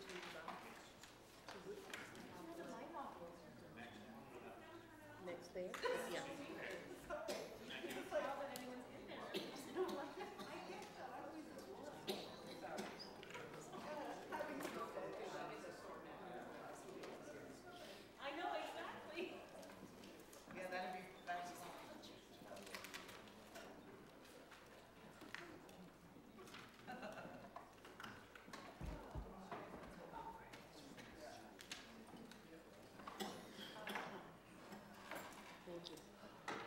recognize the Honourable Minister of Health and Wellness. Thank you, Madam Chair. From the bilateral agreement with the federal government, in health and wellness, it's about $11.6 million that's going towards various programs. Where we're directing some of those funds includes programs with our youth, expanding our youth health center programs and the CAPER base. So many of the programs that I've talked about, those ones that we're able to target and invest in, we are leveraging federal funds to ensure that we're able to get those programs, especially the newer ones, like the expansion of the adolescent outreach model, off the ground the way they're supposed to. So we're able to move faster and expand faster than we would have otherwise without the federal investments to support us. I recognize the Honourable Member for Cape Breton Centre. Thank you, Madam Chair. Where can we see this in the budget? Is it within the health, within the NSHA and the IWK specifically, or? I recognize the Honourable Minister of Health and Wellness. I don't know that the specific programs are broken down in the budget document at that level of detail. The funding, because the programs are run by different entities, so some of these services are run through the Nova Scotia Health Authority. So although from a federal perspective, the funding flows from the federal government, Madam Chair, to the provincial government, we identified the programs that we think that we can invest in or expand, and then we move them to the party that delivers it. So some funds goes to through us to the Nova Scotia Health Authority, some to IWK. So some of these funds show up in many different specific line items. I'm not aware that the budget documents details actually go down this level to the very specific program level, though, to follow the bilat. But again, certainly we and the federal government, a big part of the bilat agreement was for the federal government working with us to assess our outcomes and so on. That's a part of what they want us doing is monitoring. So we have to know what we're doing, why we're doing it, and again, these are programs targeted towards youth. I think the federal government shares our belief that investing early, investing preventative, investing to have those supports and tools early will have the best kind of bang for our buck, so to speak, for long-term investment in our mental health and addictions system. I recognize the Honourable Member for Cape Breton Centre. Thank you, Madam Chair. I wonder if the minister could table a document that lists specifically what the federal funding pays for, or what programs. I recognize the Honourable Minister of Health and Wellness. Thank you, Madam Chair. I think some of the information is already posted publicly when we did the announcement and the bilat, but I'll endeavour to pull together a document that we can table with that information as well. To provide either through estimates or provide to the member when we get it pulled together for her. I recognize the Honourable Member for Cape Breton Centre. Thank you, Madam Chair. You can squeeze it out. Sadly, it's very disheartening to hear the minister's numbers, to think that how many calls are coming in from people that need help. You know, I find that staggering, and to be called, and I know I've said this in the House before, by a mom on Friday afternoon at 4 o'clock telling me that her daughter is going to commit suicide and what can I do to help her. It's a terrible place, the world that we live in right now, to think that our numbers are increasing instead of decreasing. And I would suggest that the most money that could be spent to help kids early on, like I would suggest. Order. Time has lapsed for the NDP. We'll move to the PC caucus. I recognize the Honourable Member for Inverness. Thank you, Madam Chair. Thank you, Minister and staff, for having the opportunity to ask some questions. I could ask 1,000, but I only have one tonight. Madam Chair, through you, the question is about Foyer Père Fissette in Cheticamp and a nursing home. and they have made requests recently for some capital work, namely bedpan sanitizer, some replacement beds, roof repairs, plumbing repairs, and air quality improvements. Last summer it was quite hot. We hear about the winds in Cheticamp, Les Souhaits, but it was a pretty hot summer last year, and I know the air quality was not great, and so one of their requests was to make improvements so that in future situations they could keep the residents comfortable. Plumbing repairs, I know the facility is moving towards being 50 years old, and in terms of the plumbing repairs, there's been leaks which have caused people to have areas to be closed in the nursing home and for people to be compacted into other areas because of that. Bedpan sanitizers, to me, it seems like something very basic for the health of everybody, so that there's a bedpan sanitizer to help those working in the facility to make sure that there's not the spread of things like C. difficile. Roof repairs, I think the roof is in pretty good shape, but there are valleys in the roof where they've been experiencing some leaks. All this to say, and the replacement beds as well, Madam Chair, but all this to say they seem to me to be very basic capital needs for the smooth operation of that nursing home. Can the Minister confirm if within this budget, if funds are going to be made available to Foyer Père Facette to make these improvements that have been requested? I recognize the Honourable Minister of Health and Wellness. Merci, Madame la Présidente, et merci à mon collègue pour la question.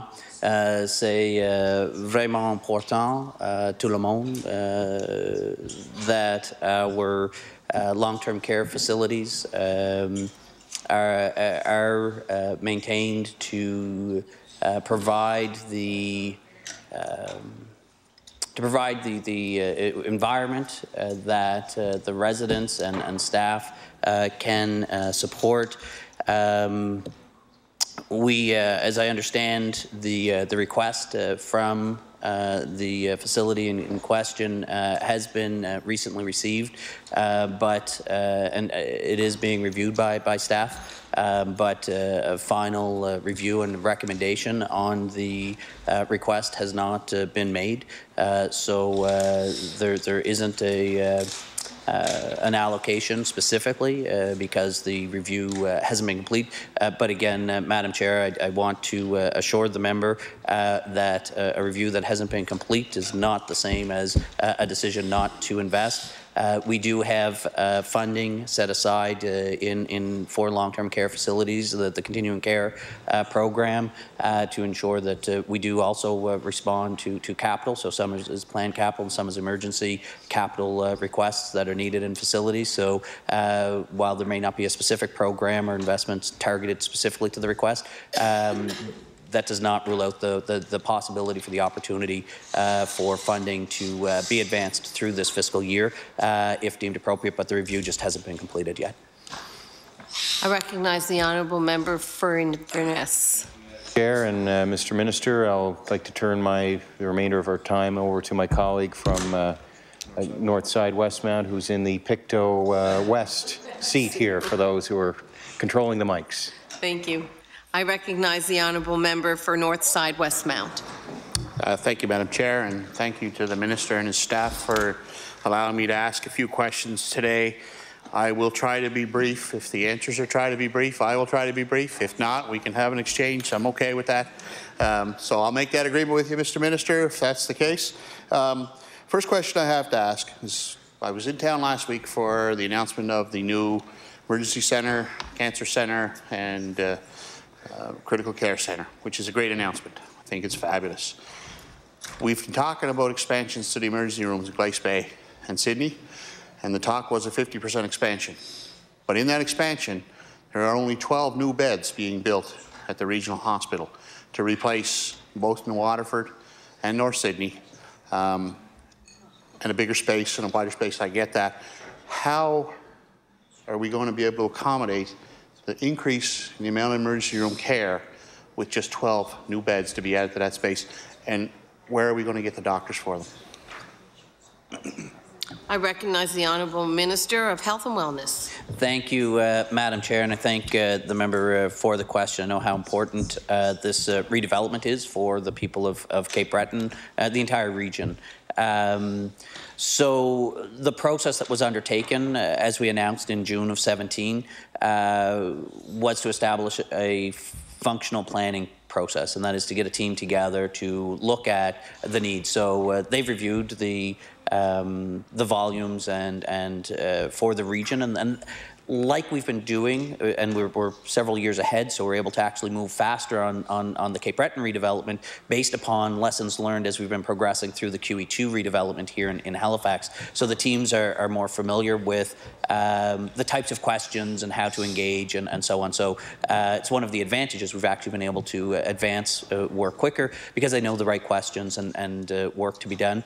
And what they've really done, and these were the really engaging with the front line and assessing based upon what is the data and the population telling them, the historical trends, and that's what's been used to influence. And then the team that's charged with it made the recommendation in terms of the size of the facilities work to government, and I believe they had from a functional perspective, the recommendations essentially the same, but a few different configurations or options, because the initial plan had been in June was we're going to expand inside of the facility, like just tack on and do renovations in the existing facility.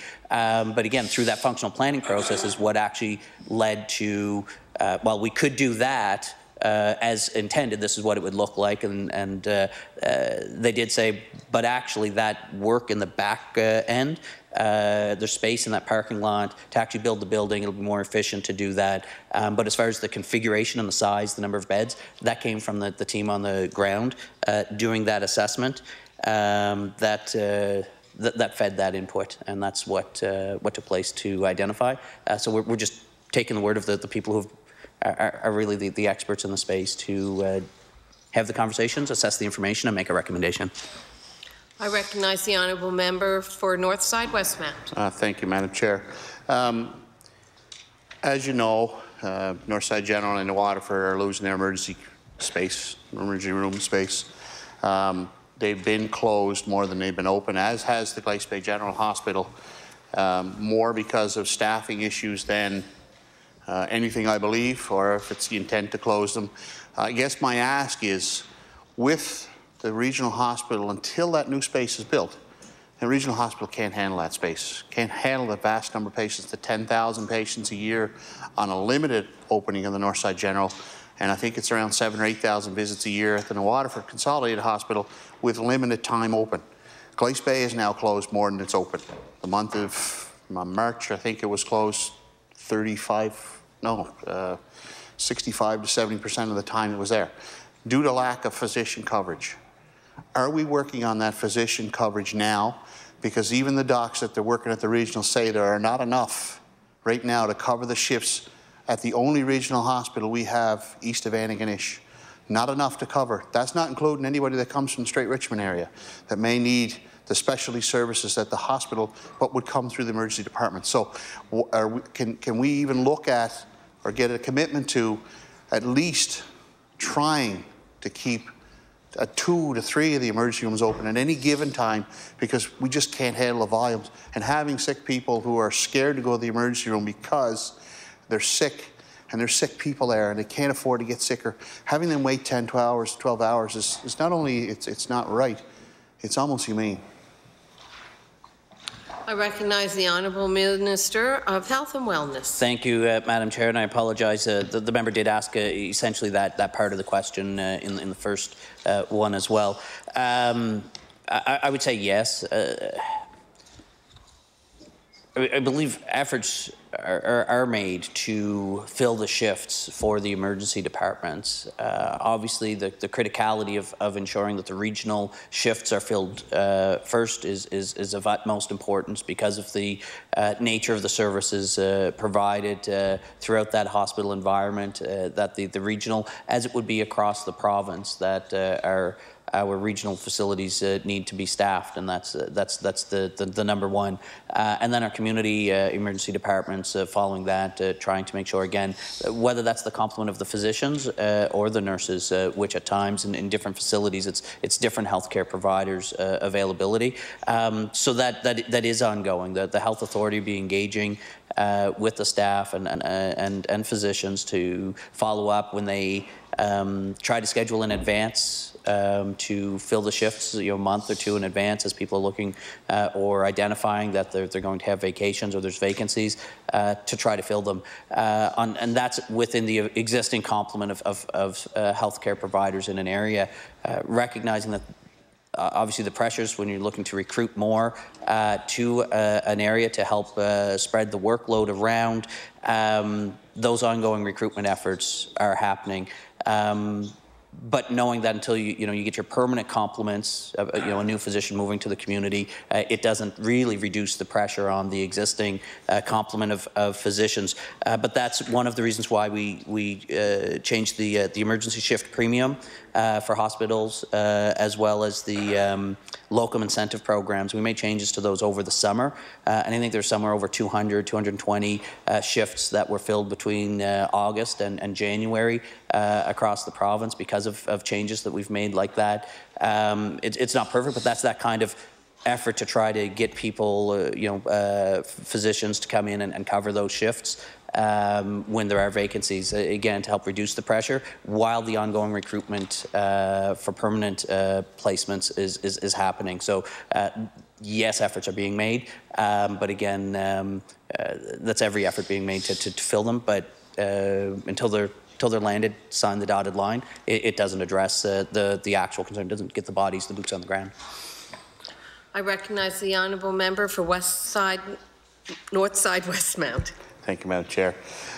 Thank you for that answer, but with all due respect, I've had emergency room physicians in my office that came from other countries, practiced, and I'll use one for example, practiced in Ireland for 25 years, trained somewhere else in the world, but came to Cape Breton, worked here for 2 years, was under supervision of one of the docs.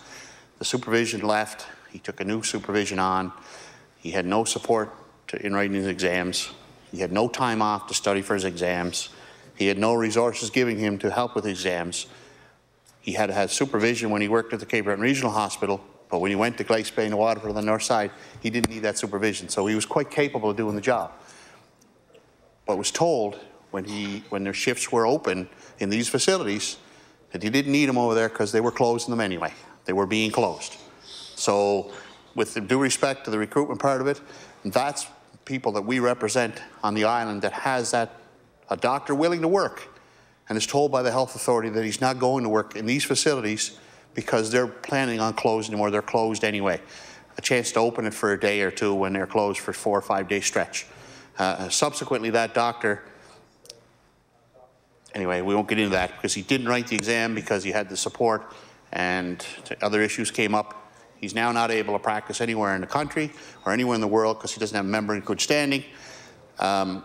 I think that's absurd that we bring people in from other countries of the world and don't give them the support they need because of where they practice in Nova Scotia. If they came to Halifax, they have the med school, they have the library, they get some time off to do that. So if we could change that, and that alone, that would make a big difference in what we do and how we do it. So that's the stuff, please look into that. So if we could just, yeah.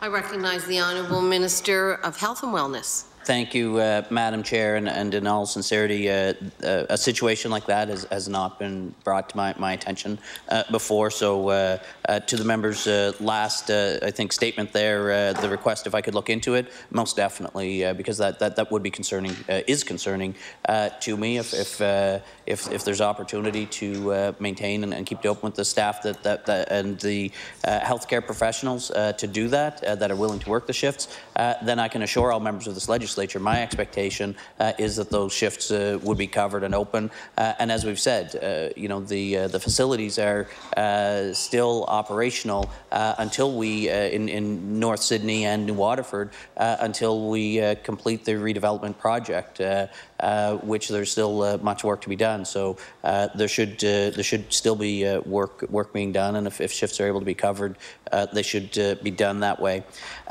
In terms of the, I guess, the context outside of the closure piece, but about the supports for, and what, Madam Chair, what the member was referring to is the international medical graduates. Just a little bit of context for how that, yeah, so, but in that context of the, for the physicians who are fully certified in jurisdictions that do not have or are not recognized by the College of Physicians and Surgeons, the regulatory body that would provide the license in the province. That's where the starting point of those frustrations comes from. And what happened was in 2017, I believe, is when a policy change within the licensing stream of the regulatory body, the College of Physicians and Surgeons for Nova Scotia, went into effect. So historically, for I don't know how many years or decades, the province and other provinces would be able to have internationally trained physicians come, and they would get a defined license, as I think the member's aware. But when that policy change came, that's when those other circumstances that the member flagged became challenging. It introduced a requirement then within a certain time period for those physicians to write the National Royal College certification exam, and that is where the members raised the question of, you know, the supports to write that exam. So number one, I just want to highlight that the changes and the requirement was not a government policy change, but rather a regulatory body change. One that certainly took me by surprise to be able to respond to that situation when people's need to write. We didn't, you know, I guess if government policy had been anticipating, or if it had been government policy, we might have been able to have programs and things in place. So I really do, I've heard it even locally in my own constituency, Madam Chair, some physicians out of our regional hospital, some great people who've been providing a lot of great support that we've lost for similar circumstances as the member highlighted. So unfortunately, we didn't have the programs and supports there, but efforts have been made to improve that process, Madam Chair. Just a couple of weeks ago, I did meet with Doctors Nova Scotia President and Executive Director. This was one of the items we talked about, because in fact there's a collaborative program initiative being done. I think they've identified a number of physicians that are in need of writing that Royal College, and they've been working with the Health Authority and the medical school to try to address just that gap of the supports that they need to complete their college license. Over on the government side, one of the things we've done and changed here in response to the college was the practice ready assessment, so that it's a new program that does ensure that we have people set up for success rather than being set up for failure. The unfortunate reality is there are people, too many, who have been caught in that transitional period, and that's the problem the member highlighted, and we've been working on that, but also working on the practice ready assessment, so we have a program that ensures that when these international trained physicians come to the province, they're set up for success, not for failure, and that is going to, it is open, the website is available now, and that was done in collaboration with the college, the med school, and the health authorities, and the department. I recognize the honourable member for North Side Westmount. Thank you, Madam Chair. I'm just going to switch gears a little bit to the redevelopment program in Cape Breton that's going to, one, build a new, I'll say collaborative facility for lack of better terms. I'm told everything that's in the existing hospital now, except for acute care beds and an emergency room, will exist in that afterwards. I'm hoping that's the case. But I do want to ask, and it's just a request, and I've mentioned it to some of the people on the redevelopment team. We have no real, what we call an acute care or an acute clinic, minor injury clinic, call it what you may. If we're going to build this facility, can we have at least something in there that would be like an acute care center, 4 or 5 beds? If we've got a bunch of doctors that are going to come in and work in this collaborative center, we'll say, I'm hearing the number 9, if right or wrong, but at any given time there should be 5 or 6 within that building. And if we could have an acute care collaborative type center where a mother, baby cuts her lip open, can go into this center, get stitches instead of having to go away to the regional. It could be manned by the doctors that are working in the clinic, because they're going to be, they could take an hour at a time. It would have a great flow of patients. It would relieve the pressures on the emergency rooms that we have for people who don't have a family doctor to go and get a prescription. It would be like a walk-in clinic, but it would be something that would be done in a new build. And if there's some way we could put maybe in a bed or 2 in there in case someone has to be just in a hospital bed for a couple of days to recuperate instead of taking up a bed at the regional.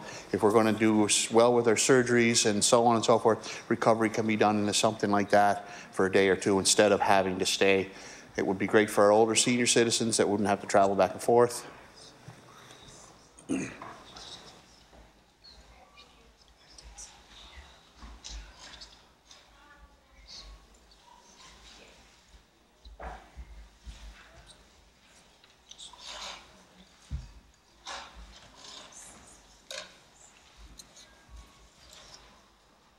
I recognize the Honourable Minister of Health and Wellness. Thank you, Madam Chair. And I guess first I want to thank the member for not just raising the request here on the floor, but that, Madam Chair, he'd indicated he'd already provided it to the team on the ground that has or is in the process of collecting that information and preparing the recommendations back to government on the development for the community health centres in New Waterford and North Sydney. And I believe that the members are probably predominantly talking about the North Sydney site.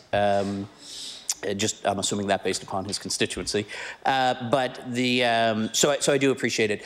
The work there in terms of these larger primary care facilities, it's true. When we made the recommendation, you'd still be able to do things in there, like with some X-rays and things. So you can do urgent response. So I believe there's aspects of that would be that I don't have a recommendation yet, but that's certainly where the early stages thoughts were.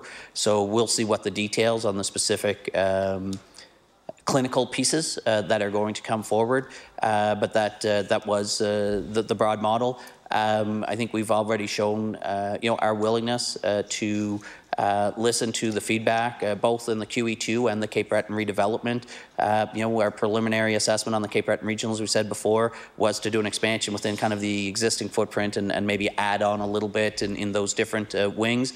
But as they assessed and they looked at the details and they determined what was going to be required, it actually made more sense. And so I think we have confidence in the team on the ground to assess the information, to truly assess the feedback coming in and make the right clinical recommendations and recommendations to clinical and technical recommendations to us. And I think we've shown our as a government, willingness to assess and make good decisions based upon those recommendations. So again, I'm not going to stand here on the floor and pre-assume what the final recommendation is going to be, but certainly that any input that's been provided, that's the goal. We ask for it in all sincerity, and we'll make decisions based on the information that comes forward, Madam Chair. I recognize the Honourable Member for Northside Westmount. Well, thank you, Madam Chair. Thank you, Minister, for that answer. I guess when you're looking for written suggestions, I will make sure that gets in that way. I know Dr. Orr has get on that team so he could have a voice in the medical side of it, because they were complaining they didn't have a voice in as doctors in Cape Breton and what was going on. So that's great, and I will have a chat with him as well. The new emergency room's great. Everything is good. We're getting some nursing home beds. At first it was only 50. I'm glad to see that in the budget it's gone up to 120. But that's still not going to handle the ones that are in hospital waiting now. Anyway, we'll get into that another time. The acute care beds that we're going to lose at the Northside General. I understand that they're probably going to go to the regional. Are we going to add any more acute care beds into the regional hospital in the space maybe that the emergency department was, the acute care area was, or X-ray was? Are we going to add some acute care beds there? Because the beds we're going to lose between the north side and the Waterford, we're going to need somewhere, because we don't have the beds to handle them now. And if we don't have them, it's going to impact on your surgeries. It's going to impact on your lengths of stay, and they will be filled again with people waiting for nursing home once people realize they're there. So are we going to add any more beds to that facility?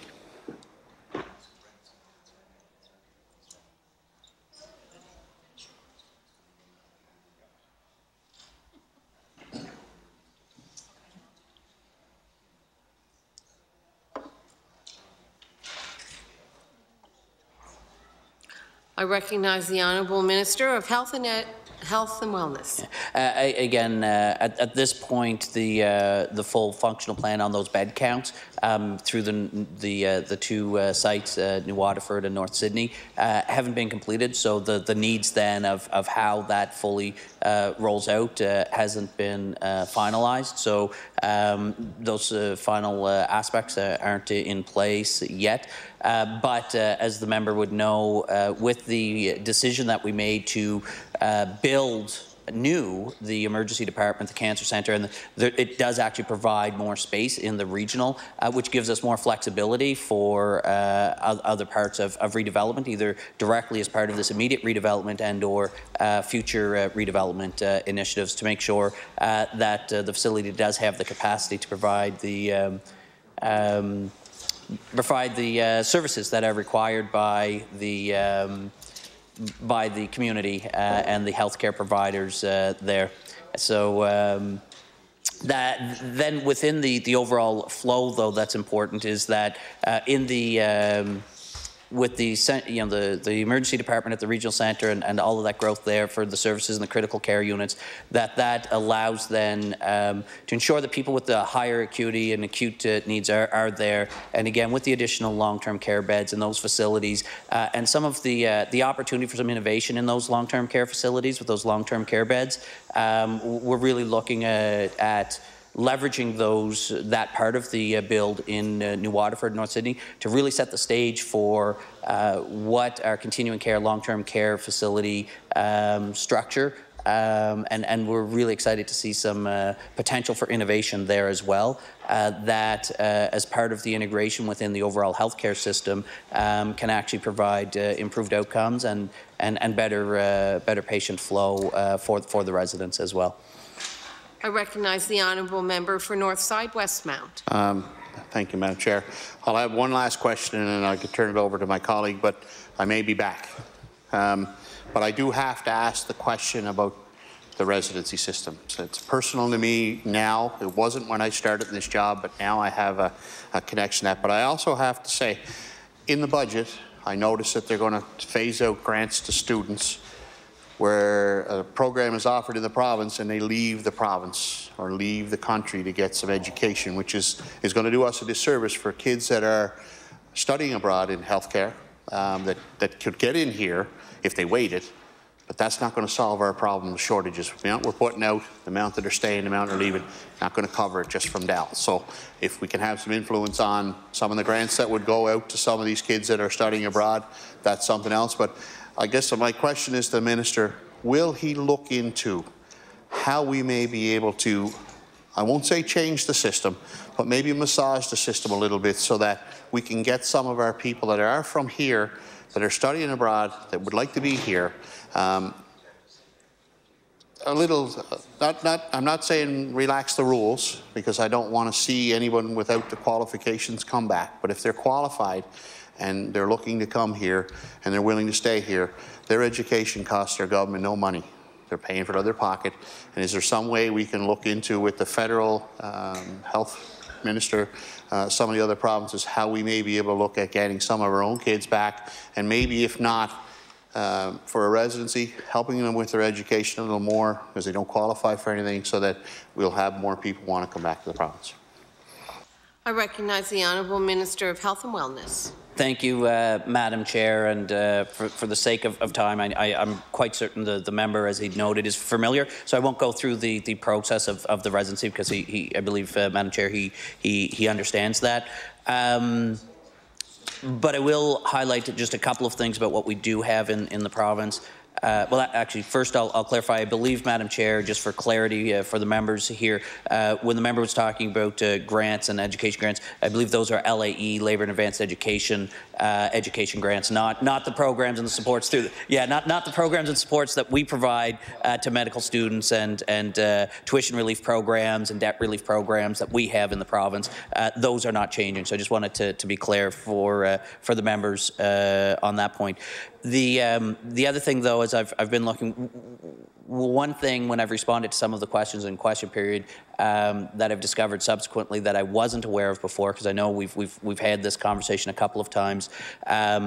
We actually do have some residency seats that are reserved for international medical graduates. I think it's 3 or 4 of the seats. I hadn't realized that they were reserved, and what they mean that they are reserved. And what that means is in the first round of the match, they are reserved, and I guess the cost, so to speak, to the international medical graduate who gets that one of those coveted seats is that they have a return of service. So that's kind of the trade-off there. The second round, though, an international medical grad is equivalent. There's no disadvantage to an international medical grad in the second round. So, and it's a really difficult policy place to be in, because on the one hand, we have our medical schools, and it's the medical schools that are quite involved and engaged with the CARMS matching program. They're working together to match the opportunity for this specific training. And it becomes particularly important with the specialties and the subspecialties because you can't necessarily have them trained for these very specialized items everywhere. So you sometimes have to have them only done in Toronto or in those larger centres. So we rely on that, and that's why being part of that national residency matching program is important and provides a value. So it's trying to strike that balance. I can assure the member, I've heard him, I've heard from other people, I've heard from some students who have gone through the programs.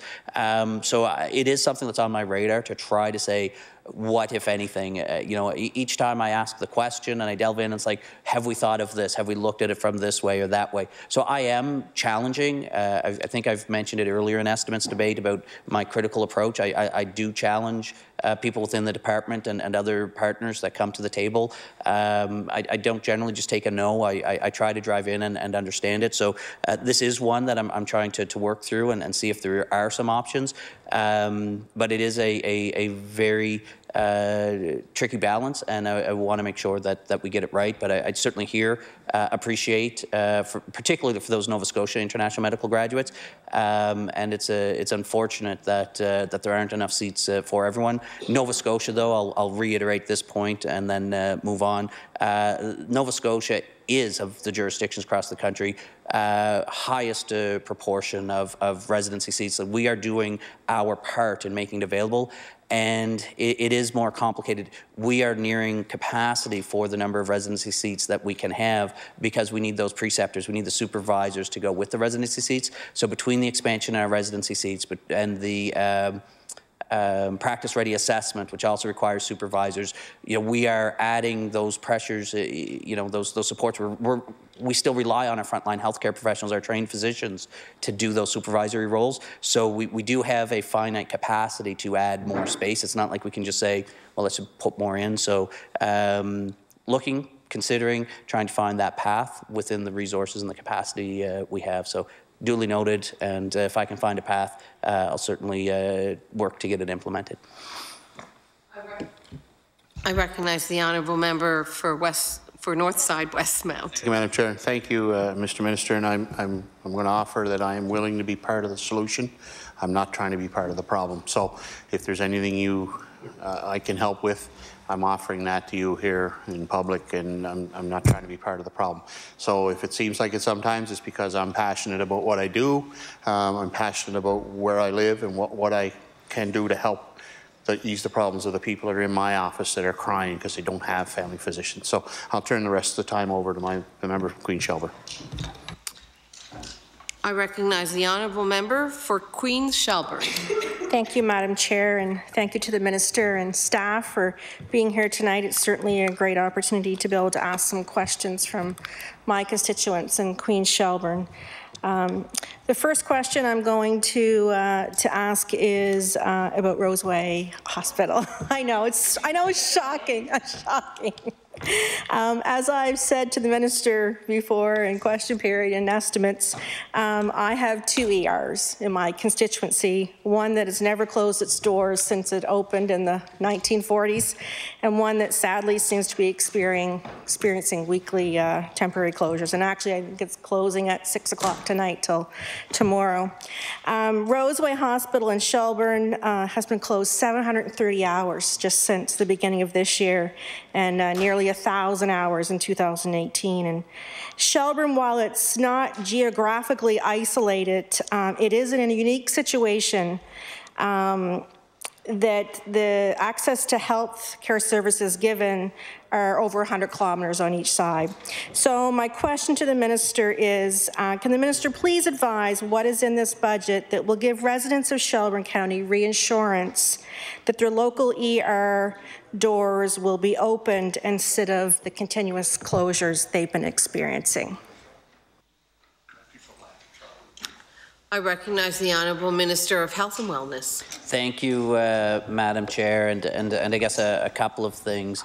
One, through the investments that we've made, perhaps in the past, but it's the operation side with the primary care centre that just opened up this year, provides the opportunity to in part of the hope, reduce some of the lower acuity emergency care needs that they can be seen and treated there and not have to go to an emergency department. So that's one piece of the path forward, and pleased to have been able to make those investments and get that centre up and running to support those healthcare workers, those physicians in the community. Other work that's ongoing, and it's really similar to not just Roseway, but other parts of the province. Finding temporary relief, so that's kind of that short-term piece, were changes to our local incentives and emergency shift programs. So they're targeted to try to fill those hard-to-fill shifts when the local physician population isn't able to cover those shifts. We know in the province, we've seen since we made those changes in I think about August or so of so late summer, early fall of 2018. So by about January, I think there were over 220 shifts that were covered. Different parts of the province, not just at Roseway, but these are some of those things that we are initiating. And so what I hope that shows to the member, and she can share with her constituents, is we're listening and we're implementing things. So rather than waiting until today to announce changes to the local incentive program and the emergency shift premium, we made that change partway through the year last year.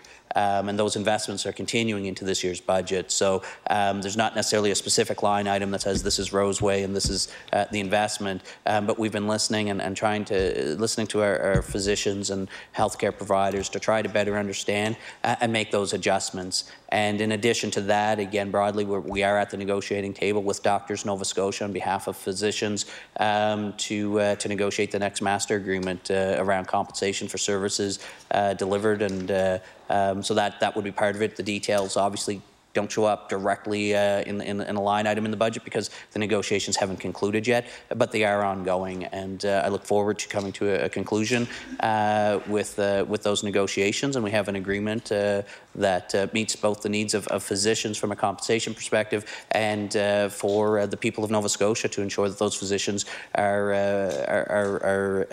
available to provide the care that they need in the primary care, emergency and acute care settings. I recognize the honourable member for Queen Shelburne. I thank the minister for that response and certainly agree with him. The collaborative care centre that is there is a beautiful building and very much welcomed in the community, and it's very important that investment is made into the locum programs. I know we have a wonderful husband-wife that fills locums at Shelburne, and you know they need vacation too. So, but they're doing a great job. But it's very important to continue those investments.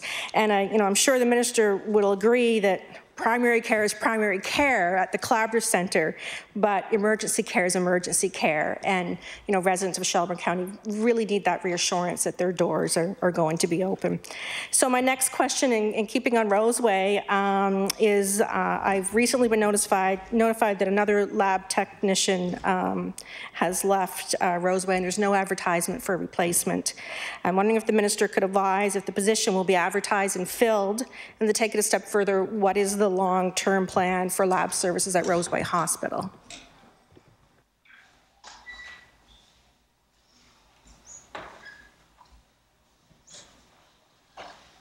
I recognize the Honourable Minister of Health and Wellness.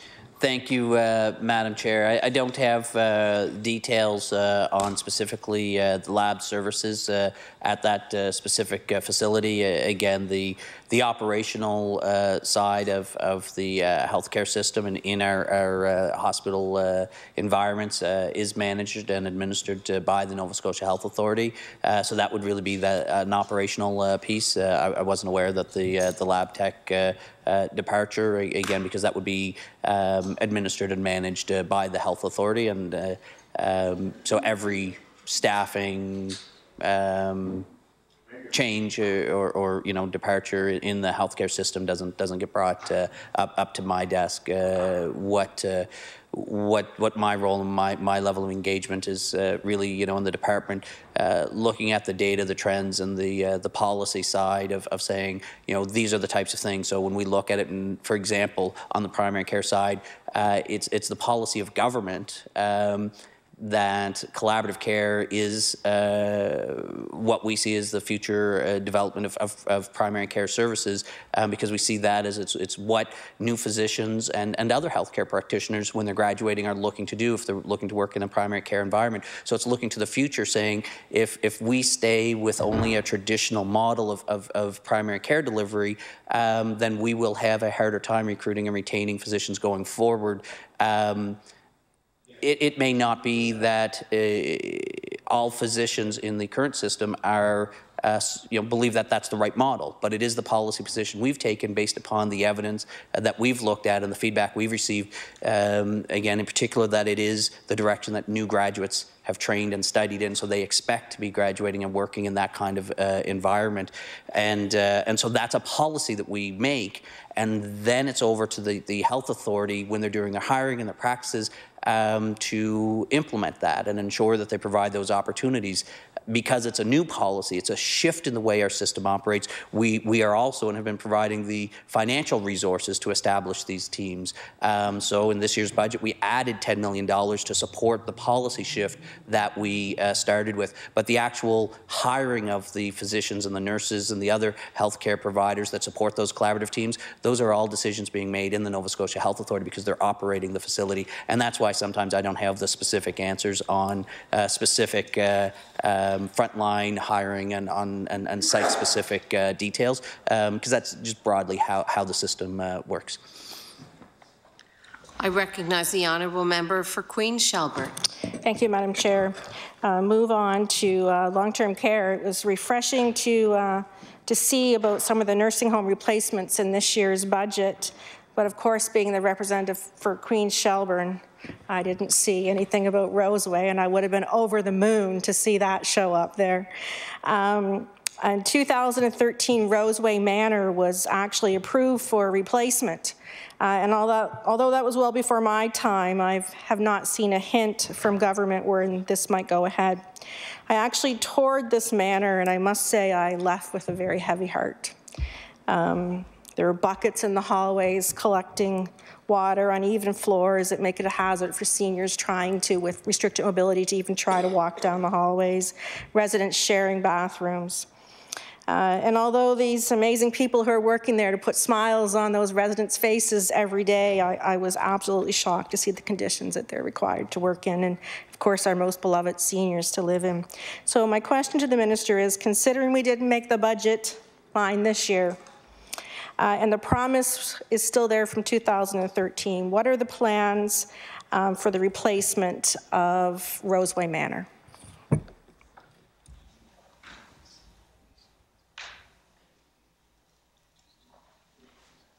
I recognize the Honourable Minister of Health and Wellness.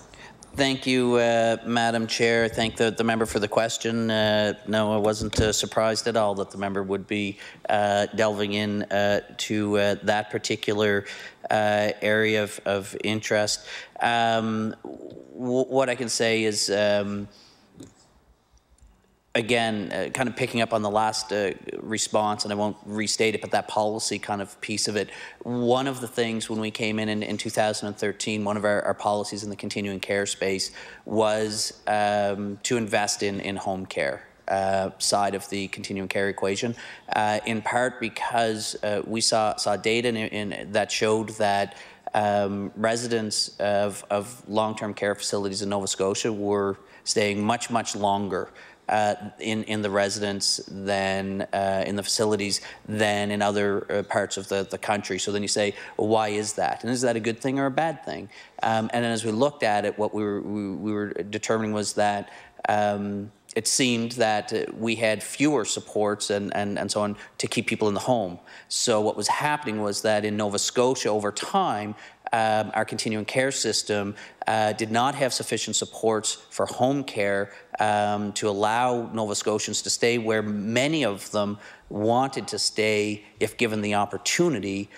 And in the absence of those supports, they then had no choice but to go to a long-term care facility, which only increased the pressure and demand on our long-term care facilities. So we came in and said, okay, we have this opportunity to have a more efficient system to make use of our long-term care beds, while at the same time supporting people to stay where they want to be safely in their home by providing those investments in our home care system as that part of it. So when you do that, you don't really know, Madam Chair, at the front end as you make those investments to address the wait list for home care and provide those additional supports and investments. And we made tens of millions of dollars of investments in our first term. And those investments were not one time. Those are the ongoing increased capacity in our home care side of the continuing care.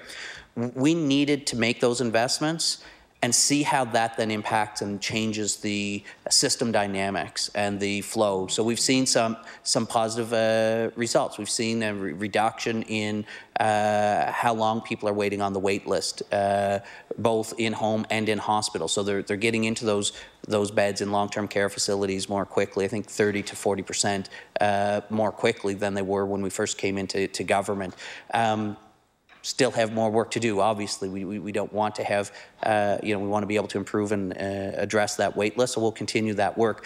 And so we did those investments. We've kind of seen the stabilization in that space, and we're seeing how that has played out in our long-term care facilities across the province. So now we're at that point, we're saying, okay, now we have kind of the new flow within our system. Now we can understand what those demands are on our long-term care facilities, and we're starting to see, our commitment there to the Cape Breton redevelopment and looking at that facility or that region. Now, in part because we were looking at that region for the overall health system, that it just made sense to include those long-term care facilities and beds as part of that overall health system plan for that region, and that's how Cape Breton's the decisions around Cape Breton's expansion took place, and then the Mahone Bay and the Villa Acadienne work on replacement. So we are at that point now that we're working on this to move forward, and so we'll look forward to seeing the continued analysis and recommendations of facilities.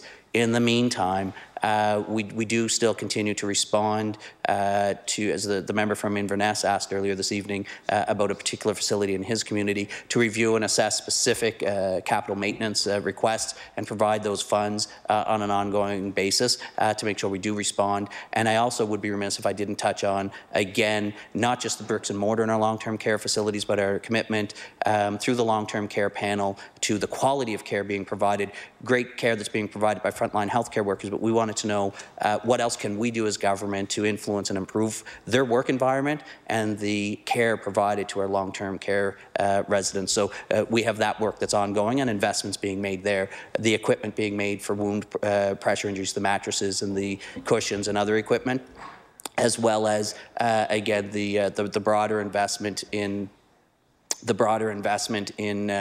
other initiatives that will support the staffing and other pieces of the recommendations on the short term. Again, the investments in this year's budget to support the long-term care panel expert review is only for those short-term early stage. There'll be continued investments as we continue to address the medium and long-term recommendations out of that panel's report. I recognize the honourable member for Queen Shelburne. Thank you, Madam Chair, and I thank the Minister for that response. And as he well knows, I was a senior safety coordinator prior to becoming the member for Queen Shelburne, and so I was in seniors' homes in Queens County on a daily basis. And it's great that many seniors have the opportunity to stay at home and age in place. It's it's wonderful if they can do that, but I do believe that when it's time for seniors to go to a long-term care facility, we need to make sure that it is a comfortable place for them to age in their last years. So I look forward to seeing Shelburne maybe in the same type of concept you're talking about for next year.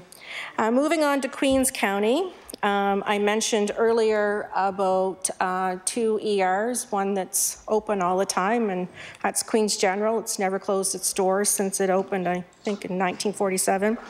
But Queens General Hospital is really feeling the pressure in its ER right now with the continuous closures in Shelburne. What used to be wait times of 3 to 4 hours are now 9 to 12. And our docs and nurses are run off their feet and really feeling excessive fatigue. I know the docs and nurses at Queens General Hospital work amongst themselves to make sure they're keeping those doors open, but what's happening to them is not fair. One doc on a shift is seeing up to 60 patients a night right now at Queens General, and those are people coming from Shelburne, Lockport, even Lunenburg County, actually. So my question to the Minister is, what is the number of doctorless patients being seen at ER in Queens General, and where in the budget can we find some help for these docs and nurses at Queens General so we are not put in the position of temporary closures happening at Queens General Hospital?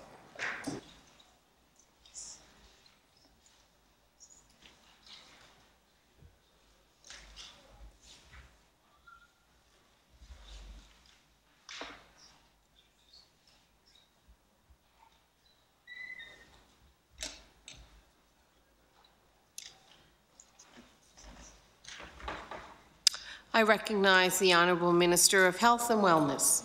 Thank you, Madam Chair. I don't have, we're looking, but I don't think we have, certainly not right at our fingertips, data on the number of ED visits by patients that are unattached to a primary care practice. I believe there was recently a FOIPOP on that, and there's been some public information. I'm not sure if the Queen's site was reflected in that FOIPOP data or not, but we'll take a look if the data is readily available and try to get that to the member.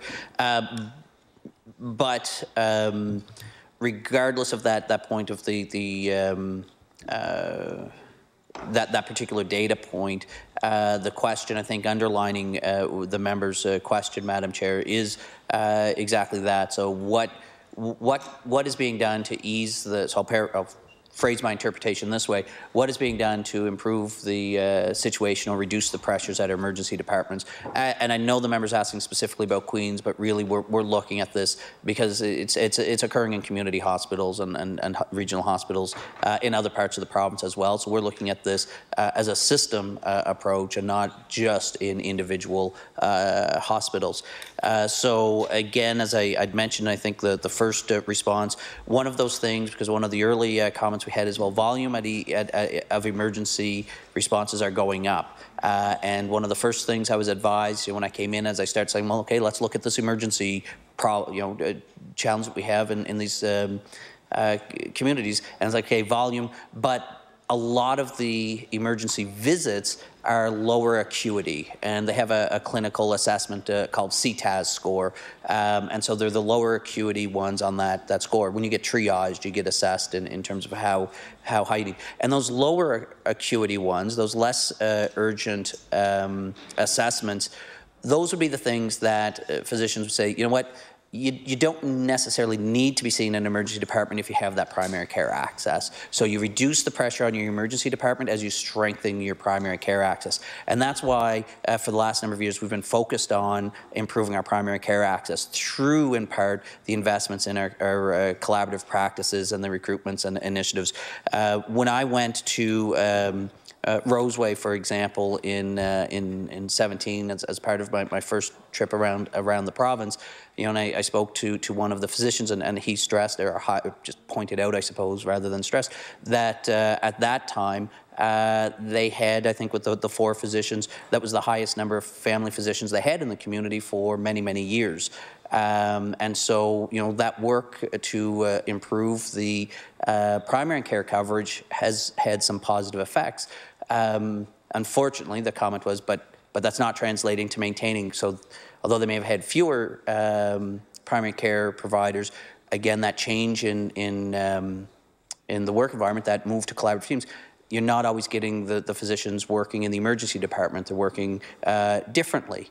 And so it just introduces that challenge to have those same physicians that in the past in some of our rural communities would work their shift at the office, a shift with the emergency department, do their rounds on the regular day, and then they would do their shifts in the emergency departments as well. And that's not the way that you're seeing new graduates and newer physicians in our healthcare system working. So we're continuing to work to identify the approach to ensure that we respond to that change in the industry. It's a pressure point that's changed and is not unique to Nova Scotia. It's happening right across the country. And again, we really do believe these investments and support to stabilize in the primary care side. We've seen some improvements with the investments. We've sort of seen that plateau in the people signing up for NEDA family practice lists. So we're seeing that that's starting to happen now, and we look forward to continuing that. We think that with the negotiations, some of the things being discussed at the table, again, working with the Doctors Nova Scotia to hopefully ensure that the compensation program is the appropriate one to again help with the retention and the recruitment of physicians. But as I said to one of the other questions, we didn't wait until the contract was done, the master agreement. Last year, we made some investments and changes to the way we compensate to help address those things and get more people attached. Changes to the rate, we increased the office rate for fee-for-service and alternative payment plans for those providing comprehensive primary care.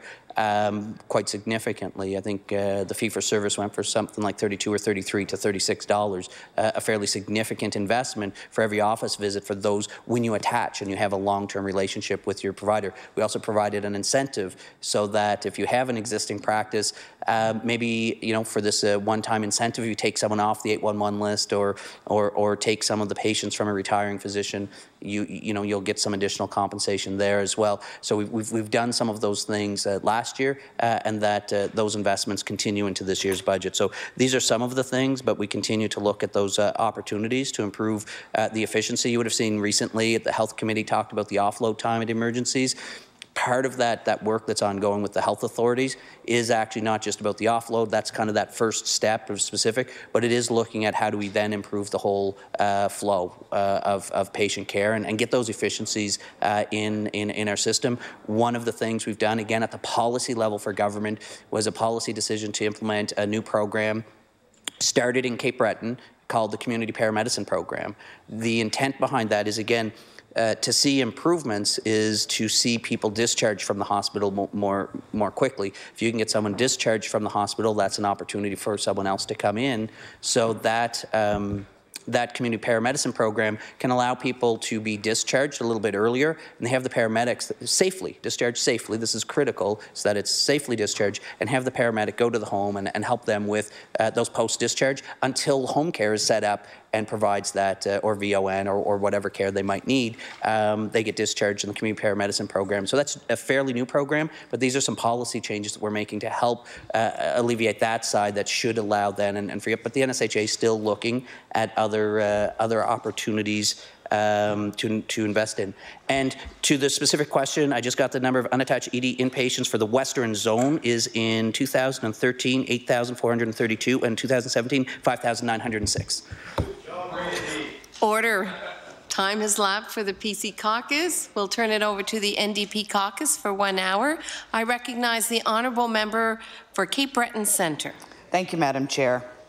Madam Chair, I'd like to continue on with mental health. The World Health Organization suggests a target of 10% increase to the mental health budget. 6 years have passed since the Mental Health Strategy for Canada recommended that mental health spending increased to 9% of overall health spending. The Canadian Mental Health Association says Canada's healthcare system is unbalanced with lower treatment rates for mental health conditions, premature mortality of people with mental health problems, and underfunding of mental health care relative to the scale and impact of mental health problems. If the Nova Scotia government, Madam Chair, just wanted to achieve the average national level of funding for mental health, it would have to add almost $40 million in new mental health spending. If it were more ambitious and decided to chase the 9% target recommended in the National Mental Health Strategy, Nova Scotia would need to find another $115 million to add to the already $287 million it will spend on mental health and addictions this year. 2 questions, Madam Chair. Has the minister read these recommendations? And if so, does the minister agree that we need to be making more investments in mental health? I recognize the Honourable Minister of Health and Wellness. Thank you, Madam Chair. And while the breakdown of specifically mental health and addictions and investments in the Department of Health and Wellness as a percentage of the Department of Health and Wellness budget may not reach that threshold. What's missing out of the calculation is the investments in other parts of government and in our society through initiatives like in the education system, community services and other departments that also support mental health services and supports for Nova Scotians. So not all investments to support the mental wellness of Nova Scotians take place through our healthcare system. But notwithstanding that, to the specific question that the member said about increasing investments in mental health, that's exactly what we've been doing, Madam Chair, is continuing to increase our investments in mental health services and programs in Nova Scotia because we believe this is a priority area for government. You know, we know that we have more work to do. We knew we had more work to do last year, so we've made more investments this year, and we're going to continue to work to tackle and make improvements as a province in responding to the mental health care needs for all Nova Scotians. And that's an important priority for this government and for me personally. I recognize the Honourable Member for Cape Breton Centre. Thank you, Madam Chair. Recently, the NSHA wrote that collaboration is underway across central, northern and eastern zones to establish a model of psychiatric service delivery using technology to address the current psychiatric vacancies in the northern and eastern zones. And as mentioned earlier, significant shortages in the Cape Breton area with, I believe, 16 psychiatrists, 11 vacancies. Better than what I thought. So can the minister provide some detail about how much money is being spent on this new service delivery model with psychiatrists and whether or not that work is being contracted out to a private firm?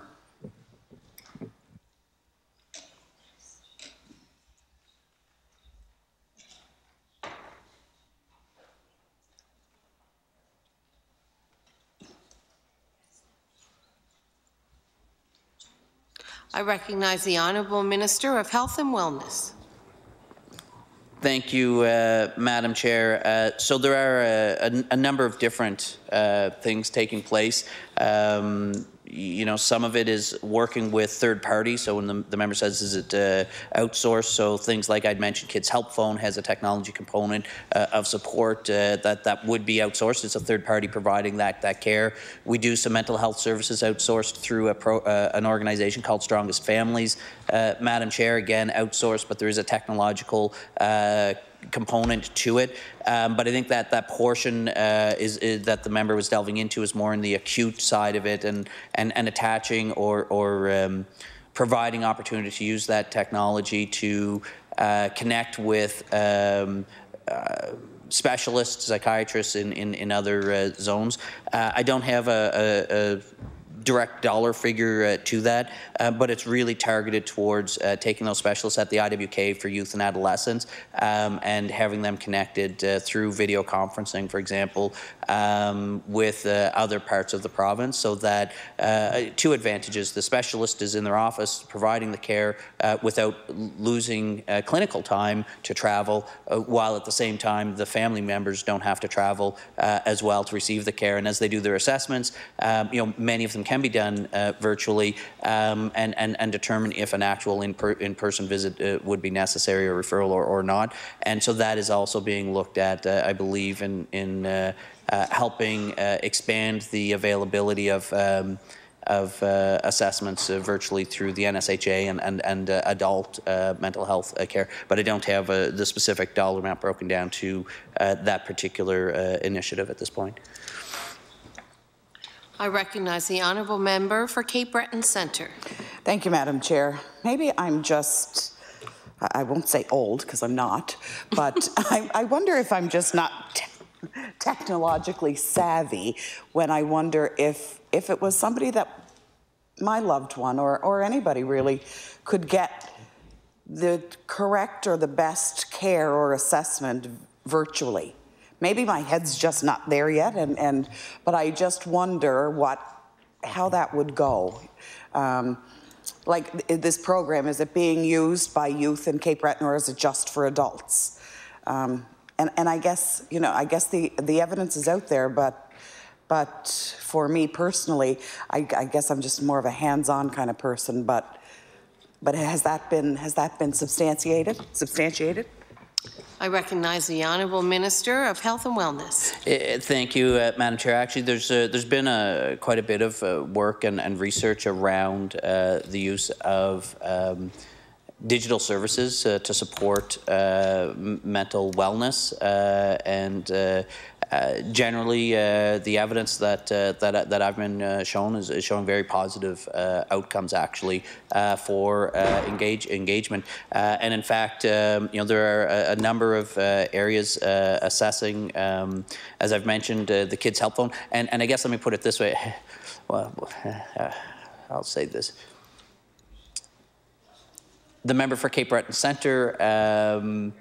I'm being very careful, Madam Chair, may not have made use of these services herself growing up. However, as I've mentioned, I believe earlier this evening, Madam Chair, the data from, for example, you know, a long-established organization providing virtual telephone care. Certainly when I was growing up, the Kids Help Phone, and you see the public service announcements on TV ads and different flyers and ads. So certainly as a child, although I've been privileged enough not to have ever called in. I've never used this, didn't use this service myself. I was certainly aware of it. I knew the service was there if I needed it, and I believe I understood why it was there, such that, and I would hope that had I needed it, I would have been aware enough and recalled to make that outreach.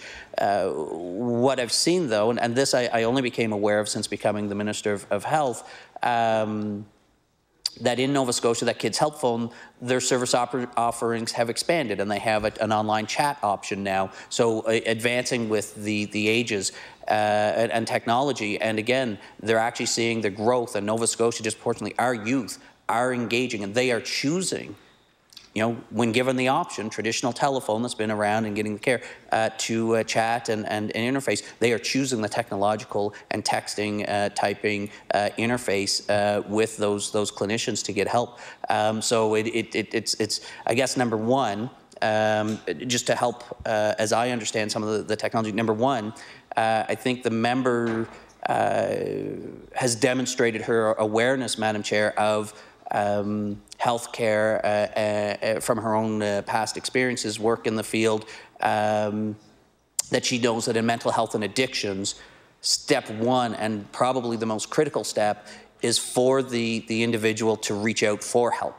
And that is a critical step on the path of wellness, whether it's for mental health or addictions. So, you know, if our youth or if our citizens are responding to the technology as the first entry point to engage in our health system, it's important to have those options there because they are responding. Even if it's not the model for all of the care, it is a model to get them into the system, to show that there is a system and they can address.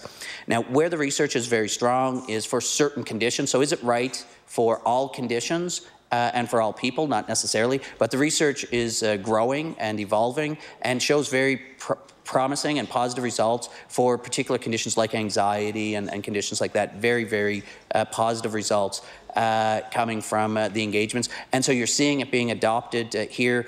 We know that Labour and Advanced Education is working with our universities and has rolled out and rolling out a program there for wellness. And those technologies to do that, again, do have outcomes and are being received. And I guess just to put it in context, in a way, I guess, to look at it from another perspective, Madam Chair, when one asks whether technology can have a positive impact on one's mental wellness, sometimes what I ask people is cyberbullying that takes place using technology. I believe most of us here we've had conversations about this, and we've seen tragic results that have negatively impacted one's mental wellness through the use of technology. So if technology can have a negative impact on one's mental wellness, it would seem reasonable that the evidence that shows that technology can also have a positive impact on one's mental wellness is equally possible. And so I use that as an illustration for the member to say, yes, the research is showing positive results through the technology. Again, particularly in particular types of mental health conditions. And so it's important to continue to pursue these advances in technology and clinical treatment options. I recognize the honourable member for Cape Breton Centre. Thank you, Madam Chair. So I'm curious if this new technology that's being used by youth in Cape Breton and are being sent to Halifax, will adults use that as well, or is it for one or the other, or for everybody?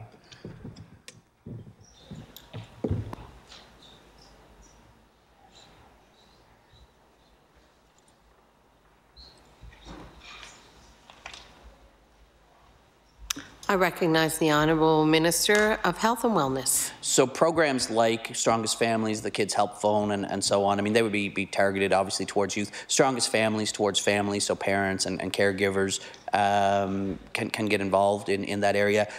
We announced in our budget some investment to expand some services to work on a pilot with Strongest Families, pilot to target it towards caregivers so that it provides a program for caregivers. As we know, the stress of caring for a loved one in their home can be stressful at times, especially for those Nova Scotians. as they call it, the sandwich generation, where you still have a young family, but you're caring for an aging parent as well. So your time is being pulled in both directions, getting your children to their sports or recreational activities and school and homework, while at the same time helping your parents stay in their home and care for them. So we do know there's lots of data on the pressures and the stressors for caregivers. So Strongest Families is there for people. And again, it's not just for Cape Bretons. This is a program we're piloting for caregivers in Nova Scotia through Strongest Families. The video conferencing piece, though, that is more in the hospital environment. So this is one for really in the clinical hospital side. I believe the IWK and NSHA both have some video conferencing capacity to make some connections. I don't have data, though, on exactly how much of that is taking place, specifically in Cape Breton or across the province. But it is a move and efforts being made to develop the relationships, and clinicians have to connect and work together to have those sessions take place. Between the jurisdictions through the video conferencing technology. But again, it's the move towards finding those opportunities to connect more people and leverage those special expertise we have in the city to parts of the province outside of the city in need. I recognize the honourable member for Cape Breton Centre. Thank you, Madam Chair. So, should people believe or suspect that this is a move to get away from recruiting psychiatrists, that everything can be done virtually or on the phone or texting or those other means? But is there truth to that, or are we still recruiting while we're using these other methods? I recognize the Honourable Minister of Health and Wellness. Madam Chair, we continue to recruit. I believe the vacancy of psychiatrists in Cape Breton stands at 11. Although the technological programs like the Kids Help Phone, the Strongest Families, and things like that, those investments are taking place regardless. Those are the things because we want to provide as many options where youth are comfortable, so that they reach out. And these would be the lower acuity, often the lower acuity. And maybe a youth would reach out in crisis, but at least the professionals on the other end of like the Kids Help Phone would know then how to connect and direct that youth to the appropriate resource that they might not otherwise be aware of. So they're very important to be there, and they work as part of the continuum or the suite of programs and have been around for a long time. I think where the member would be flagging the concern is in terms of that consults and video conferencing. A psychiatrist through video conferencing in Halifax, is that being done to replace? And it's not. Now, is it being done? It's actually being done to support those psychiatrists who are working short in Cape Breton right now. I believe, like I said, I think for the eastern zone, the vacancy rate is 11. I think it's 8 in the northern zone. I've read the numbers off earlier on a previous day in estimates. So recruitment is still ongoing for those sites. And in fact, we've part of our commitment to 15 specialty residency seats. At least 3 of them are dedicated to psychiatrists. There's a youth, an adult, and a geriatric psychiatrist position, so 3 different psychiatry positions to serve each of the age groups. I know there's at least 3. What I'm not remembering, Madam Chair, is if there was in those recruitments. If it included multiple in any of those categories, because we do know that there's a need. But part of that need is driven by the workforce availability across the country. So the need exists across the country. And I do believe personally that part of that is driven by the success that we have had as a society in reducing the stigma around mental health, and it's a positive and negative things simultaneously. We needed to, and we need to do more, and we need to continue to address the stigma so that people are comfortable coming forward and asking for help, not being judged for asking for help, not being told if someone has depression, telling them, oh, don't be so lazy, just get up and get going. And unless you've suffered from depression, not truly being able to appreciate or understand, they want to get up, they want to engage with their family, they want to go to work, they can't. And they don't know why they can't. And so, you know, unless you've suffered through it yourself, or you've seen a loved one do it, suffer through it, I don't think you can truly appreciate what it means. And that traditional, you know, pick you up from your bootstraps kind of post-war mindset, it's not in the best interest of achieving a mentally well, you know, a mentally healthy population. So as we've, you know, seen improvements, again, it's not fully resolved in reducing the stigma. We're seeing more people reaching out, but the system wasn't prepared for that, is what I think is a contributing factor. So we need to ramp up those training opportunities, and that's why Nova Scotia has responded by adding additional residency training seats to positively contribute to the supply of psychiatrists for our population. So it does take time, though. So we're responding to the needs, and we're taking multiple approaches to doing that. The honourable member for Cape Breton Centre. Thank you, Mr. Chair. And sadly, well, not sadly that I would agree with the minister, but sadly, sadly, I do understand. And it's true. It's nice to see that people are more willing to admit that. I always say that it's like being a diabetic. If you're diabetic, you need insulin. If you have a mental health issue, it's the same thing. It's just now being accepted, though, in order to be able to say that out loud without being ridiculed. You know, like you said, suck it up and get on your way. So following along that line, I wonder if the minister could tell me how much is being spent on e-mental health programs this year.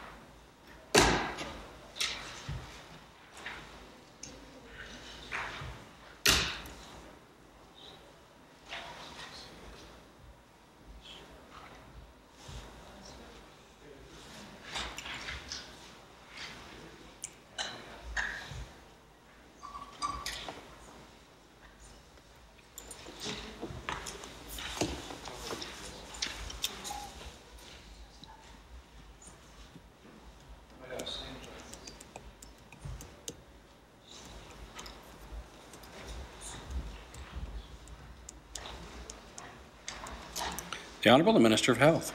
Thank you, Mr. Chair. We don't have a line item that specifically, because the nature of the programs and investments are kind of scattered in different pockets throughout the program. Just some examples. There's an investment of about $1.5 million to provide the use of some technology in IWK, youth mental health treatment network supports, and some clinician supports to provide in mental health and addiction capacity. That Strongest Families pilot that I mentioned, there's a $300,000 investment there. So it's, again, I don't have a specific line item that says, explicitly e-mental health services, because we have them in different programs and different buckets allocated throughout the budget. But those are just a couple of examples. And really these become kind of part of operational costs. So like video conferencing isn't its own kind of program. It's just, some technology that exists. And our hospitals already had video conferencing technology. It's really about the scheduling and getting people connected and comfortable in using and leveraging that technology to make those consults together. So it's not really a need for new investment. It's a need for a new way of working together across the province. Again, one of those advantages of having a single health authority that, really whether you're working out of Cape Breton or you're working out of Yarmouth or Halifax, Mr. Chair, you're all part of the same health system, serving the people of Nova Scotia. And we want to have our skilled healthcare workers working to their scope of practice, providing care to Nova Scotians that need it, wherever the Nova Scotian is located, or the clinician. So if there's an opportunity to do that remotely and fill a need and help support those who are on the ground, we want to take advantage of it. But again, I just don't have a specific line item, but it is a shifting model, and we are leveraging and looking for those opportunities to expand when it makes sense to do so. Honourable Member for Cape Breton Centre. Thank you, Mr. Chair.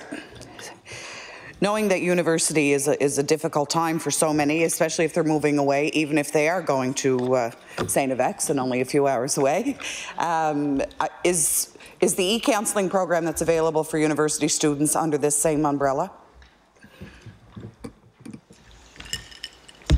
The Honourable Minister of Health.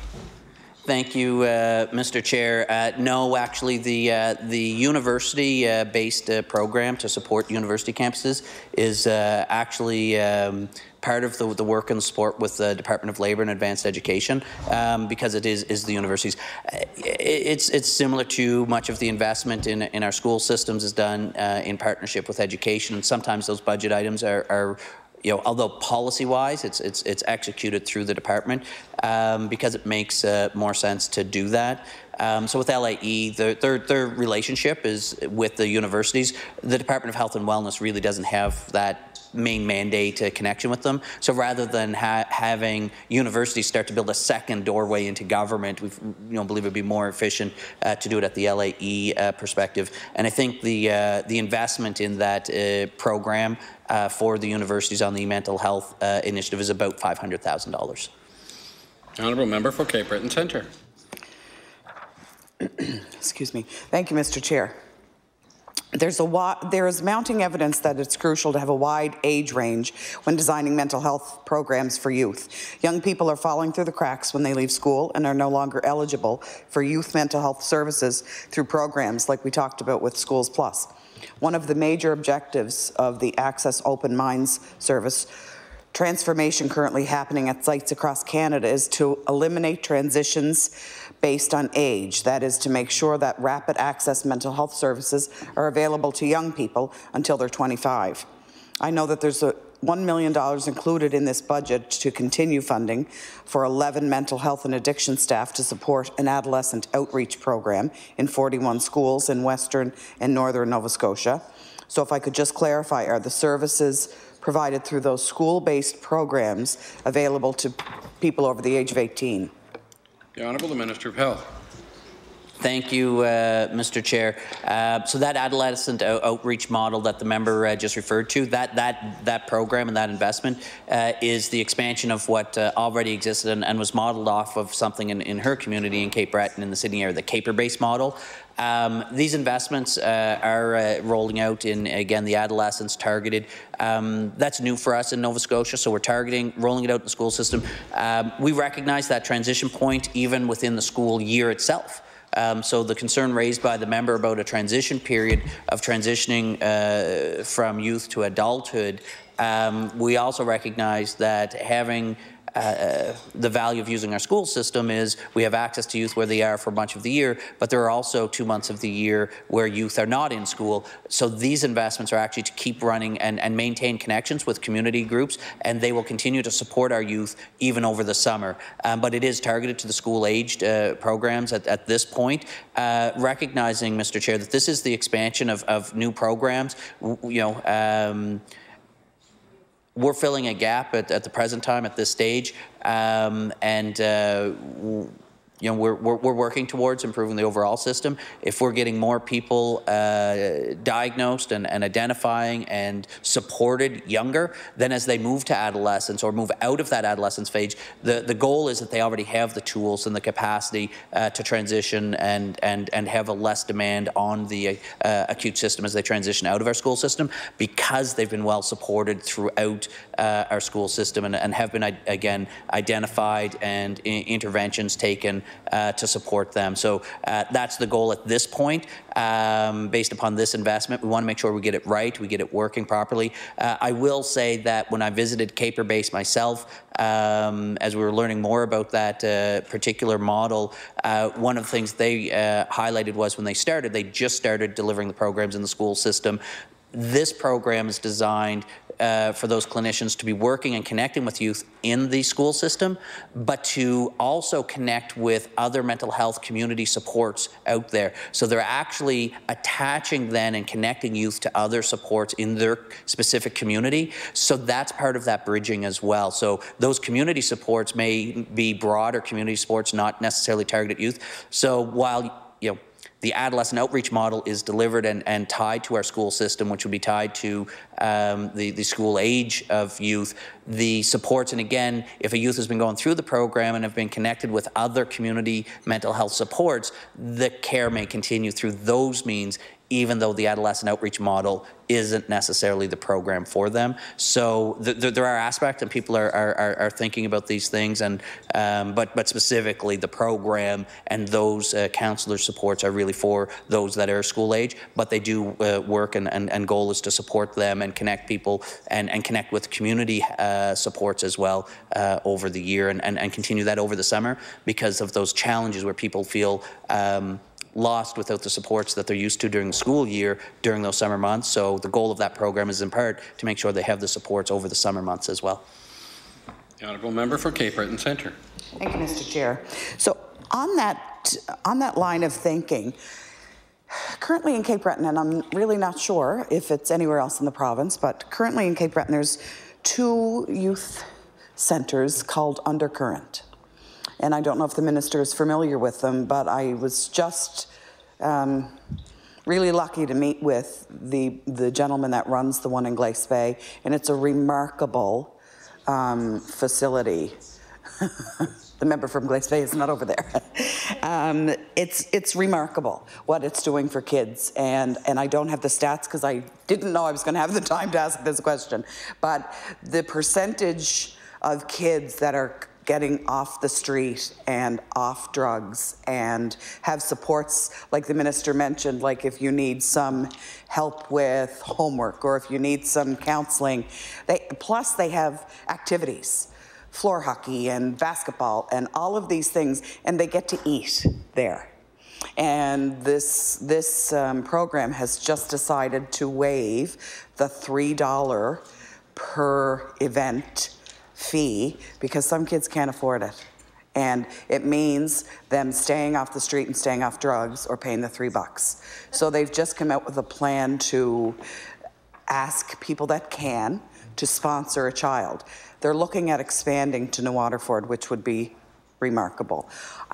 I don't know the answer to this, but why doesn't the government help this? You know, this to me would be a way to help to ensure that kids have healthy lives. Is there something that we can do to support them, even getting them off the ground? The Honourable Minister of Health. Thank you, Mr. Chair. The name isn't ringing a bell of that specific program. I think what that goes to show, Mr. Chair, is that there are what I think we do already know as members, many amazing people stepping up to the plate to serve in many different capacities in their communities, developing innovative programs to support each other within their community. And I think that is a hallmark of Nova Scotia and our communities. And I think this is an example, just like Caper Base was a program I hadn't heard about before. Now, the description of some of the services that the member from Cape Breton Centre just described about this undercurrents program offering in Glace Bay is actually quite similar to what Caper Base, because Caper Base started with the school-based connection and programs. They did expand in the Sydney area to have a physical location outside of a school for a drop-in centre, so able to run some other programs. I believe they had some clothing there, help with resume writing. They have a wellness room with some yoga and meditation opportunities with youth and different things like that. And when I talked to the group from Caper Base, one of the things they explained was one of the reasons they went and moved to that model or expanded to include that model was, again, per the member's last question, is the gap. So if a youth dropped out of school, well, they wouldn't be accessing the Caper-based programs that are only offered in the school. So they built this as a spot to catch those youth that would be even, potentially even higher risk within their community. And again, they have some snacks and food in the kitchen and stuff that you can do on a drop-in basis. So it's really a drop-in type of centre to support the youth and build community for some youth who may not have other options. But not familiar with specifically with this one, but I'm sure my colleague, the member from Glace Bay, will fill me in and see what the details are. So nothing specific here, but again, recognizing that type of adolescent outreach programs in principle is what we're investing in. We do see value in it. That's what those expansions in the school systems are. But this is the start, not the end of what we're doing to improve supports and availability of program delivery to support the mental wellness of our youth and adolescents in the province. So it's great to know, and I'm sure the next time I get an opportunity to get up to Glace Bay, my colleague, the member for Glace Bay, I'm sure would be happy to make sure that we get connected and get over to visit the undercurrents group. The honourable member for Cape Breton Centre. Thank you, Mr. Chair. And it's a huge investment in our future, and being proactive as opposed to being reactive and trying to deal with the problems that so many youth in this province experience, right? And when I was there 2 weeks ago, they were having pizza in the kitchen, and there was a skateboard. They were teaching little kids how to skateboard, and those that come back, those that were there as clients or as participants as youth are now back volunteering as not counselors, but as supporters, supervising or whatever. And in fact, there was even a early 30-year-old person that had some difficulty and just wanted to give back. So they find that not just those that need it, those that just want to help out. And the gentleman that I met with was phenomenal, like I said, but he said, they've been successful getting government grants for lighting or furniture or those types of things, but it's the startup, it's the building that's significant. So I think anything, I think this should be right across the province, quite frankly, but any support that we could find to put these in communities would be phenomenal. Like I said, especially with what's going on with youth today. So anyway, Neils Harbor, when we talked about Neils Harbor, I just want to confirm, and I know my member next door talked about the lab tech position, but I believe the minister said that position was being posted and recruited for now. I just want to confirm that. The Honourable Minister of Health.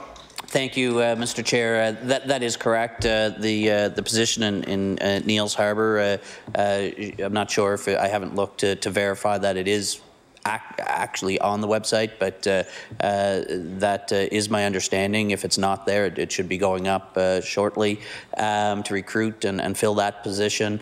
That's part of the delivery of care in the community. I believe they may still be rolling out point of care testing to support the lab tech as well. So it's really providing both services to the facility and supporting. I believe there has been some concern, I believe, that I've kind of heard percolating out there in the community. Nothing, I don't recall seeing anything directly to myself, but I've kind of heard percolating about whether or not this hire is just temporary until point of care is implemented. That's not the goal. The goal would be they are there, and point of care may still be implemented at the site, but then really you have that to support the benefits of both systems being there, the lab services that are done on site at the lab, but also those advantages that were talked about earlier with the point of care testing technology and the speed and the ability to have that right on site. The honourable member for Cape Breton Centre. Thank you, Mr. Chair, and I thank the Minister for that answer.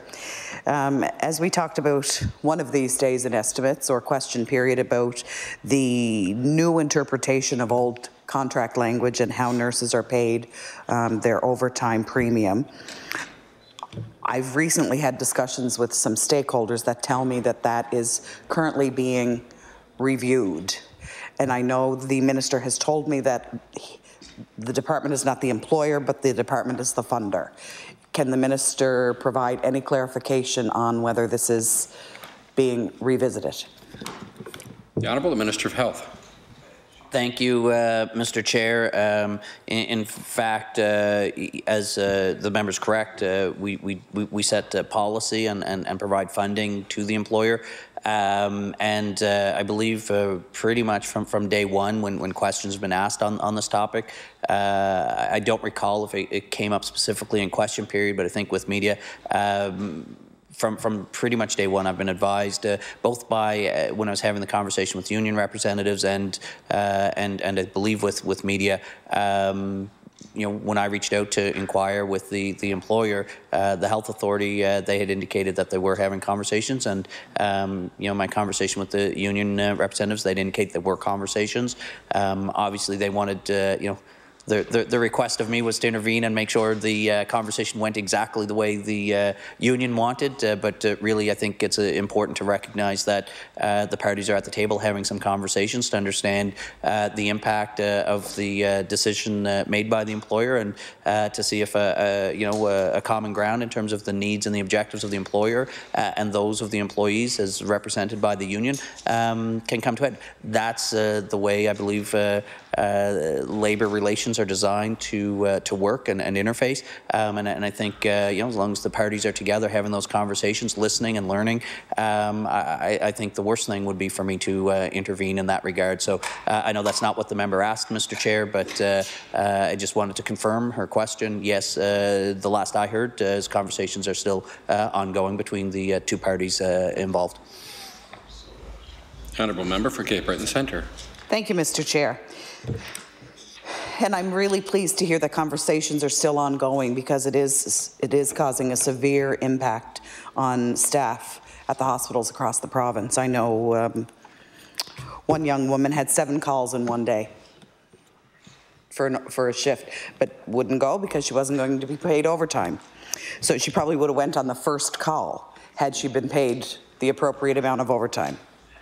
So moving on, I would like to ask the Minister what plans are out there, if any, for the expected vacant New Waterford and Northside hospitals. What is going to happen to them? The Honourable the Minister of Health.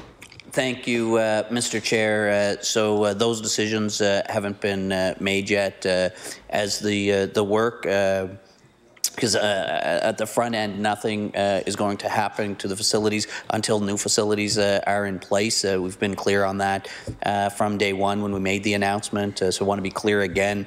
those facilities will continue to operate. We'll be making the investments and having new facilities up and running before and then services transitioning or transferring to the new spaces. So I think that's an important thing. Hopefully to alleviate some of the concerns, not all, but some of the concerns that I think was out there early on when we made the announcement. I think it's possible some people in the community may have thought the announcement meant immediate closures, which was never the intention, but rather afterwards. So the investments and our focus has been predominantly on doing the functional plan, planning around what the facility needs are, so we know what we're going to be going out to market with, and then once we know what happens there, we'll know and be able to assess and determine what happens with those facilities when the work is done. The honourable member for Cape Breton Centre. Thank you, Mr. Chair. At the recent announcement in Member 2, there was talk about 2020, I believe, to break ground for the new cancer centre and the new emergency room in Sydney. And correct me if I'm wrong, but if that's the case, there's never been a date or a time given to break ground for New Waterford or North Sydney. Honourable Minister of Health. Thank you, Mr. Chair. Good question. So yes, for the Cape Breton redevelopment, I'll say partially yes. People may actually see work before then. So what was actually said at the announcement, maybe not at the table, but with media interviews as people were delving into this point. So what's happening with the Cape Breton redevelopment is the RFP going out to complete the detailed design, and then when that's complete, to have the construction in earnest done, which we would expect to start next year. But we know there are certain preparatory things that need to be done on site. For example, given that the new building will be embarking on an existing parking space, we know those parking spaces are needed by the facility, so a temporary parking lot needs to be built before the structure goes up and takes over. So, we have every intention to start the work on the temporary parking area. I think they've already identified, Mr. Chair, the area that they're going to. I think it's on the side of the building, which allows them to do that work in advance, and so you know people in Cape Breton should see work well before next year as the design. So it's working in parallel with the design, but the kind of the building up of the new facility on the back of the Cape Breton Regional. I believe, we're anticipating the design to be done and the construction RFP being completed and seeing that work started in about 2020. Now, the second part of the question being, what about New Waterford and North Sydney? It's true, no dates have been identified, but they're at a different point in the planning process. So Cape Breton Regional, that decision was a further along point in the planning process, because we knew what we were going to do when we were going to that design phase. So we'll have more details once we complete that functional plan piece and know the structure kind of that we're going to be building. And when we bring that to the communities, we'll have a better idea then for the detail, just like in Cape Breton, the detailed design, and an idea of when we might see the construction start. And as I said, in Cape Breton, Mr. Chair, expect sometime very soon in this spring to be able to go to the communities and deliver that information, provide the most up-to-date information and details that we have at that point. But Cape Breton Regional had dates because we were at that point where we knew that we were going out to get the design and the construction done. We're not quite there, but we've made a lot of progress with the North Sydney and New Waterford facilities, but we just aren't at the same spot yet, but we're getting close. Honourable Member for Cape Breton Centre. Thank you, Mr. Chair. So that begs the question then, why announce New Waterford and North Sydney first?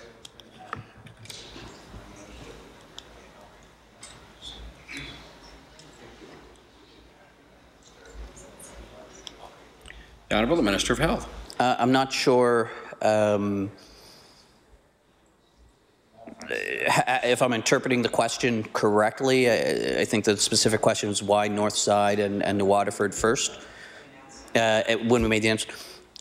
in June, we made the announcement about the overall region and some of the big components that we were anticipating and the rationale for that, which included the replacement of the New Waterford and North Sydney with new community health centres. The reason is they were actually announced together, not first. It was all part of the overarching announcement. The other critical piece that was part of that announcement was the recognition that now that we have a very high-level overview of what we believe the future of healthcare infrastructure would look like to serve the community, the consultation, functional planning work could begin. And so that work is ongoing. That work was taking place. I believe the teams have said they've literally had hundreds of meetings throughout the process. What's really happened is the Cape Breton regional planning process, Mr. Chair, made it to that critical juncture point that we were able to make some decisions and make that announcement. And when we get there on the Glace Bay, New Waterford, North Sydney, we'll be doing the same thing and bringing the information when we get to that point. But progress has been going along all the way. It's not like we certainly didn't just focus on Cape Breton Regional and then say, okay, we're going to go and now just focus on another site. The fact of the matter is, Mr. Chair, I believe we were very clear from the beginning. This is about re-evaluating and assessing, and you couldn't really make your decisions about one site without considering all of the sites, but then to make the specific details of what does this look like for each of these sites, there is some specific details that need to be done, and that's the stage we're at. That's why I'm confident in saying we're getting close, but it is working out those final details that are site-specific before we can, before it comes up to me with those final details for recommendation to government and approvals or decisions to be made.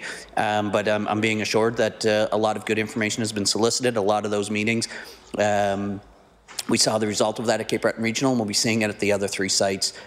When we have it, when we make the decisions, we'll be moving that information forward. So it wasn't a why before, after. It all had to be looked at the same time, so it's all part of the same announcement.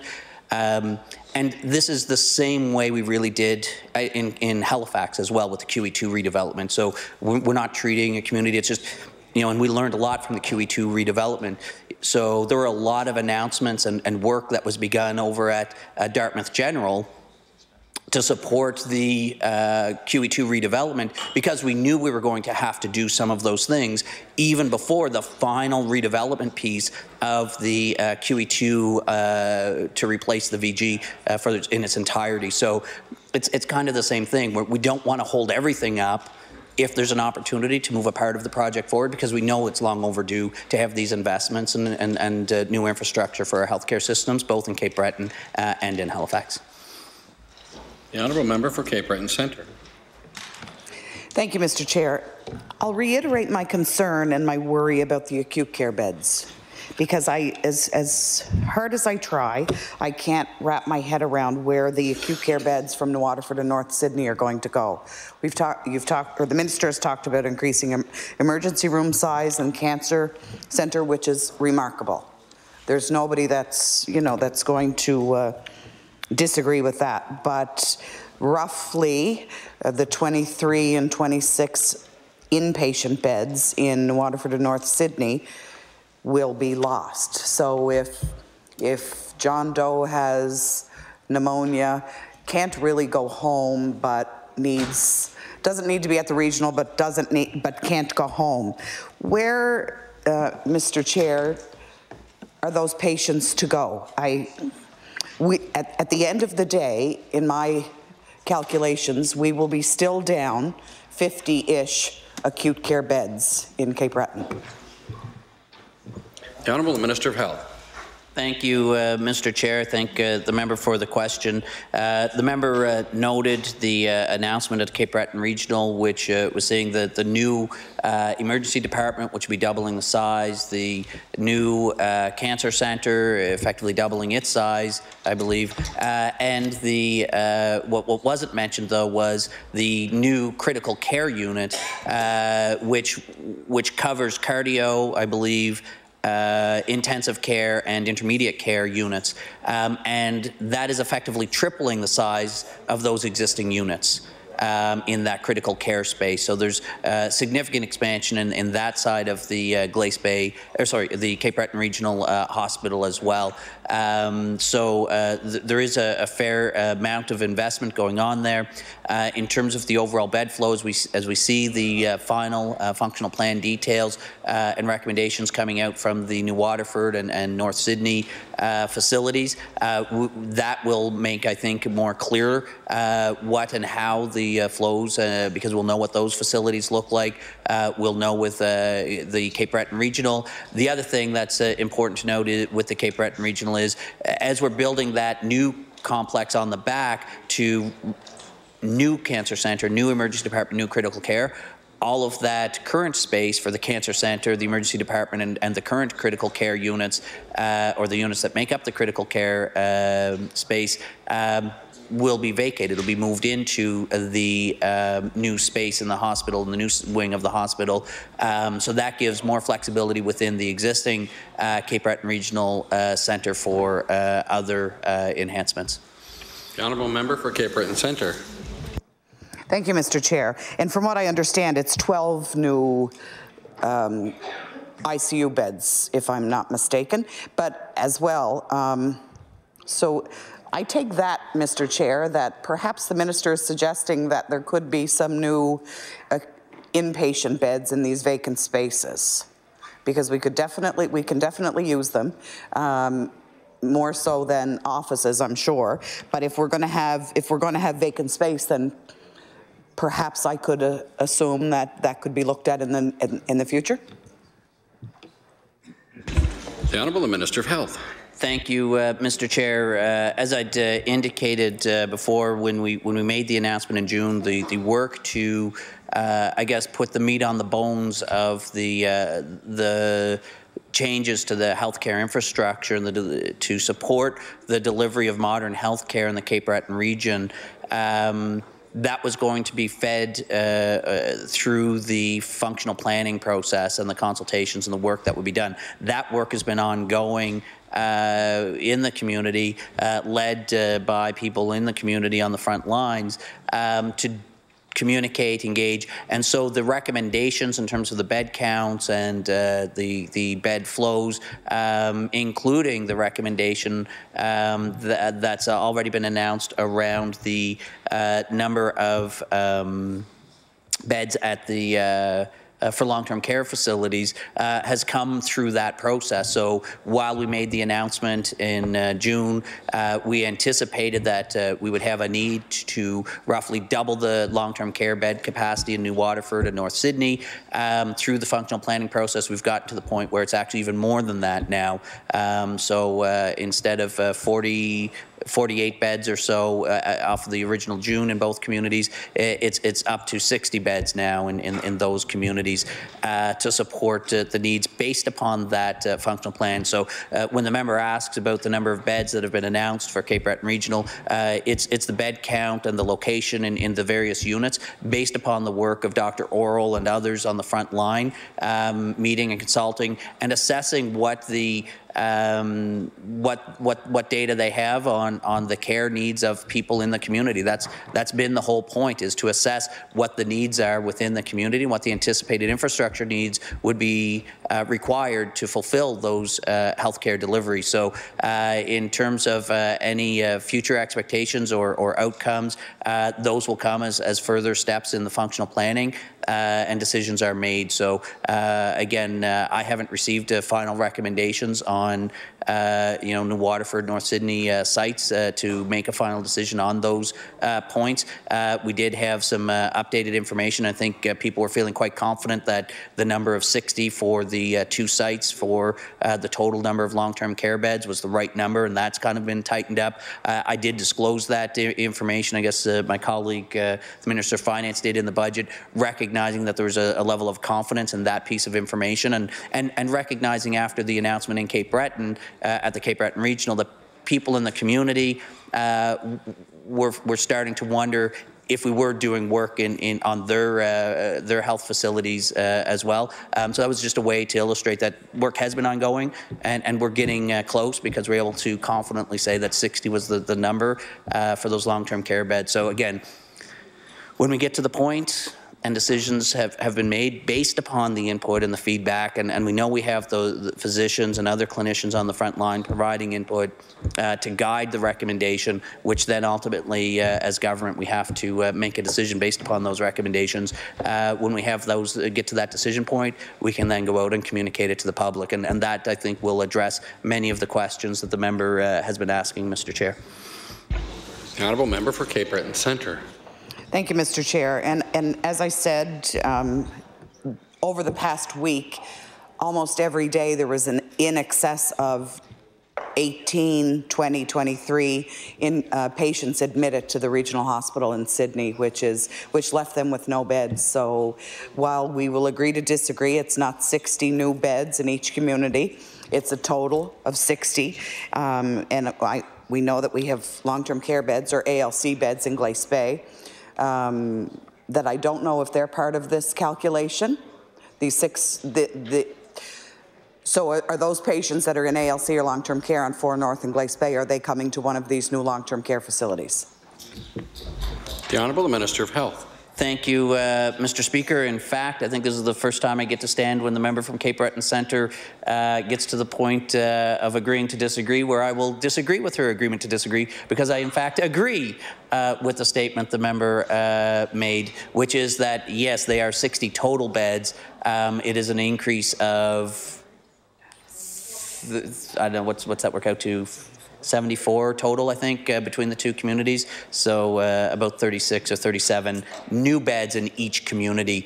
So more than doubling the number of beds. But we do agree, and I didn't mean, Mr. Chair, to suggest that there were 60 new beds in each community. They were 60 total. So we do agree that it is 60 total, not 60 new, a total of about 74 new beds between the two communities. Again, Glace Bay, we didn't talk much about Glace Bay as part of this, but it is part of the redevelopment process. Functional planning work, as with Cape Breton in the Sydney area, the New Waterford, North Sydney. Unfortunately, the member from Glace Bay doesn't have the opportunity to stand in this legislature to go on the record and ask many questions about the work being done at Glace Bay and the functional planning work. But I assure Mr. Chair, the member opposite, and all Cape Bretoners, particularly those in Glace Bay, that the member from Glace Bay is active in asking these very types of questions to stay on top of how the development progress is going.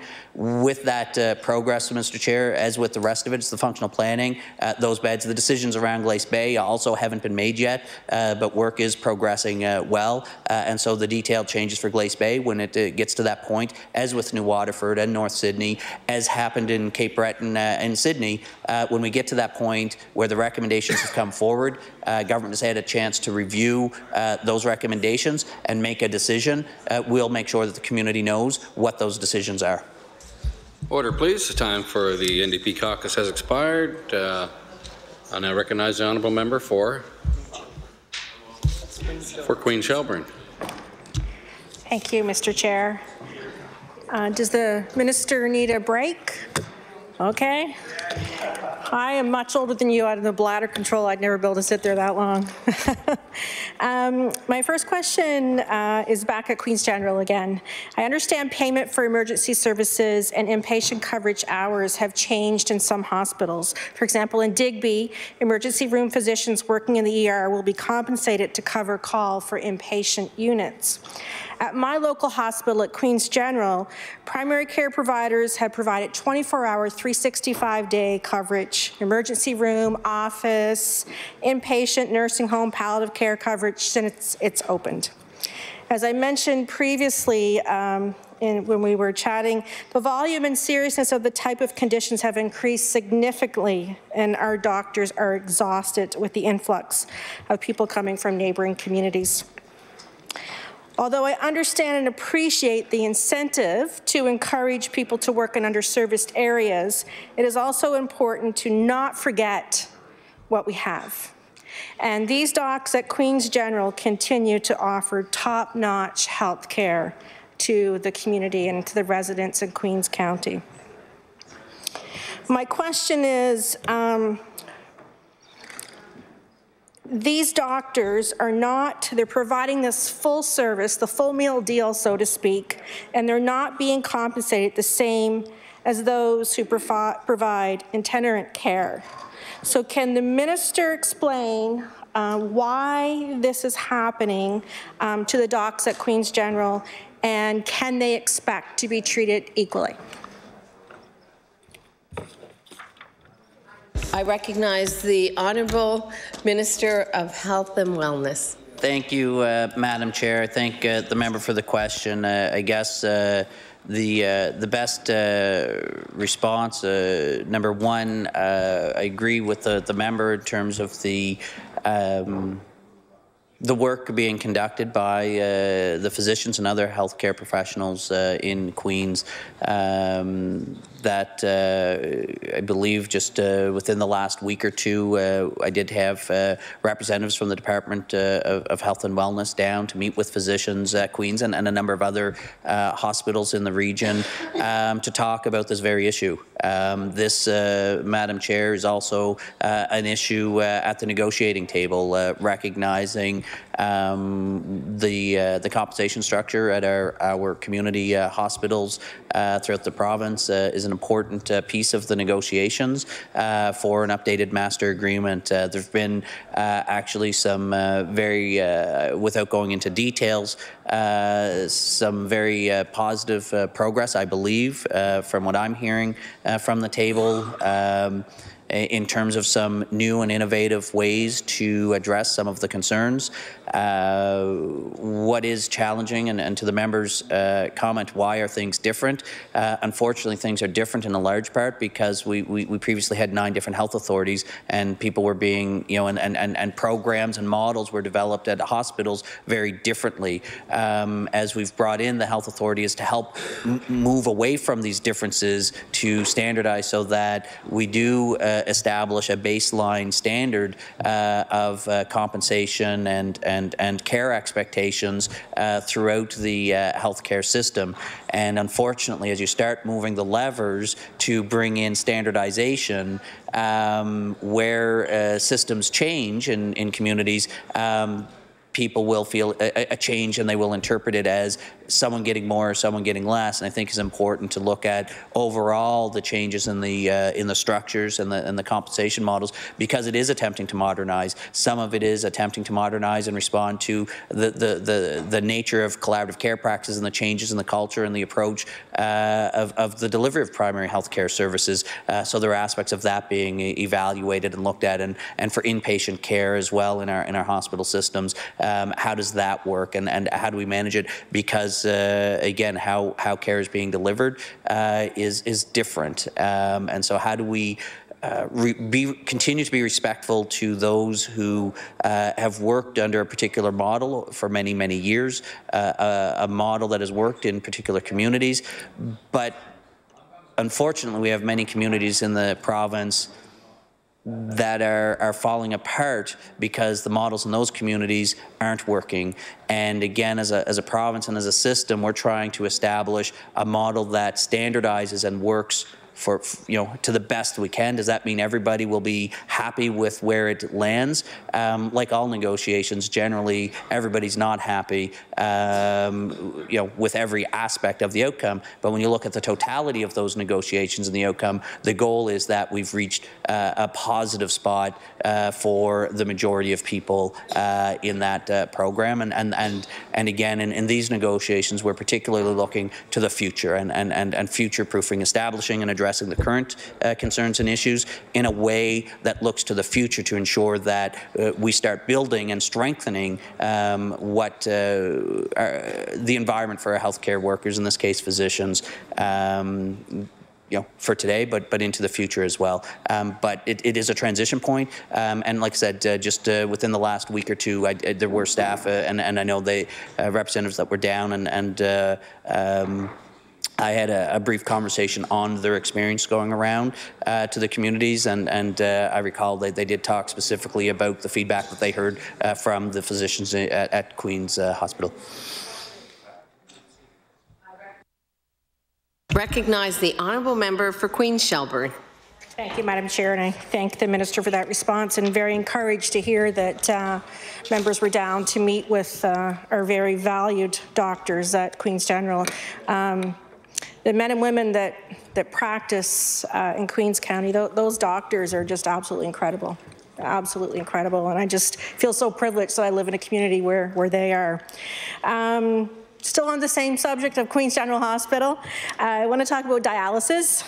Welcome news about the new dialysis unit at South Shore Regional last week. But this has created a little bit of uncertainty with some of those in Queens Shelburne that access the Liverpool site. Can the minister confirm that the new site in Bridgewater will be an addition to the unit? It will be an addition, and the unit at Queen's General Hospital will remain in place. Good question. Good question. The answer is yes. The answer is yes. You know that.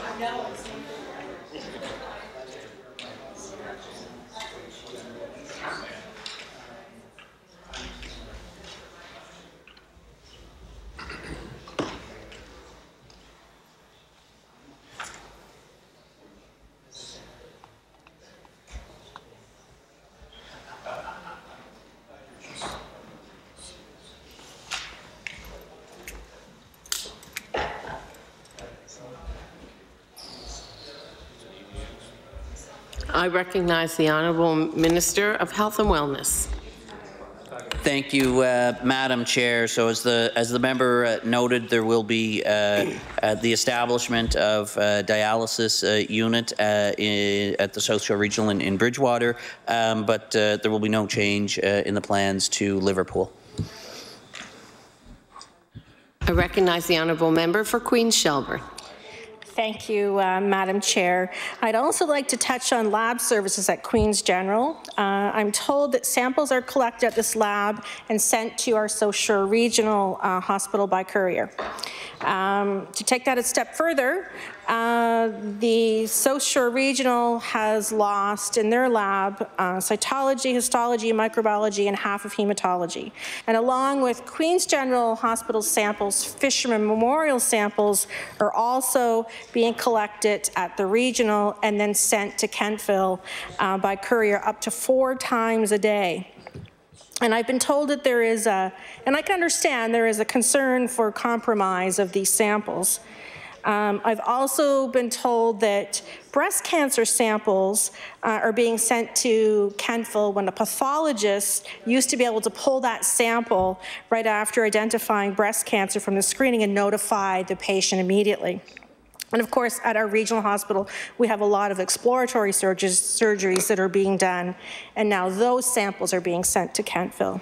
So my question to the minister is, if the minister could explain the plan for the regional hospital lab going forward, is there a plan for this just to be a stat lab with all routine testing being sent out?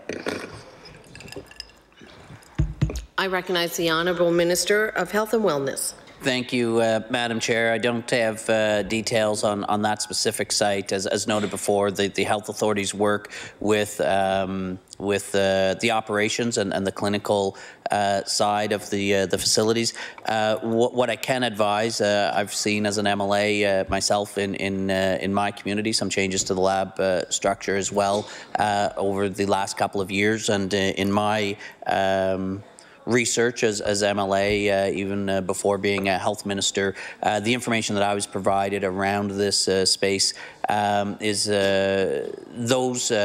certainly I dug in quite detailed and pushed to get to a certain comfort level. The notion of having samples transported to different locations, you start to raise questions, and so some things that I've been assured. Number one, those that transport the services used to transport lab tests are certified. They're national. They have to meet national standards for transportation of these samples. So it's not like some random, it's not like Uber to provide the transportation. They do have to be certified in the transportation of these samples, so it ensures the continuity and the integrity of the lab samples. I think that's a very important thing to keep in mind. The other piece is that one of the driving or contributing factors, I believe, had to do with advances in technology, with the advance in technology with lab technology, and the increased specialization of equipment. So, and its ability to actually increase its capacity. As you have more advanced and capable equipment, obviously the costs rise with that as well. The capacity is greater and would end up being underutilized if you put it in every facility that may have currently had older technology.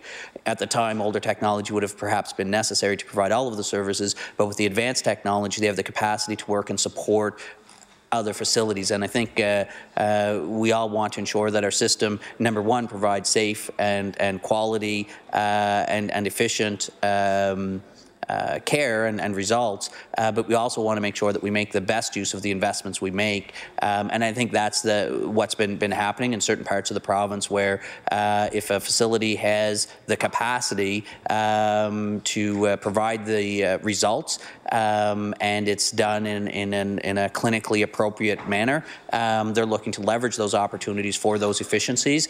And in some cases, that means locations get increased support and services, and others still maintain the clinical response times that are expected for the particular blood tests and deliveries. So there's still work being done locally, but for other specific blood samples, they may require transportation. Again, on any given site, I'm not sure what the specific changes are, but a lot of it is supported by technological advances within the lab DI space that allows it to be done safely and still meeting the clinical requirements. I recognize the honourable member for Queen Shelburne. No, you stand first, then I announce you. So okay. you were doing it correctly. Thank you, Madam Chair. I have a question about parking fees.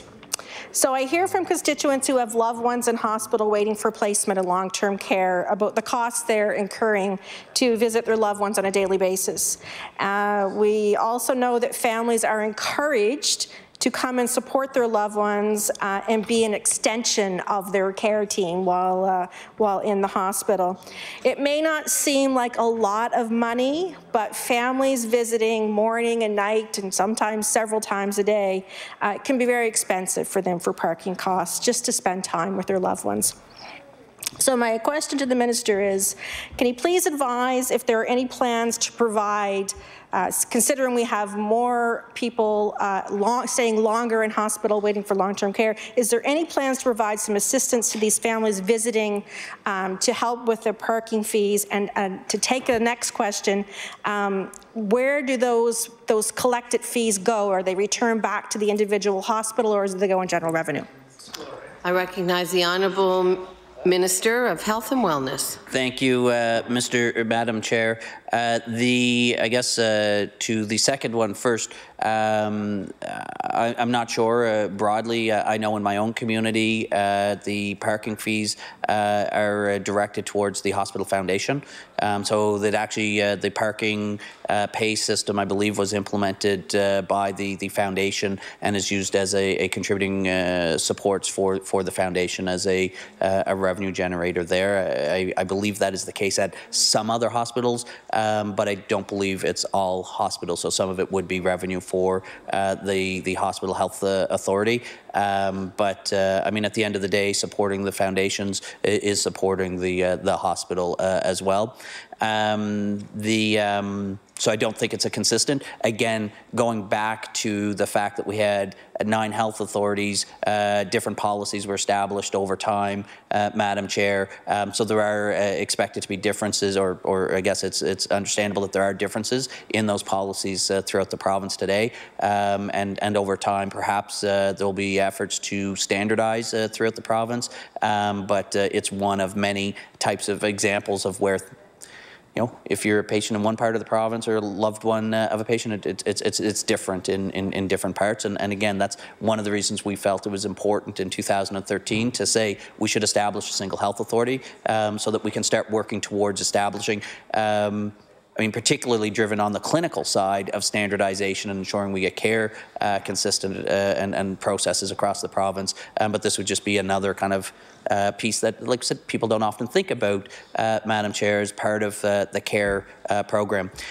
To the first part of the question about supports or assistance, again, where policies might be a little bit different, so I'm not sure about the specific example the member is referring to, or presumably either Roseway or Queens.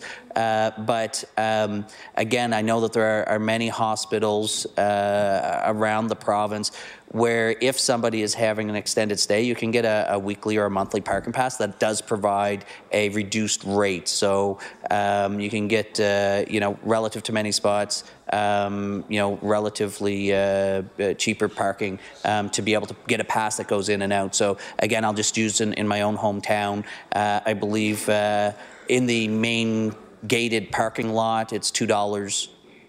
But not time. So you go in, you pay the $2 and leave, but you can get a parking pass for the month or the week. I can't remember what it was because it's been almost 5 years since my last child was born and I had any extended period of time in the hospital, but I know we had the pass, but then you could go in and out multiple times a day, so you're not getting dinged, and it gives that flexibility of your visit. So again, policy would be a little bit different at different locations. The other thing, just for quick clarification, I believe in the support of the preamble, the member made if I heard correctly, a reference that I believe it was given more people waiting longer in long-term care. Again, I'd just like to correct that, Madam Chair. In fact, the data since we've come in shows that fewer people are waiting in the hospital for long-term care, and they're waiting less time than when we came into government. So we are making improvements there as well. I recognize the honourable member for Queen Shelburne. Thank you, Madam Chair. The minister has great listening skills there. Picked up on that one pretty quickly. My last question, and then I'm going to turn it over to my colleague. My last question is: we've been advised that there's been cancelled scans at the VG for certain cancers because of equipment breakdowns and an interruption in the supply of the isotopes. Did I pronounce that correctly? Is the minister aware of this situation, and can he advise what is happening to make sure this doesn't happen in the future? I recognize the Honourable Minister of Health and Wellness. Thank you, Madam Chair, and indeed the member was correct. It is isotopes, but in fact that's not a situation that's been brought to my attention, but I'll certainly look into it. I think perhaps Order. not. Can the chatter just come down a couple levels? I recognize the Honourable Minister of Health and Wellness. Thank you, Madam Chair. Perhaps not, whether it's estimates, I think that's an operational thing, but certainly one worth delving into to better understand. So I thank the member for bringing it to the floor so I can take a look into it. I recognize the Honourable Member for Sydney River, Myra, Lewisburg. Well, thank you very much, Madam Chair. And Mr. Minister, what a way to end the evening, huh? First, I want to thank you for the opportunity to have a few questions during this time, and thank your staff for being here. My first question for you has to do with, it's something we've talked about before, but right now we have a large number of people that travel from different parts of the province to come here to Halifax to the rehab centre, people who have prosthetic limbs and come sometimes drive for 4 hours, and they look at a 10-minute meeting to get some adjustments made. And in days gone by, the Northside Hospital, where the current rehab centre is there was a facility where people could come and they could get adjustments made and get cut down on the traveling of the general public, because a trip for somebody to come to Halifax, as you know, Mr. Minister, from your own travels, is quite expensive. And we've talked several times in the past, and even with your predecessor, about the possibility of having someone come even 1 week a month to the north side hospital, and I picked that, but it could be any of the facilities, I guess, just to have the ability to get their adjustments and whatnot made, because we know that, of course, you have to come here to get the actual prosthetic made, but it is the fine-tuning of it sometimes that creates a lot of travel. So I wonder, I know we talked about this, as I say, several times before, and I wonder if you could give an update if anybody has actually looked at that idea, or if there's any hope in something like that happening. I use the north side, but I'm sure people in Yarmouth and Amherst and other areas are in the same boat. I recognize the Honourable Minister of Health and Wellness. Thank you, Madam Chair, and I thank the member for raising the question. And I think, in particular, what I appreciate is, this is a very specific request that can have an impact on perhaps not the largest portion of our population, but the nature of the impact is quite significant for those for whom this request would serve. I have inquired when we last spoke, and the initial information that I have at this point from the NSHA was actually looking and talking about some of the services being offered at Harbourview within the space. So that's really where they were leaning on and responding back to me in terms of the nature of the care and the supports that they have for the space. I gather from the member's question, though, now that those supports did not or are not fully addressing the request and the concerns that are being brought to the floor. That is,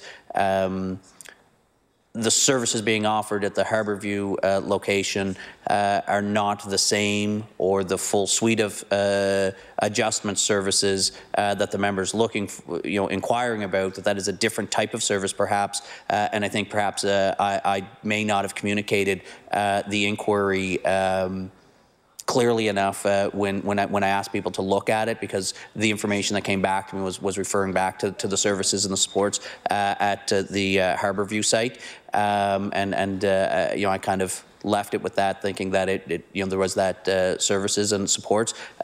Clearly, it seems that again, perhaps I didn't communicate it properly and misunderstood the specifics of what the member asked, or again, thought that the health authority, when they responded, were responding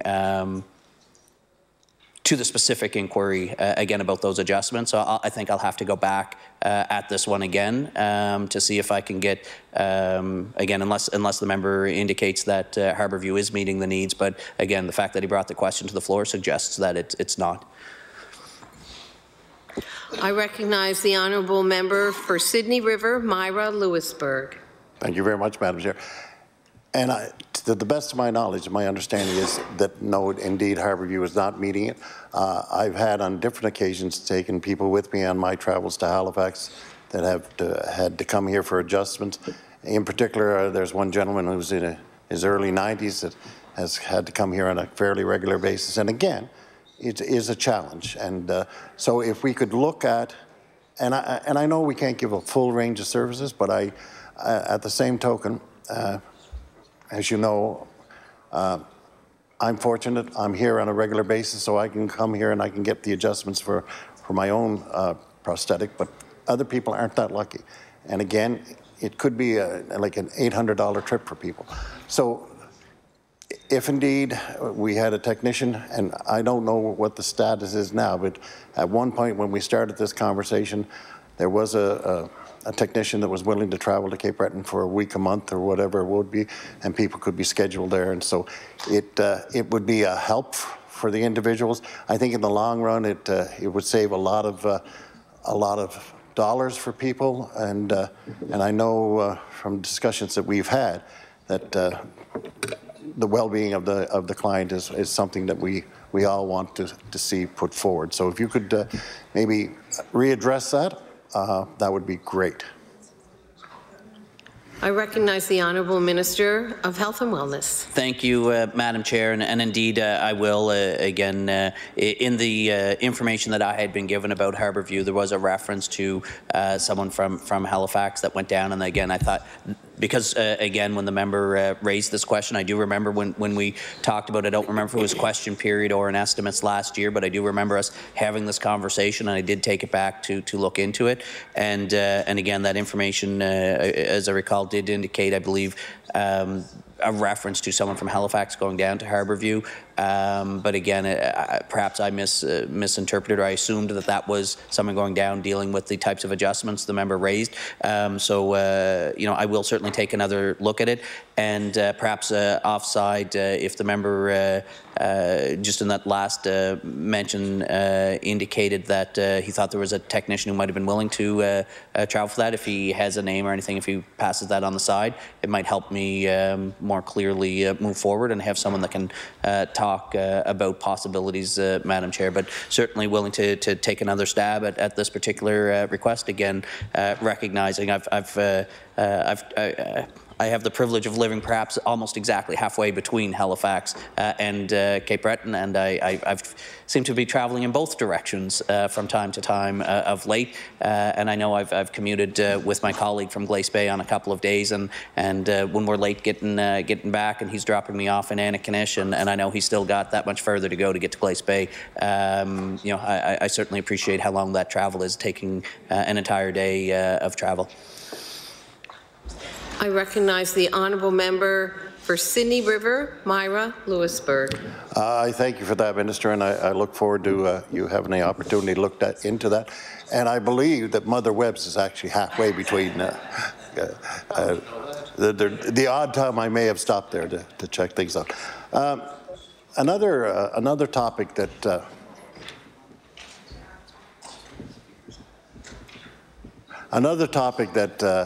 is on the minds of many people, and again, as a disclaimer, I guess, but to make it clear, my wife has MS, and it's not unknown to the members of this House.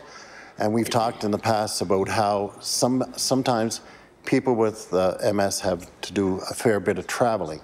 And we do have a program in the province that helps people who have cancer and who are traveling outside the province and do have to make special trips. And we talked again at one occasion or two occasions about the ability or the possibility of trying to help people with MS. Again, can be a very debilitating disease, and a lot of times people, when they get MS, they can't afford to work, and so their income is limited. And I'm just wondering if the minister's had any opportunity, with everything else that I know is on his plate, but have you had any opportunity to search that out more, or indeed, if you haven't, if you would at least put it, please, back on your radar screen?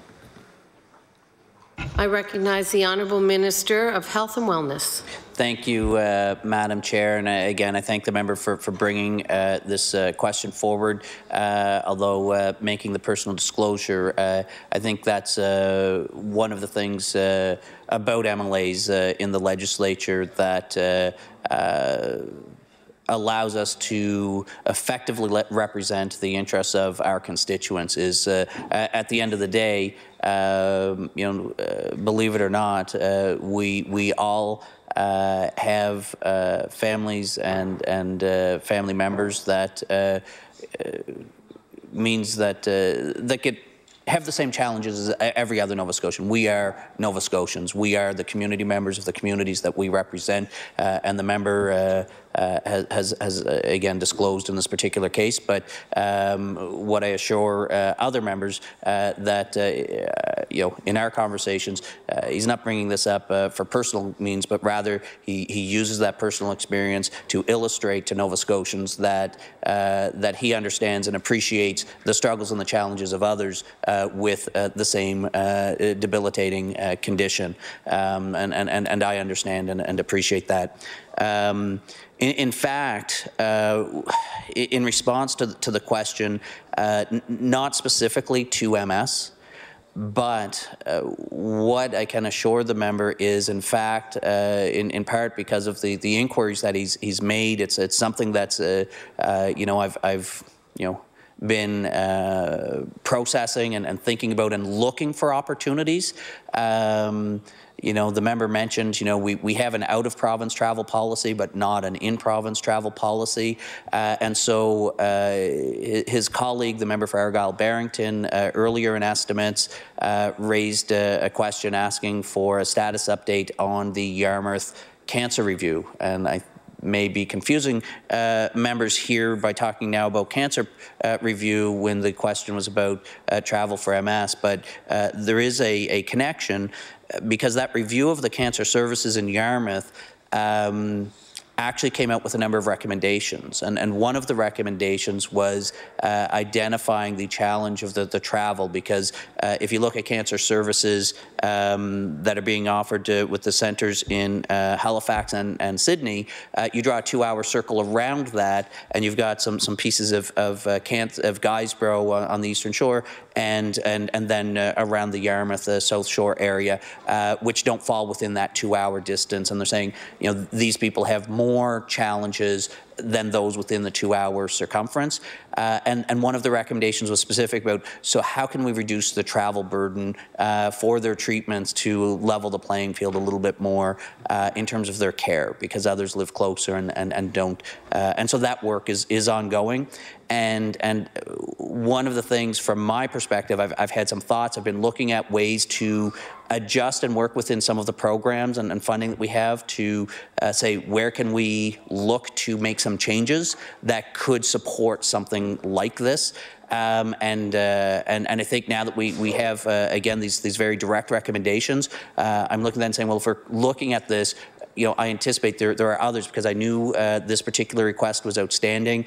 And so as I'm evaluating saying, okay, if we're going to do something, and that is really about an in-province travel component to address some of the Yarmouth cancer and Eastern Shore, Guysborough challenges. If we're going to get something, or if we can design something, how do I design it to be of maximum benefit? And much like our out-of-province travel program, which we're taking a look at now based upon some recent information about how lung transplant, timely for today.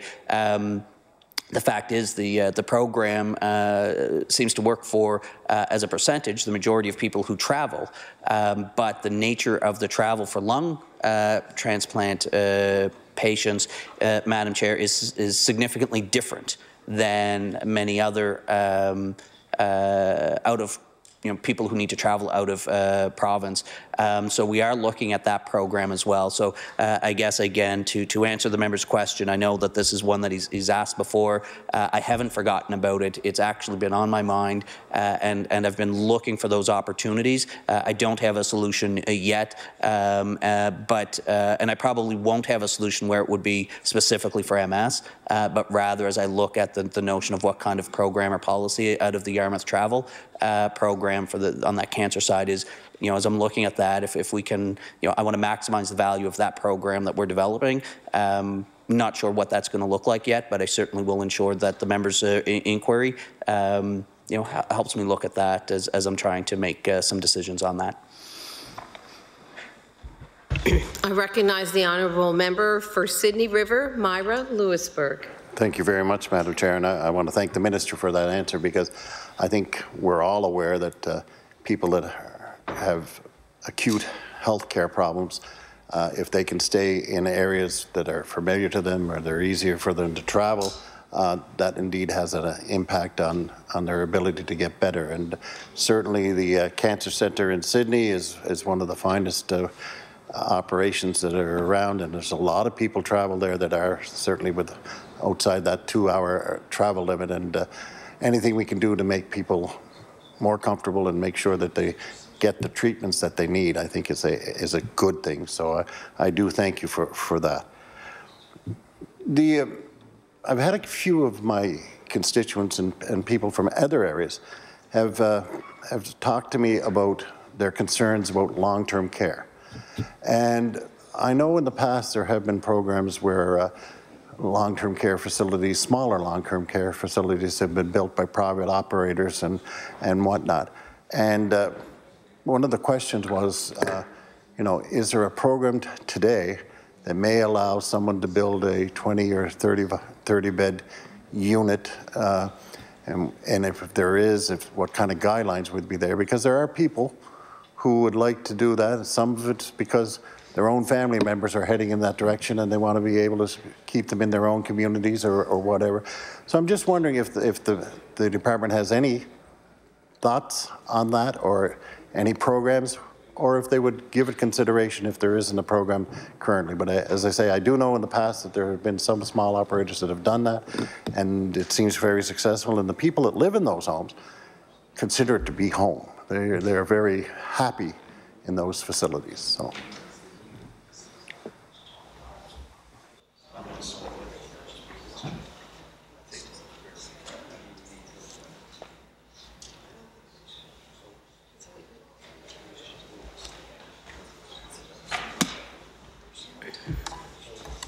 I recognize the Honourable Minister of Health and Wellness. Thank you, Madam Chair. I'm not aware of any programs that are in play today. I'm not aware of any, you know, I'll take them, again, the member at his word that one existed previously. It's not something that's come up that I recall in any of my discussions or engagement with care providers across the province to date. So again, this is a question that's never been posed to me that I can recall. Certainly in terms of long-term care and having access on two fronts, I guess. One is, as the member knows, we are at that stage as we've seen our home care investments kind of stabilizing within our continuing care environment, that we've seen some improvements from that. But it allows us now to start making some decisions about infrastructure and long-term care facilities, like the decisions in North Sydney and New Waterford, as well as Matagan and Mahone Bay work that's ongoing. So we're making progress, and we're at a different stage than we were even last year. But and so that's us on a provincial scale looking at building facilities in kind of that traditional model. As far as I guess the private operators or private developers building, certainly as a province, Madam Chair, the opportunity for private developers exists to build and operate long-term care facilities on a private basis, of which the province would still license and provide the licenses and the overview from a regulatory perspective, but there's no programs to support the capital or operational expenses of those private facilities. I recognize the member for Sydney River, Myra Lewisburg. Thank you very much, Madam Chair. And I do want to say thank you to the Minister, but I also would like to say that it may be an avenue that we as a province should be looking at, especially in smaller or more rural communities, as an opportunity for, again, for people to stay in their communities and at the same time get the private sector engaged in some of the things that need to be done, because numbers say that it is cheaper to have somebody in a long-term care facility rather than in acute care beds. And so this may be an opportunity to look at that and develop a program that would not only help the individuals but the government as well. I recognize the Honourable Minister of Health and Wellness. You know, it's interesting, Madam Chair, that the member raised that notion of the small versus large facility, because as many people are familiar with social media and the advances of social media and the ability to curate social feeds, there are obviously news aggregators and that develop and learn from the nature of the work, and coincidentally, I don't remember if it was last night or this morning, one of the articles that showed up in my news feed was actually one titled "The Pros and Cons of Large versus Small Long-Term Care Facilities." facilities. So it's an interesting question, and obviously it's one that's being raised outside of this chamber as well. Again, that's not a provincial article that I read. It's a broader industry-based inquiry and question. So I think interesting question that the member has brought to the floor, and one that by coincidence I just read about earlier on some third parties' assessment on that same point. I recognize the member for Sydney River, Myra Lewisburg. Well, thank you very much, Madam Chair, and I want to thank the minister. I can tell you, there's a reason why my children call me the dinosaur when it comes to accessing different stories and whatnot on the internet and the cell phone and all those other things. But the reality is we have to, as a province and as a government, regardless of who happens to sit in those seats, we have to start figuring ways outside the box to try to accommodate our aging population. We as baby boomers are heading in that direction, and the demands. Okay, me as a baby boomer are heading in that direction quicker than some days I'd like to admit, but it is, when things started out, when the baby boomers started, what did we do? Well, we built more schools because we needed more schools because there was more children. Then we built more hospitals because they were getting older and they needed more care. And now we're at the stage where people are starting to need more long-term care, and we have to start looking at how we're going to tackle that problem. And again, not any specific government, all of us that are in this room, I think have to be keeping that in mind. So I appreciate what you said, and when I go home on the weekend, I will ask my daughter to find that story for me. One of the challenges that we have, and we've been seeing it a lot lately, is with the operation of our ambulance services and some of the things that have happened. And we have in Sydney, we have an EH base that's quite a nice facility with the ability to service a number of vehicles and whatnot, but yet the operator keeps cutting back. And there are stories, and at this point I can't guarantee that they're 100% accurate, but I can get witnesses, we need them.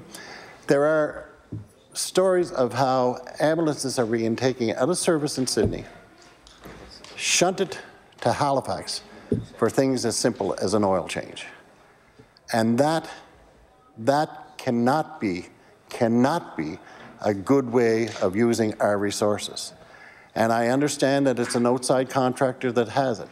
But at the same time, when we are going through a period of time when we have ambulances that are in need and they're out of service because they're doing something as silly as that, there's something wrong with that.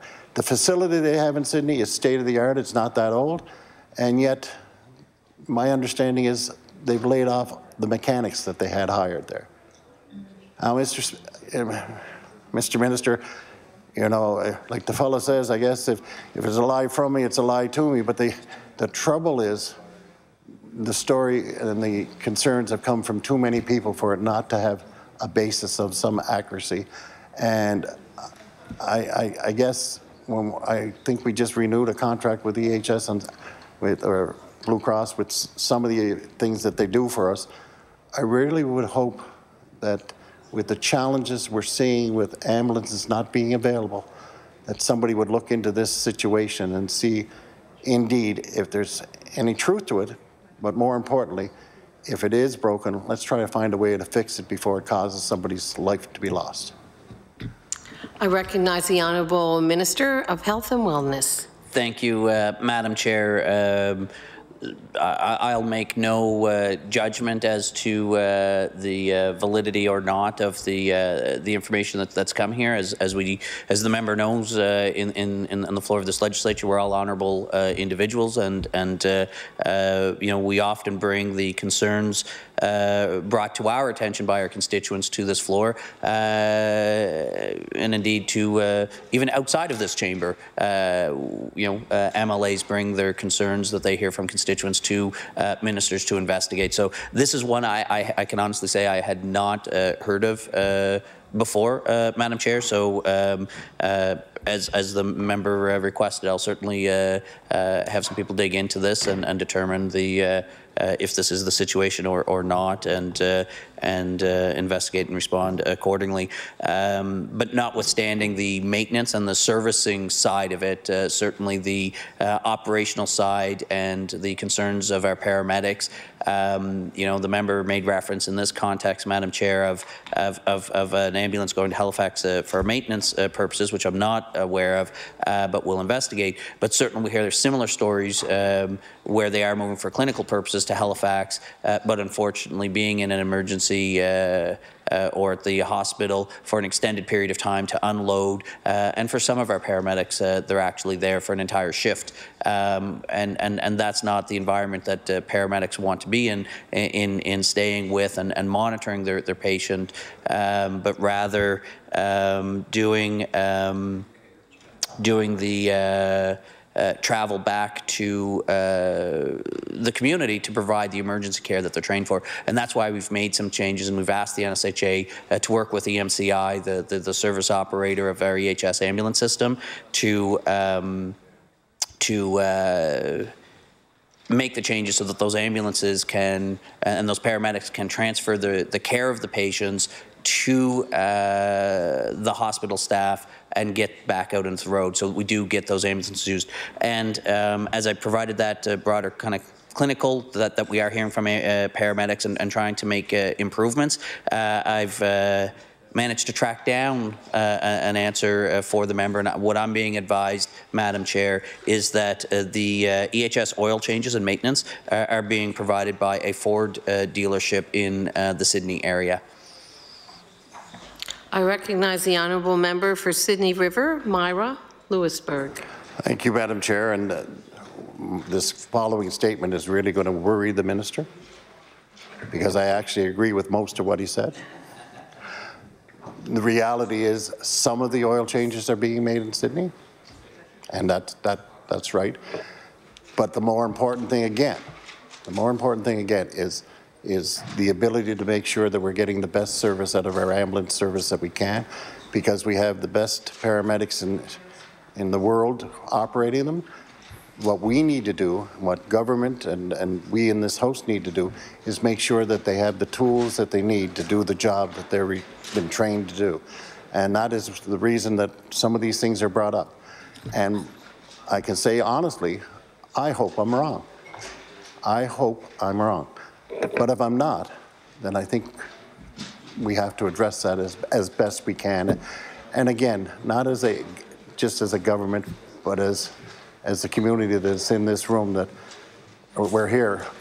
I believe the majority of us are here for the right reasons, and we've had that discussion before, Mr. Minister. So, another situation that's been brought to my attention that, again, is worrisome, and it has to do with a lady who had a mastectomy 25 years ago, was going for regular exams, and just recently went for an exam, and they went through the mammogram on the surviving, and she was told that you don't have to come back anymore.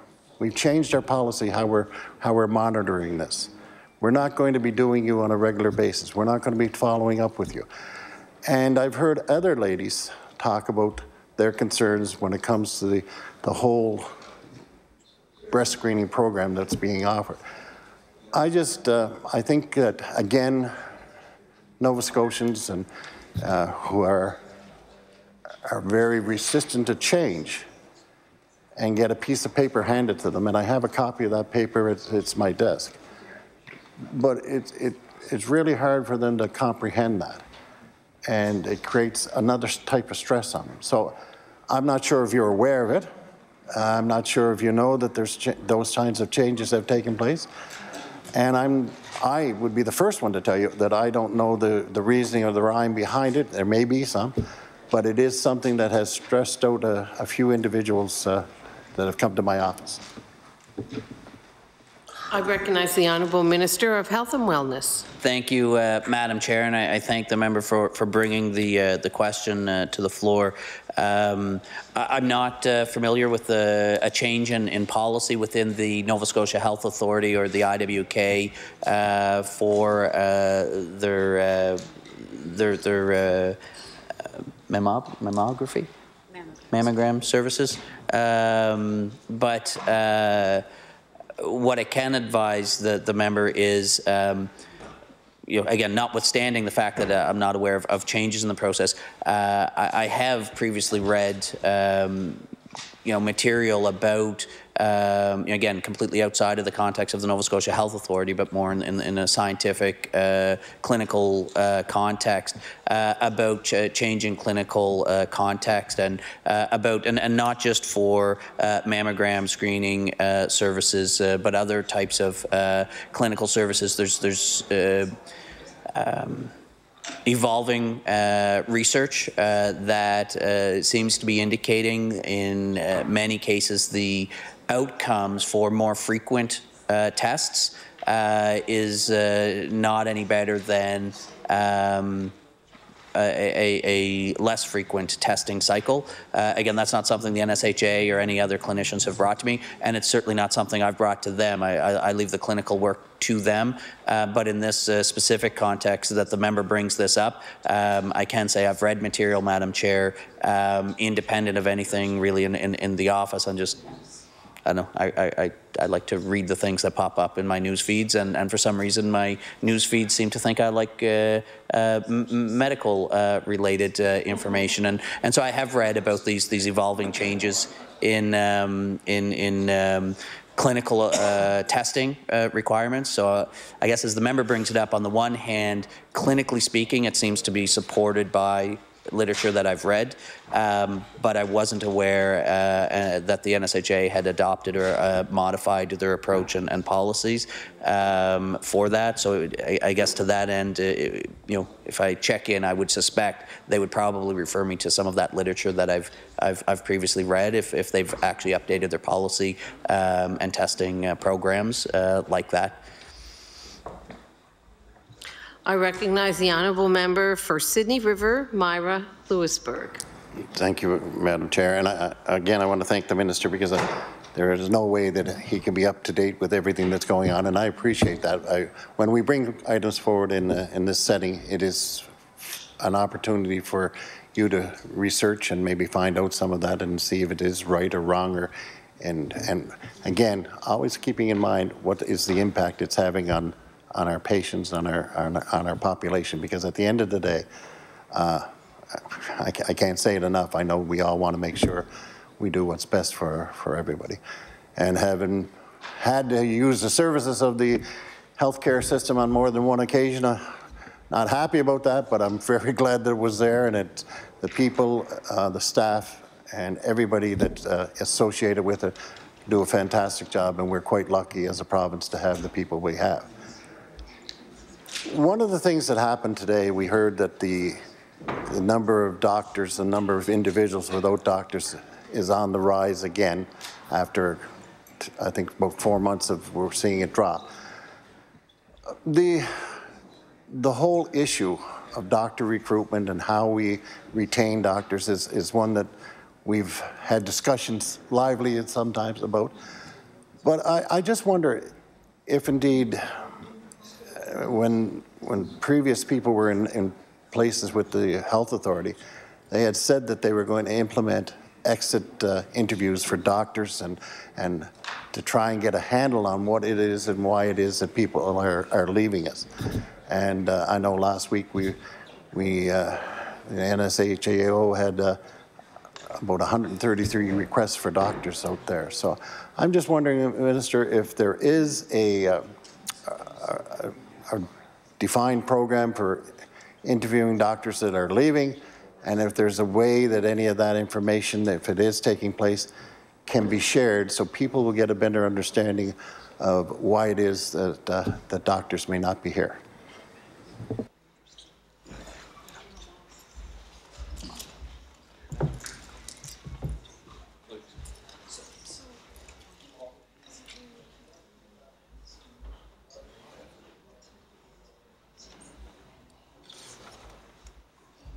I recognize the Honourable Minister of Health and Wellness. Thank you, Madam Chair. Excuse me. With respect to exit interviews, yes, the health authority would be, when they're made aware that a physician is completing their or indicating that they're completing their services or winding up their services in the province, offer to complete an exit interview. Certainly, Madam Chair, if anybody's aware of a physician that's departing who hasn't been offered, please feel free to let me or my office know, and I'll follow up the health authority on that, but they should be making that offer explicitly to the physicians. Now, participation in an exit interview, obviously, Madam Chair, is really at the discretion of the individual physician. Then, so number one, my understanding is the offers are or definitely should be being made by the health authority administrators to have those interviews conducted. If people know that they're not being offered, or if they know someone in their community that would like to provide the feedback and haven't been given the opportunity, certainly feel free to let my office know, and I'll definitely follow up, because I agree, I've said it before, that the opportunity to hear from our healthcare providers when they make decisions can help inform ways that we could improve the system going forward. I know I've met with some physicians who have left. In fact, in my own community, a gentleman, a physician, who had made the decision to leave, a young physician, he is actually younger than I am, Madam Chair, had made the decision to leave. Actually, given the timing, I don't know if he made the decision to leave because I was appointed, or if he had made that decision before I was appointed. But it was within weeks of my appointment that the individual was leaving. I spoke to him, and yeah, and actually, I'm quite certain there were a number of variables, Madam Chair, that were at play there. But did provide a lot of great information to me about their experience. And again, there were a number of variables at play, not any one specific thing.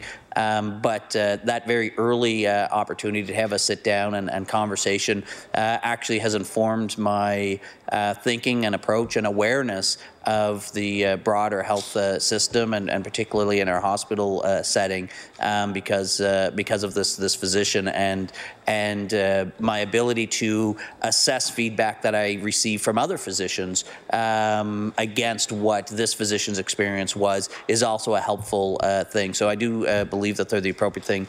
In terms of publicizing, though, the results, specifically the results or the summary data of exit interviews, one of the things is certainly around privacy of information.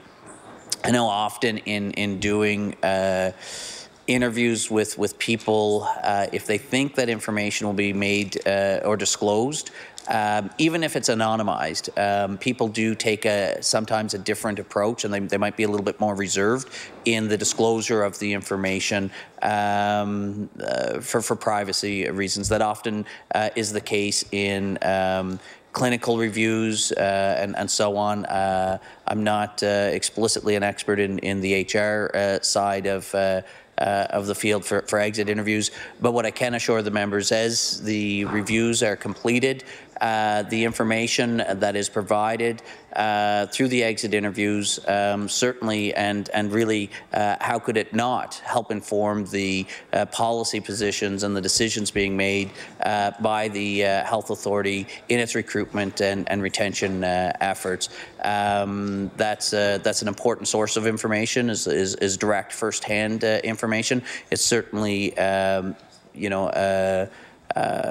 Madam Chair, the best way to understand why people are making those decisions to leave, and help hopefully inform new policies or program offerings that could help retain and possibly recruit other physicians to the province and serve our communities. Order. Time has lapsed for the PC caucus. We'll hand it over to the NDP for the remaining time this evening. I recognize the honourable member for Cape Breton Centre. Thank you, Madam Chair.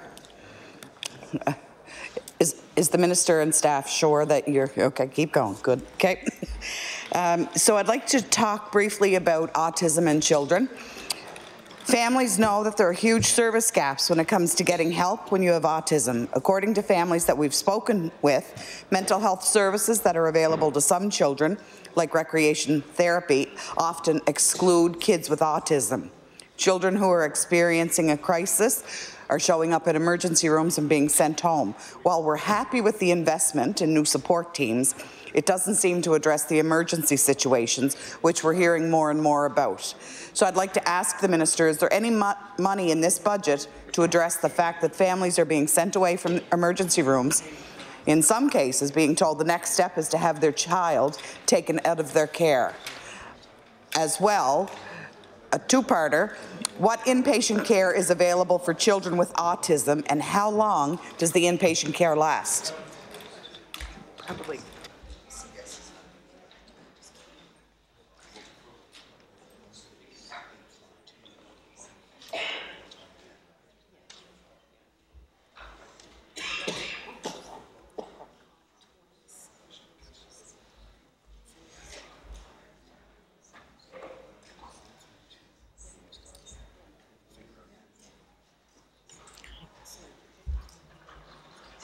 I recognize the Honourable Minister of Health and Wellness. Thank you, Madam Chair, and I thank the member for raising the question. And I know, certainly many members of the legislature have raised this this question. I know we've.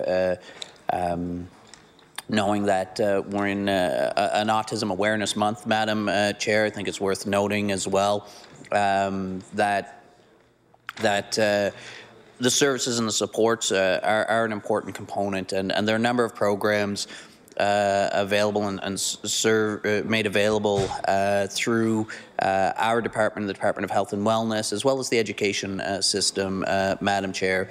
I believe the members' specific questions are predominantly focused at more acute side of the care. She'd mentioned the emergency department visits.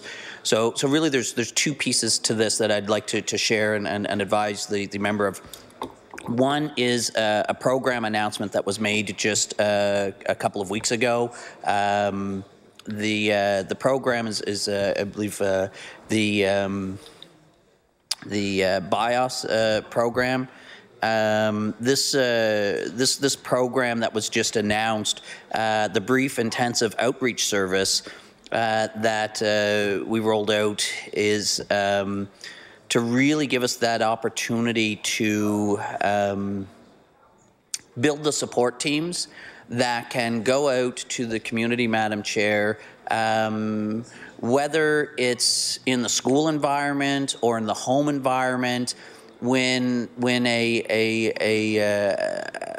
individual, a child, youth, or adolescent with autism spectrum disorder is reaching a point, again, with their caregivers, and an intervention is required to stabilize. What we've established is that having this program, I guess, we share the concern that the member has brought up, that showing up at the emergency department, that's when the family has, or caregivers have reached a point where they truly feel they've run out of options and don't know where to turn to. This intervention program that we just announced the pilot for to establish these teams are to be connected with, to then go out to work with the family or caregivers. Again, it could be in the home setting or in a school setting, but to help stabilize the behaviors in that, I'll say, natural or regular environment, rather than being taken to an emergency room, possibly admitted to a hospital setting to try to stabilize in an institutional environment. The goal here is to allow the intervention before it reaches crisis, allow that intervention to take place in the home or community environment, get the stabilization, help with new tools and approaches that can support both the caregivers or family members and the individual. And that's the goal of this program. And with that initiative, the goal is that individuals and caregivers don't expand to the point of crisis where they feel they have no options and have to go to the emergency department. So that's one thing, is to actually reduce the pressure point that they have a need to go to the emergency department in the first place. So that's an important investment that we've made this year, and it was a recent announcement, and I'm quite optimistic about the benefits of that program. The other thing that I would like to advise the member of, and this one,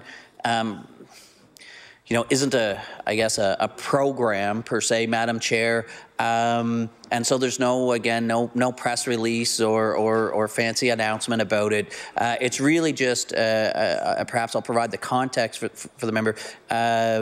About a year and a half ago, the members challenged me on more than one occasion in the legislature in the fall session of 2017 about a couple of situations that were in the media that I believe the member is referring to, where people, families reached a breaking point and showed up at the emergency department. So in those circumstances, we came together, myself, my colleagues, the Minister of Education, the Minister of Community Services, to investigate and try to figure out what could be done to respond to these specific acute situations that were occurring and challenging these families and youth, and we responded to them.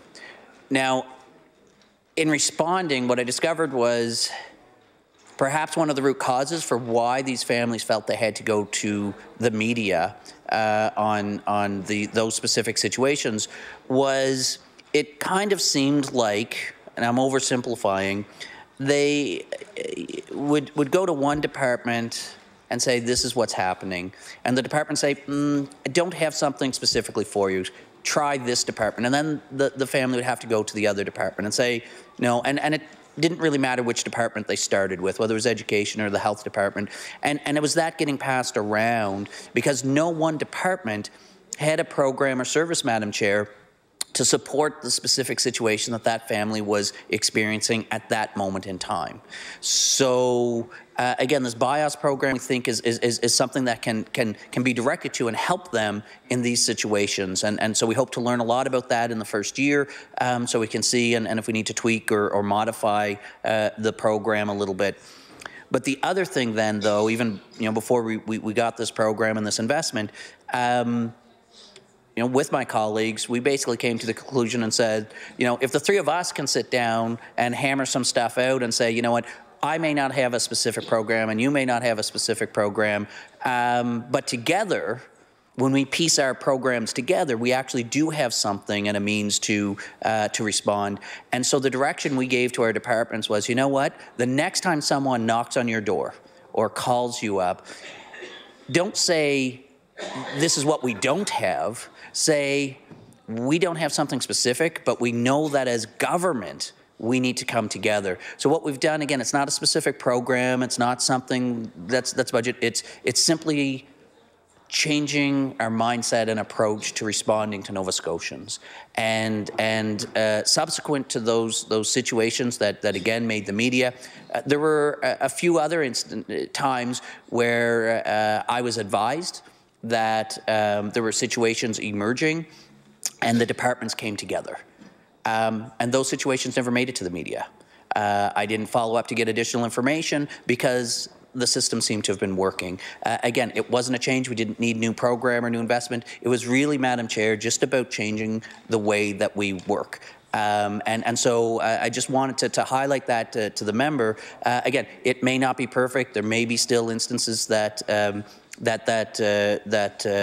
don't go the way that we all believe we should. But I think, and I would like to acknowledge the work again of my colleagues, but also of the staff in the Department of Health and Wellness and the Department of Community Services and the Department of Education for their willingness to embrace and come together themselves and change the way they work together, because I think at the end of the day, that is having a positive impact. But I also hope that with this BIOS program, that those situations won't even emerge to the department anymore, because we have these teams to go out and help support in the community or at home, to again have that in intensive intervention and training that can take place to stabilize and reset the situation, so that people can continue to get the care.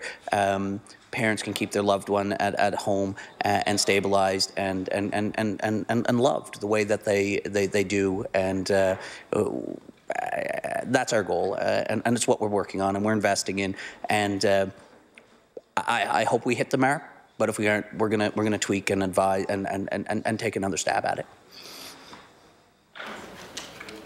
I recognize the honourable member for Cape Breton Centre. Thank you, Madam Chair, and I really appreciate the answer from the Minister.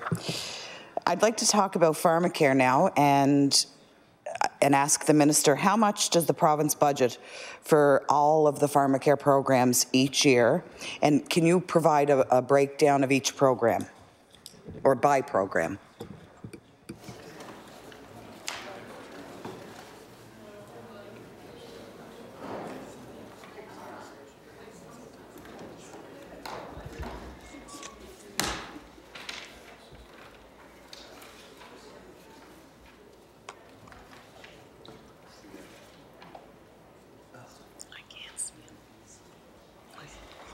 I recognize the Honourable Minister of Health and Wellness. Thank you, Madam Chair. So the budget that we have is for pharmaceutical services and some other items in there, like extended benefits that fall in, which aren't really pharmaceutical. So the total amount is going to be about $20 million higher than what the, when she adds up the numbers that I'm going to give her on strictly pharmaceutical, it's about $22 million higher than those numbers. So total amount for the pharmaceutical and extended services is just under $319 million. The programs in Nova Scotia Family Pharmacare is $40.9 million. Seniors Pharmacare is $184.8 million. And the special drug program is just about 71. It's $70.9 million. So I guess if you total that up, it's $296.6 million just for pharmaceuticals. And again, that category in the budget would be 318.8, but the other 22 million is for again non-pharmaceutical supports that fall in that insured extended program. But pharmaceutical specifically, $296.6 million, broken up between family pharmacare, seniors pharmacare, and special drug program.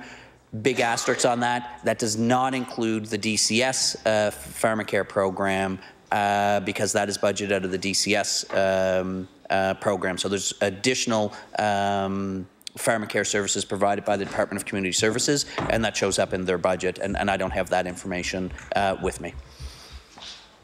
I recognize the honourable member for Cape Breton Centre. Thank you, Madam Chair. I'm wondering if the Minister could tell us how much the province receives in premiums.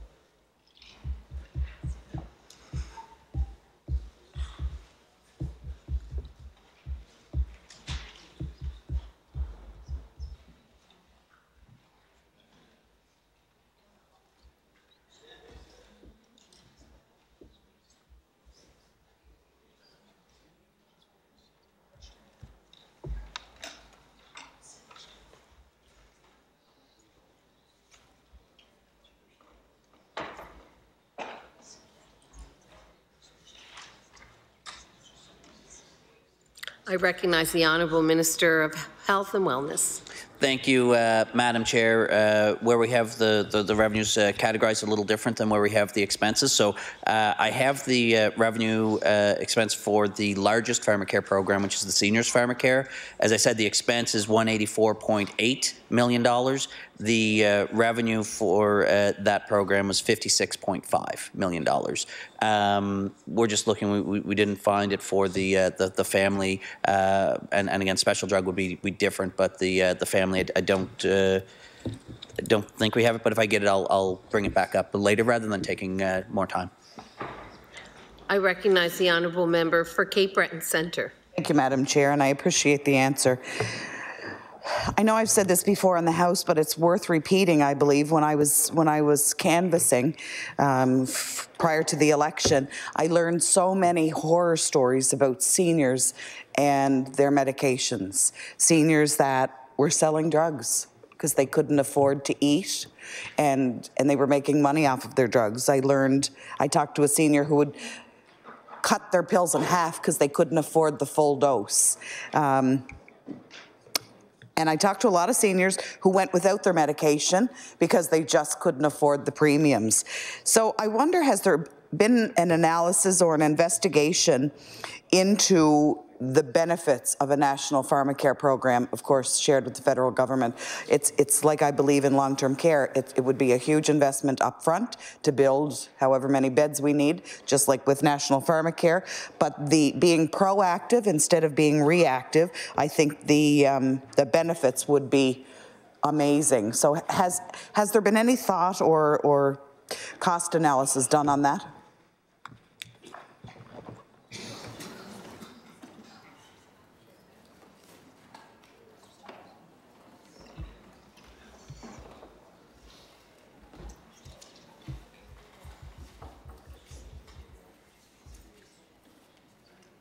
I recognize the Honourable Minister of Health and Wellness. Thank you, Madam Chair, and I thank the member for the question.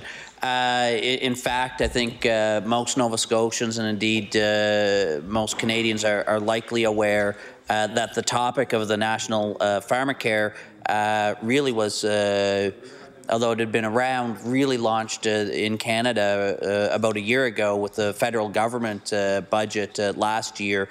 So there was work done in the last year. The federal government established a committee to go around the country to evaluate provincial programs.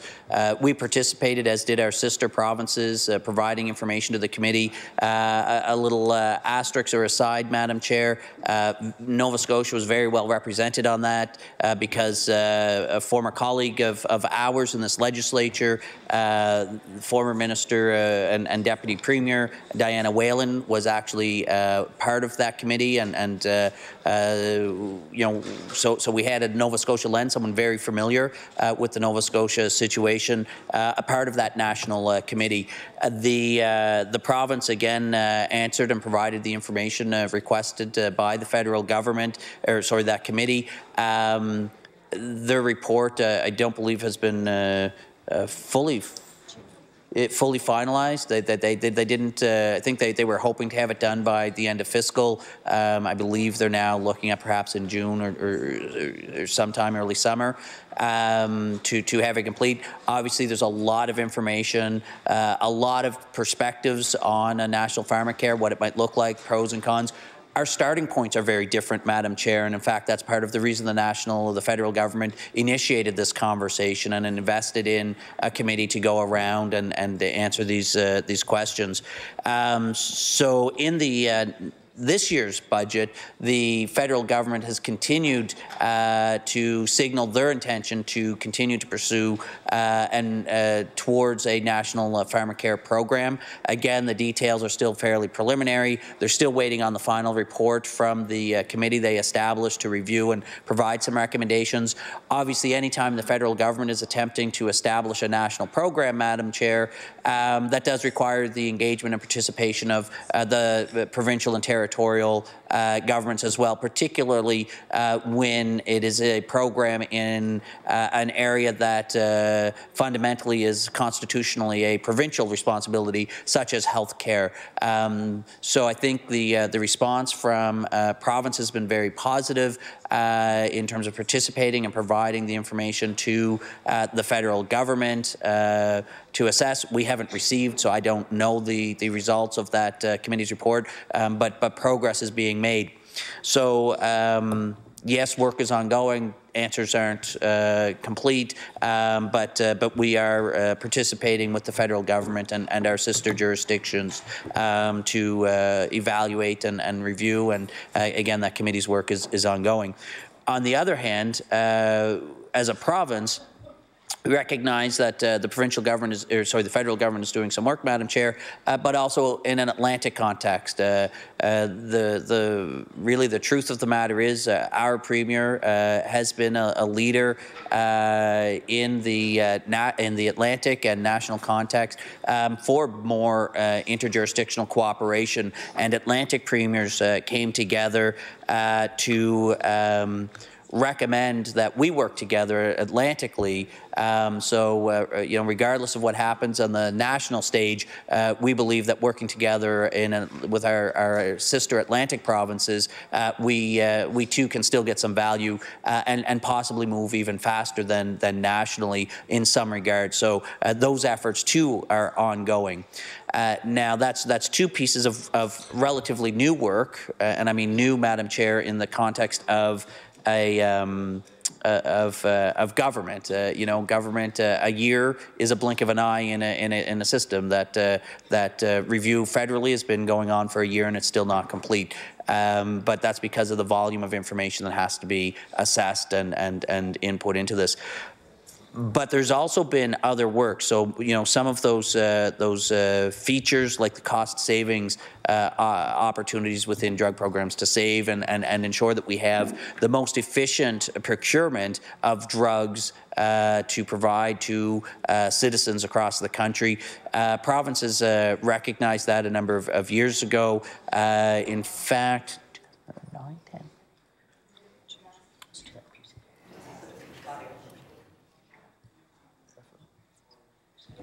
I believe, I'm just checking my dates there. I'm not certain about the dates, but I believe somewhere in 2009-10, which I believe would fall under the previous NDP government, that there was work at the national table with provinces and territories to establish an entity to review and negotiate nationally for drugs. That work has been established to drive down prices, particularly for.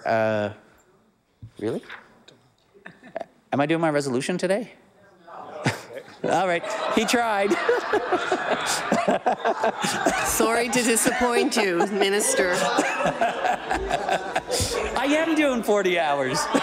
Okay, I didn't try it that time. It was handed to me. I thought, well, someone must have. Oops.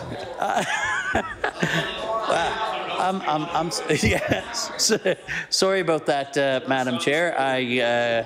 Someone got me excited for a moment. Tomorrow you speak in Gaelic.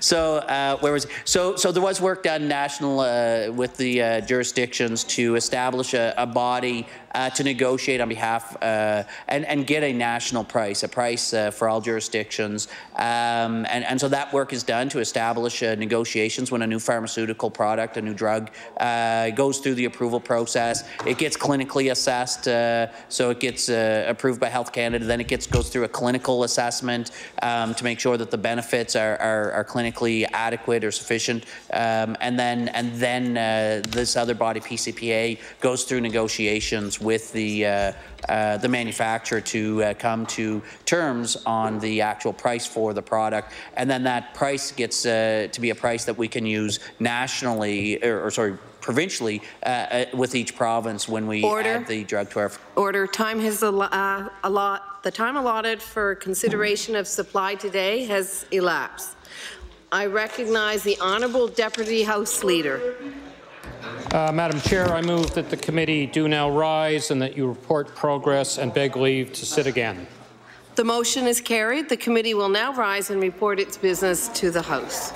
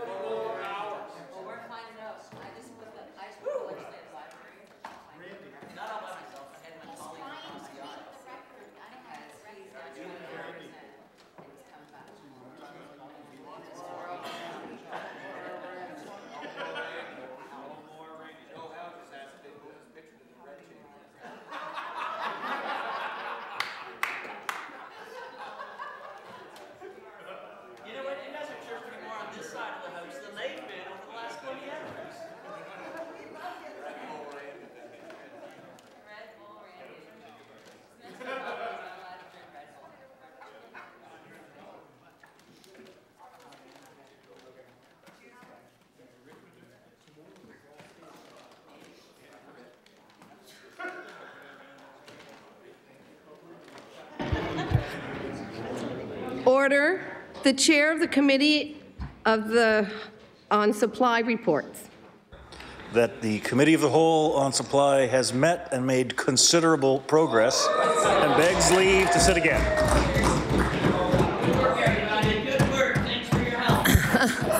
I recognize the Honourable Deputy House Leader. Thank you, Madam Speaker. Madam Speaker, this concludes the government's business for today, and I move that the House now rise to sit again tomorrow, Friday, April 5th, between the hours of 9 a.m. and 4 p.m.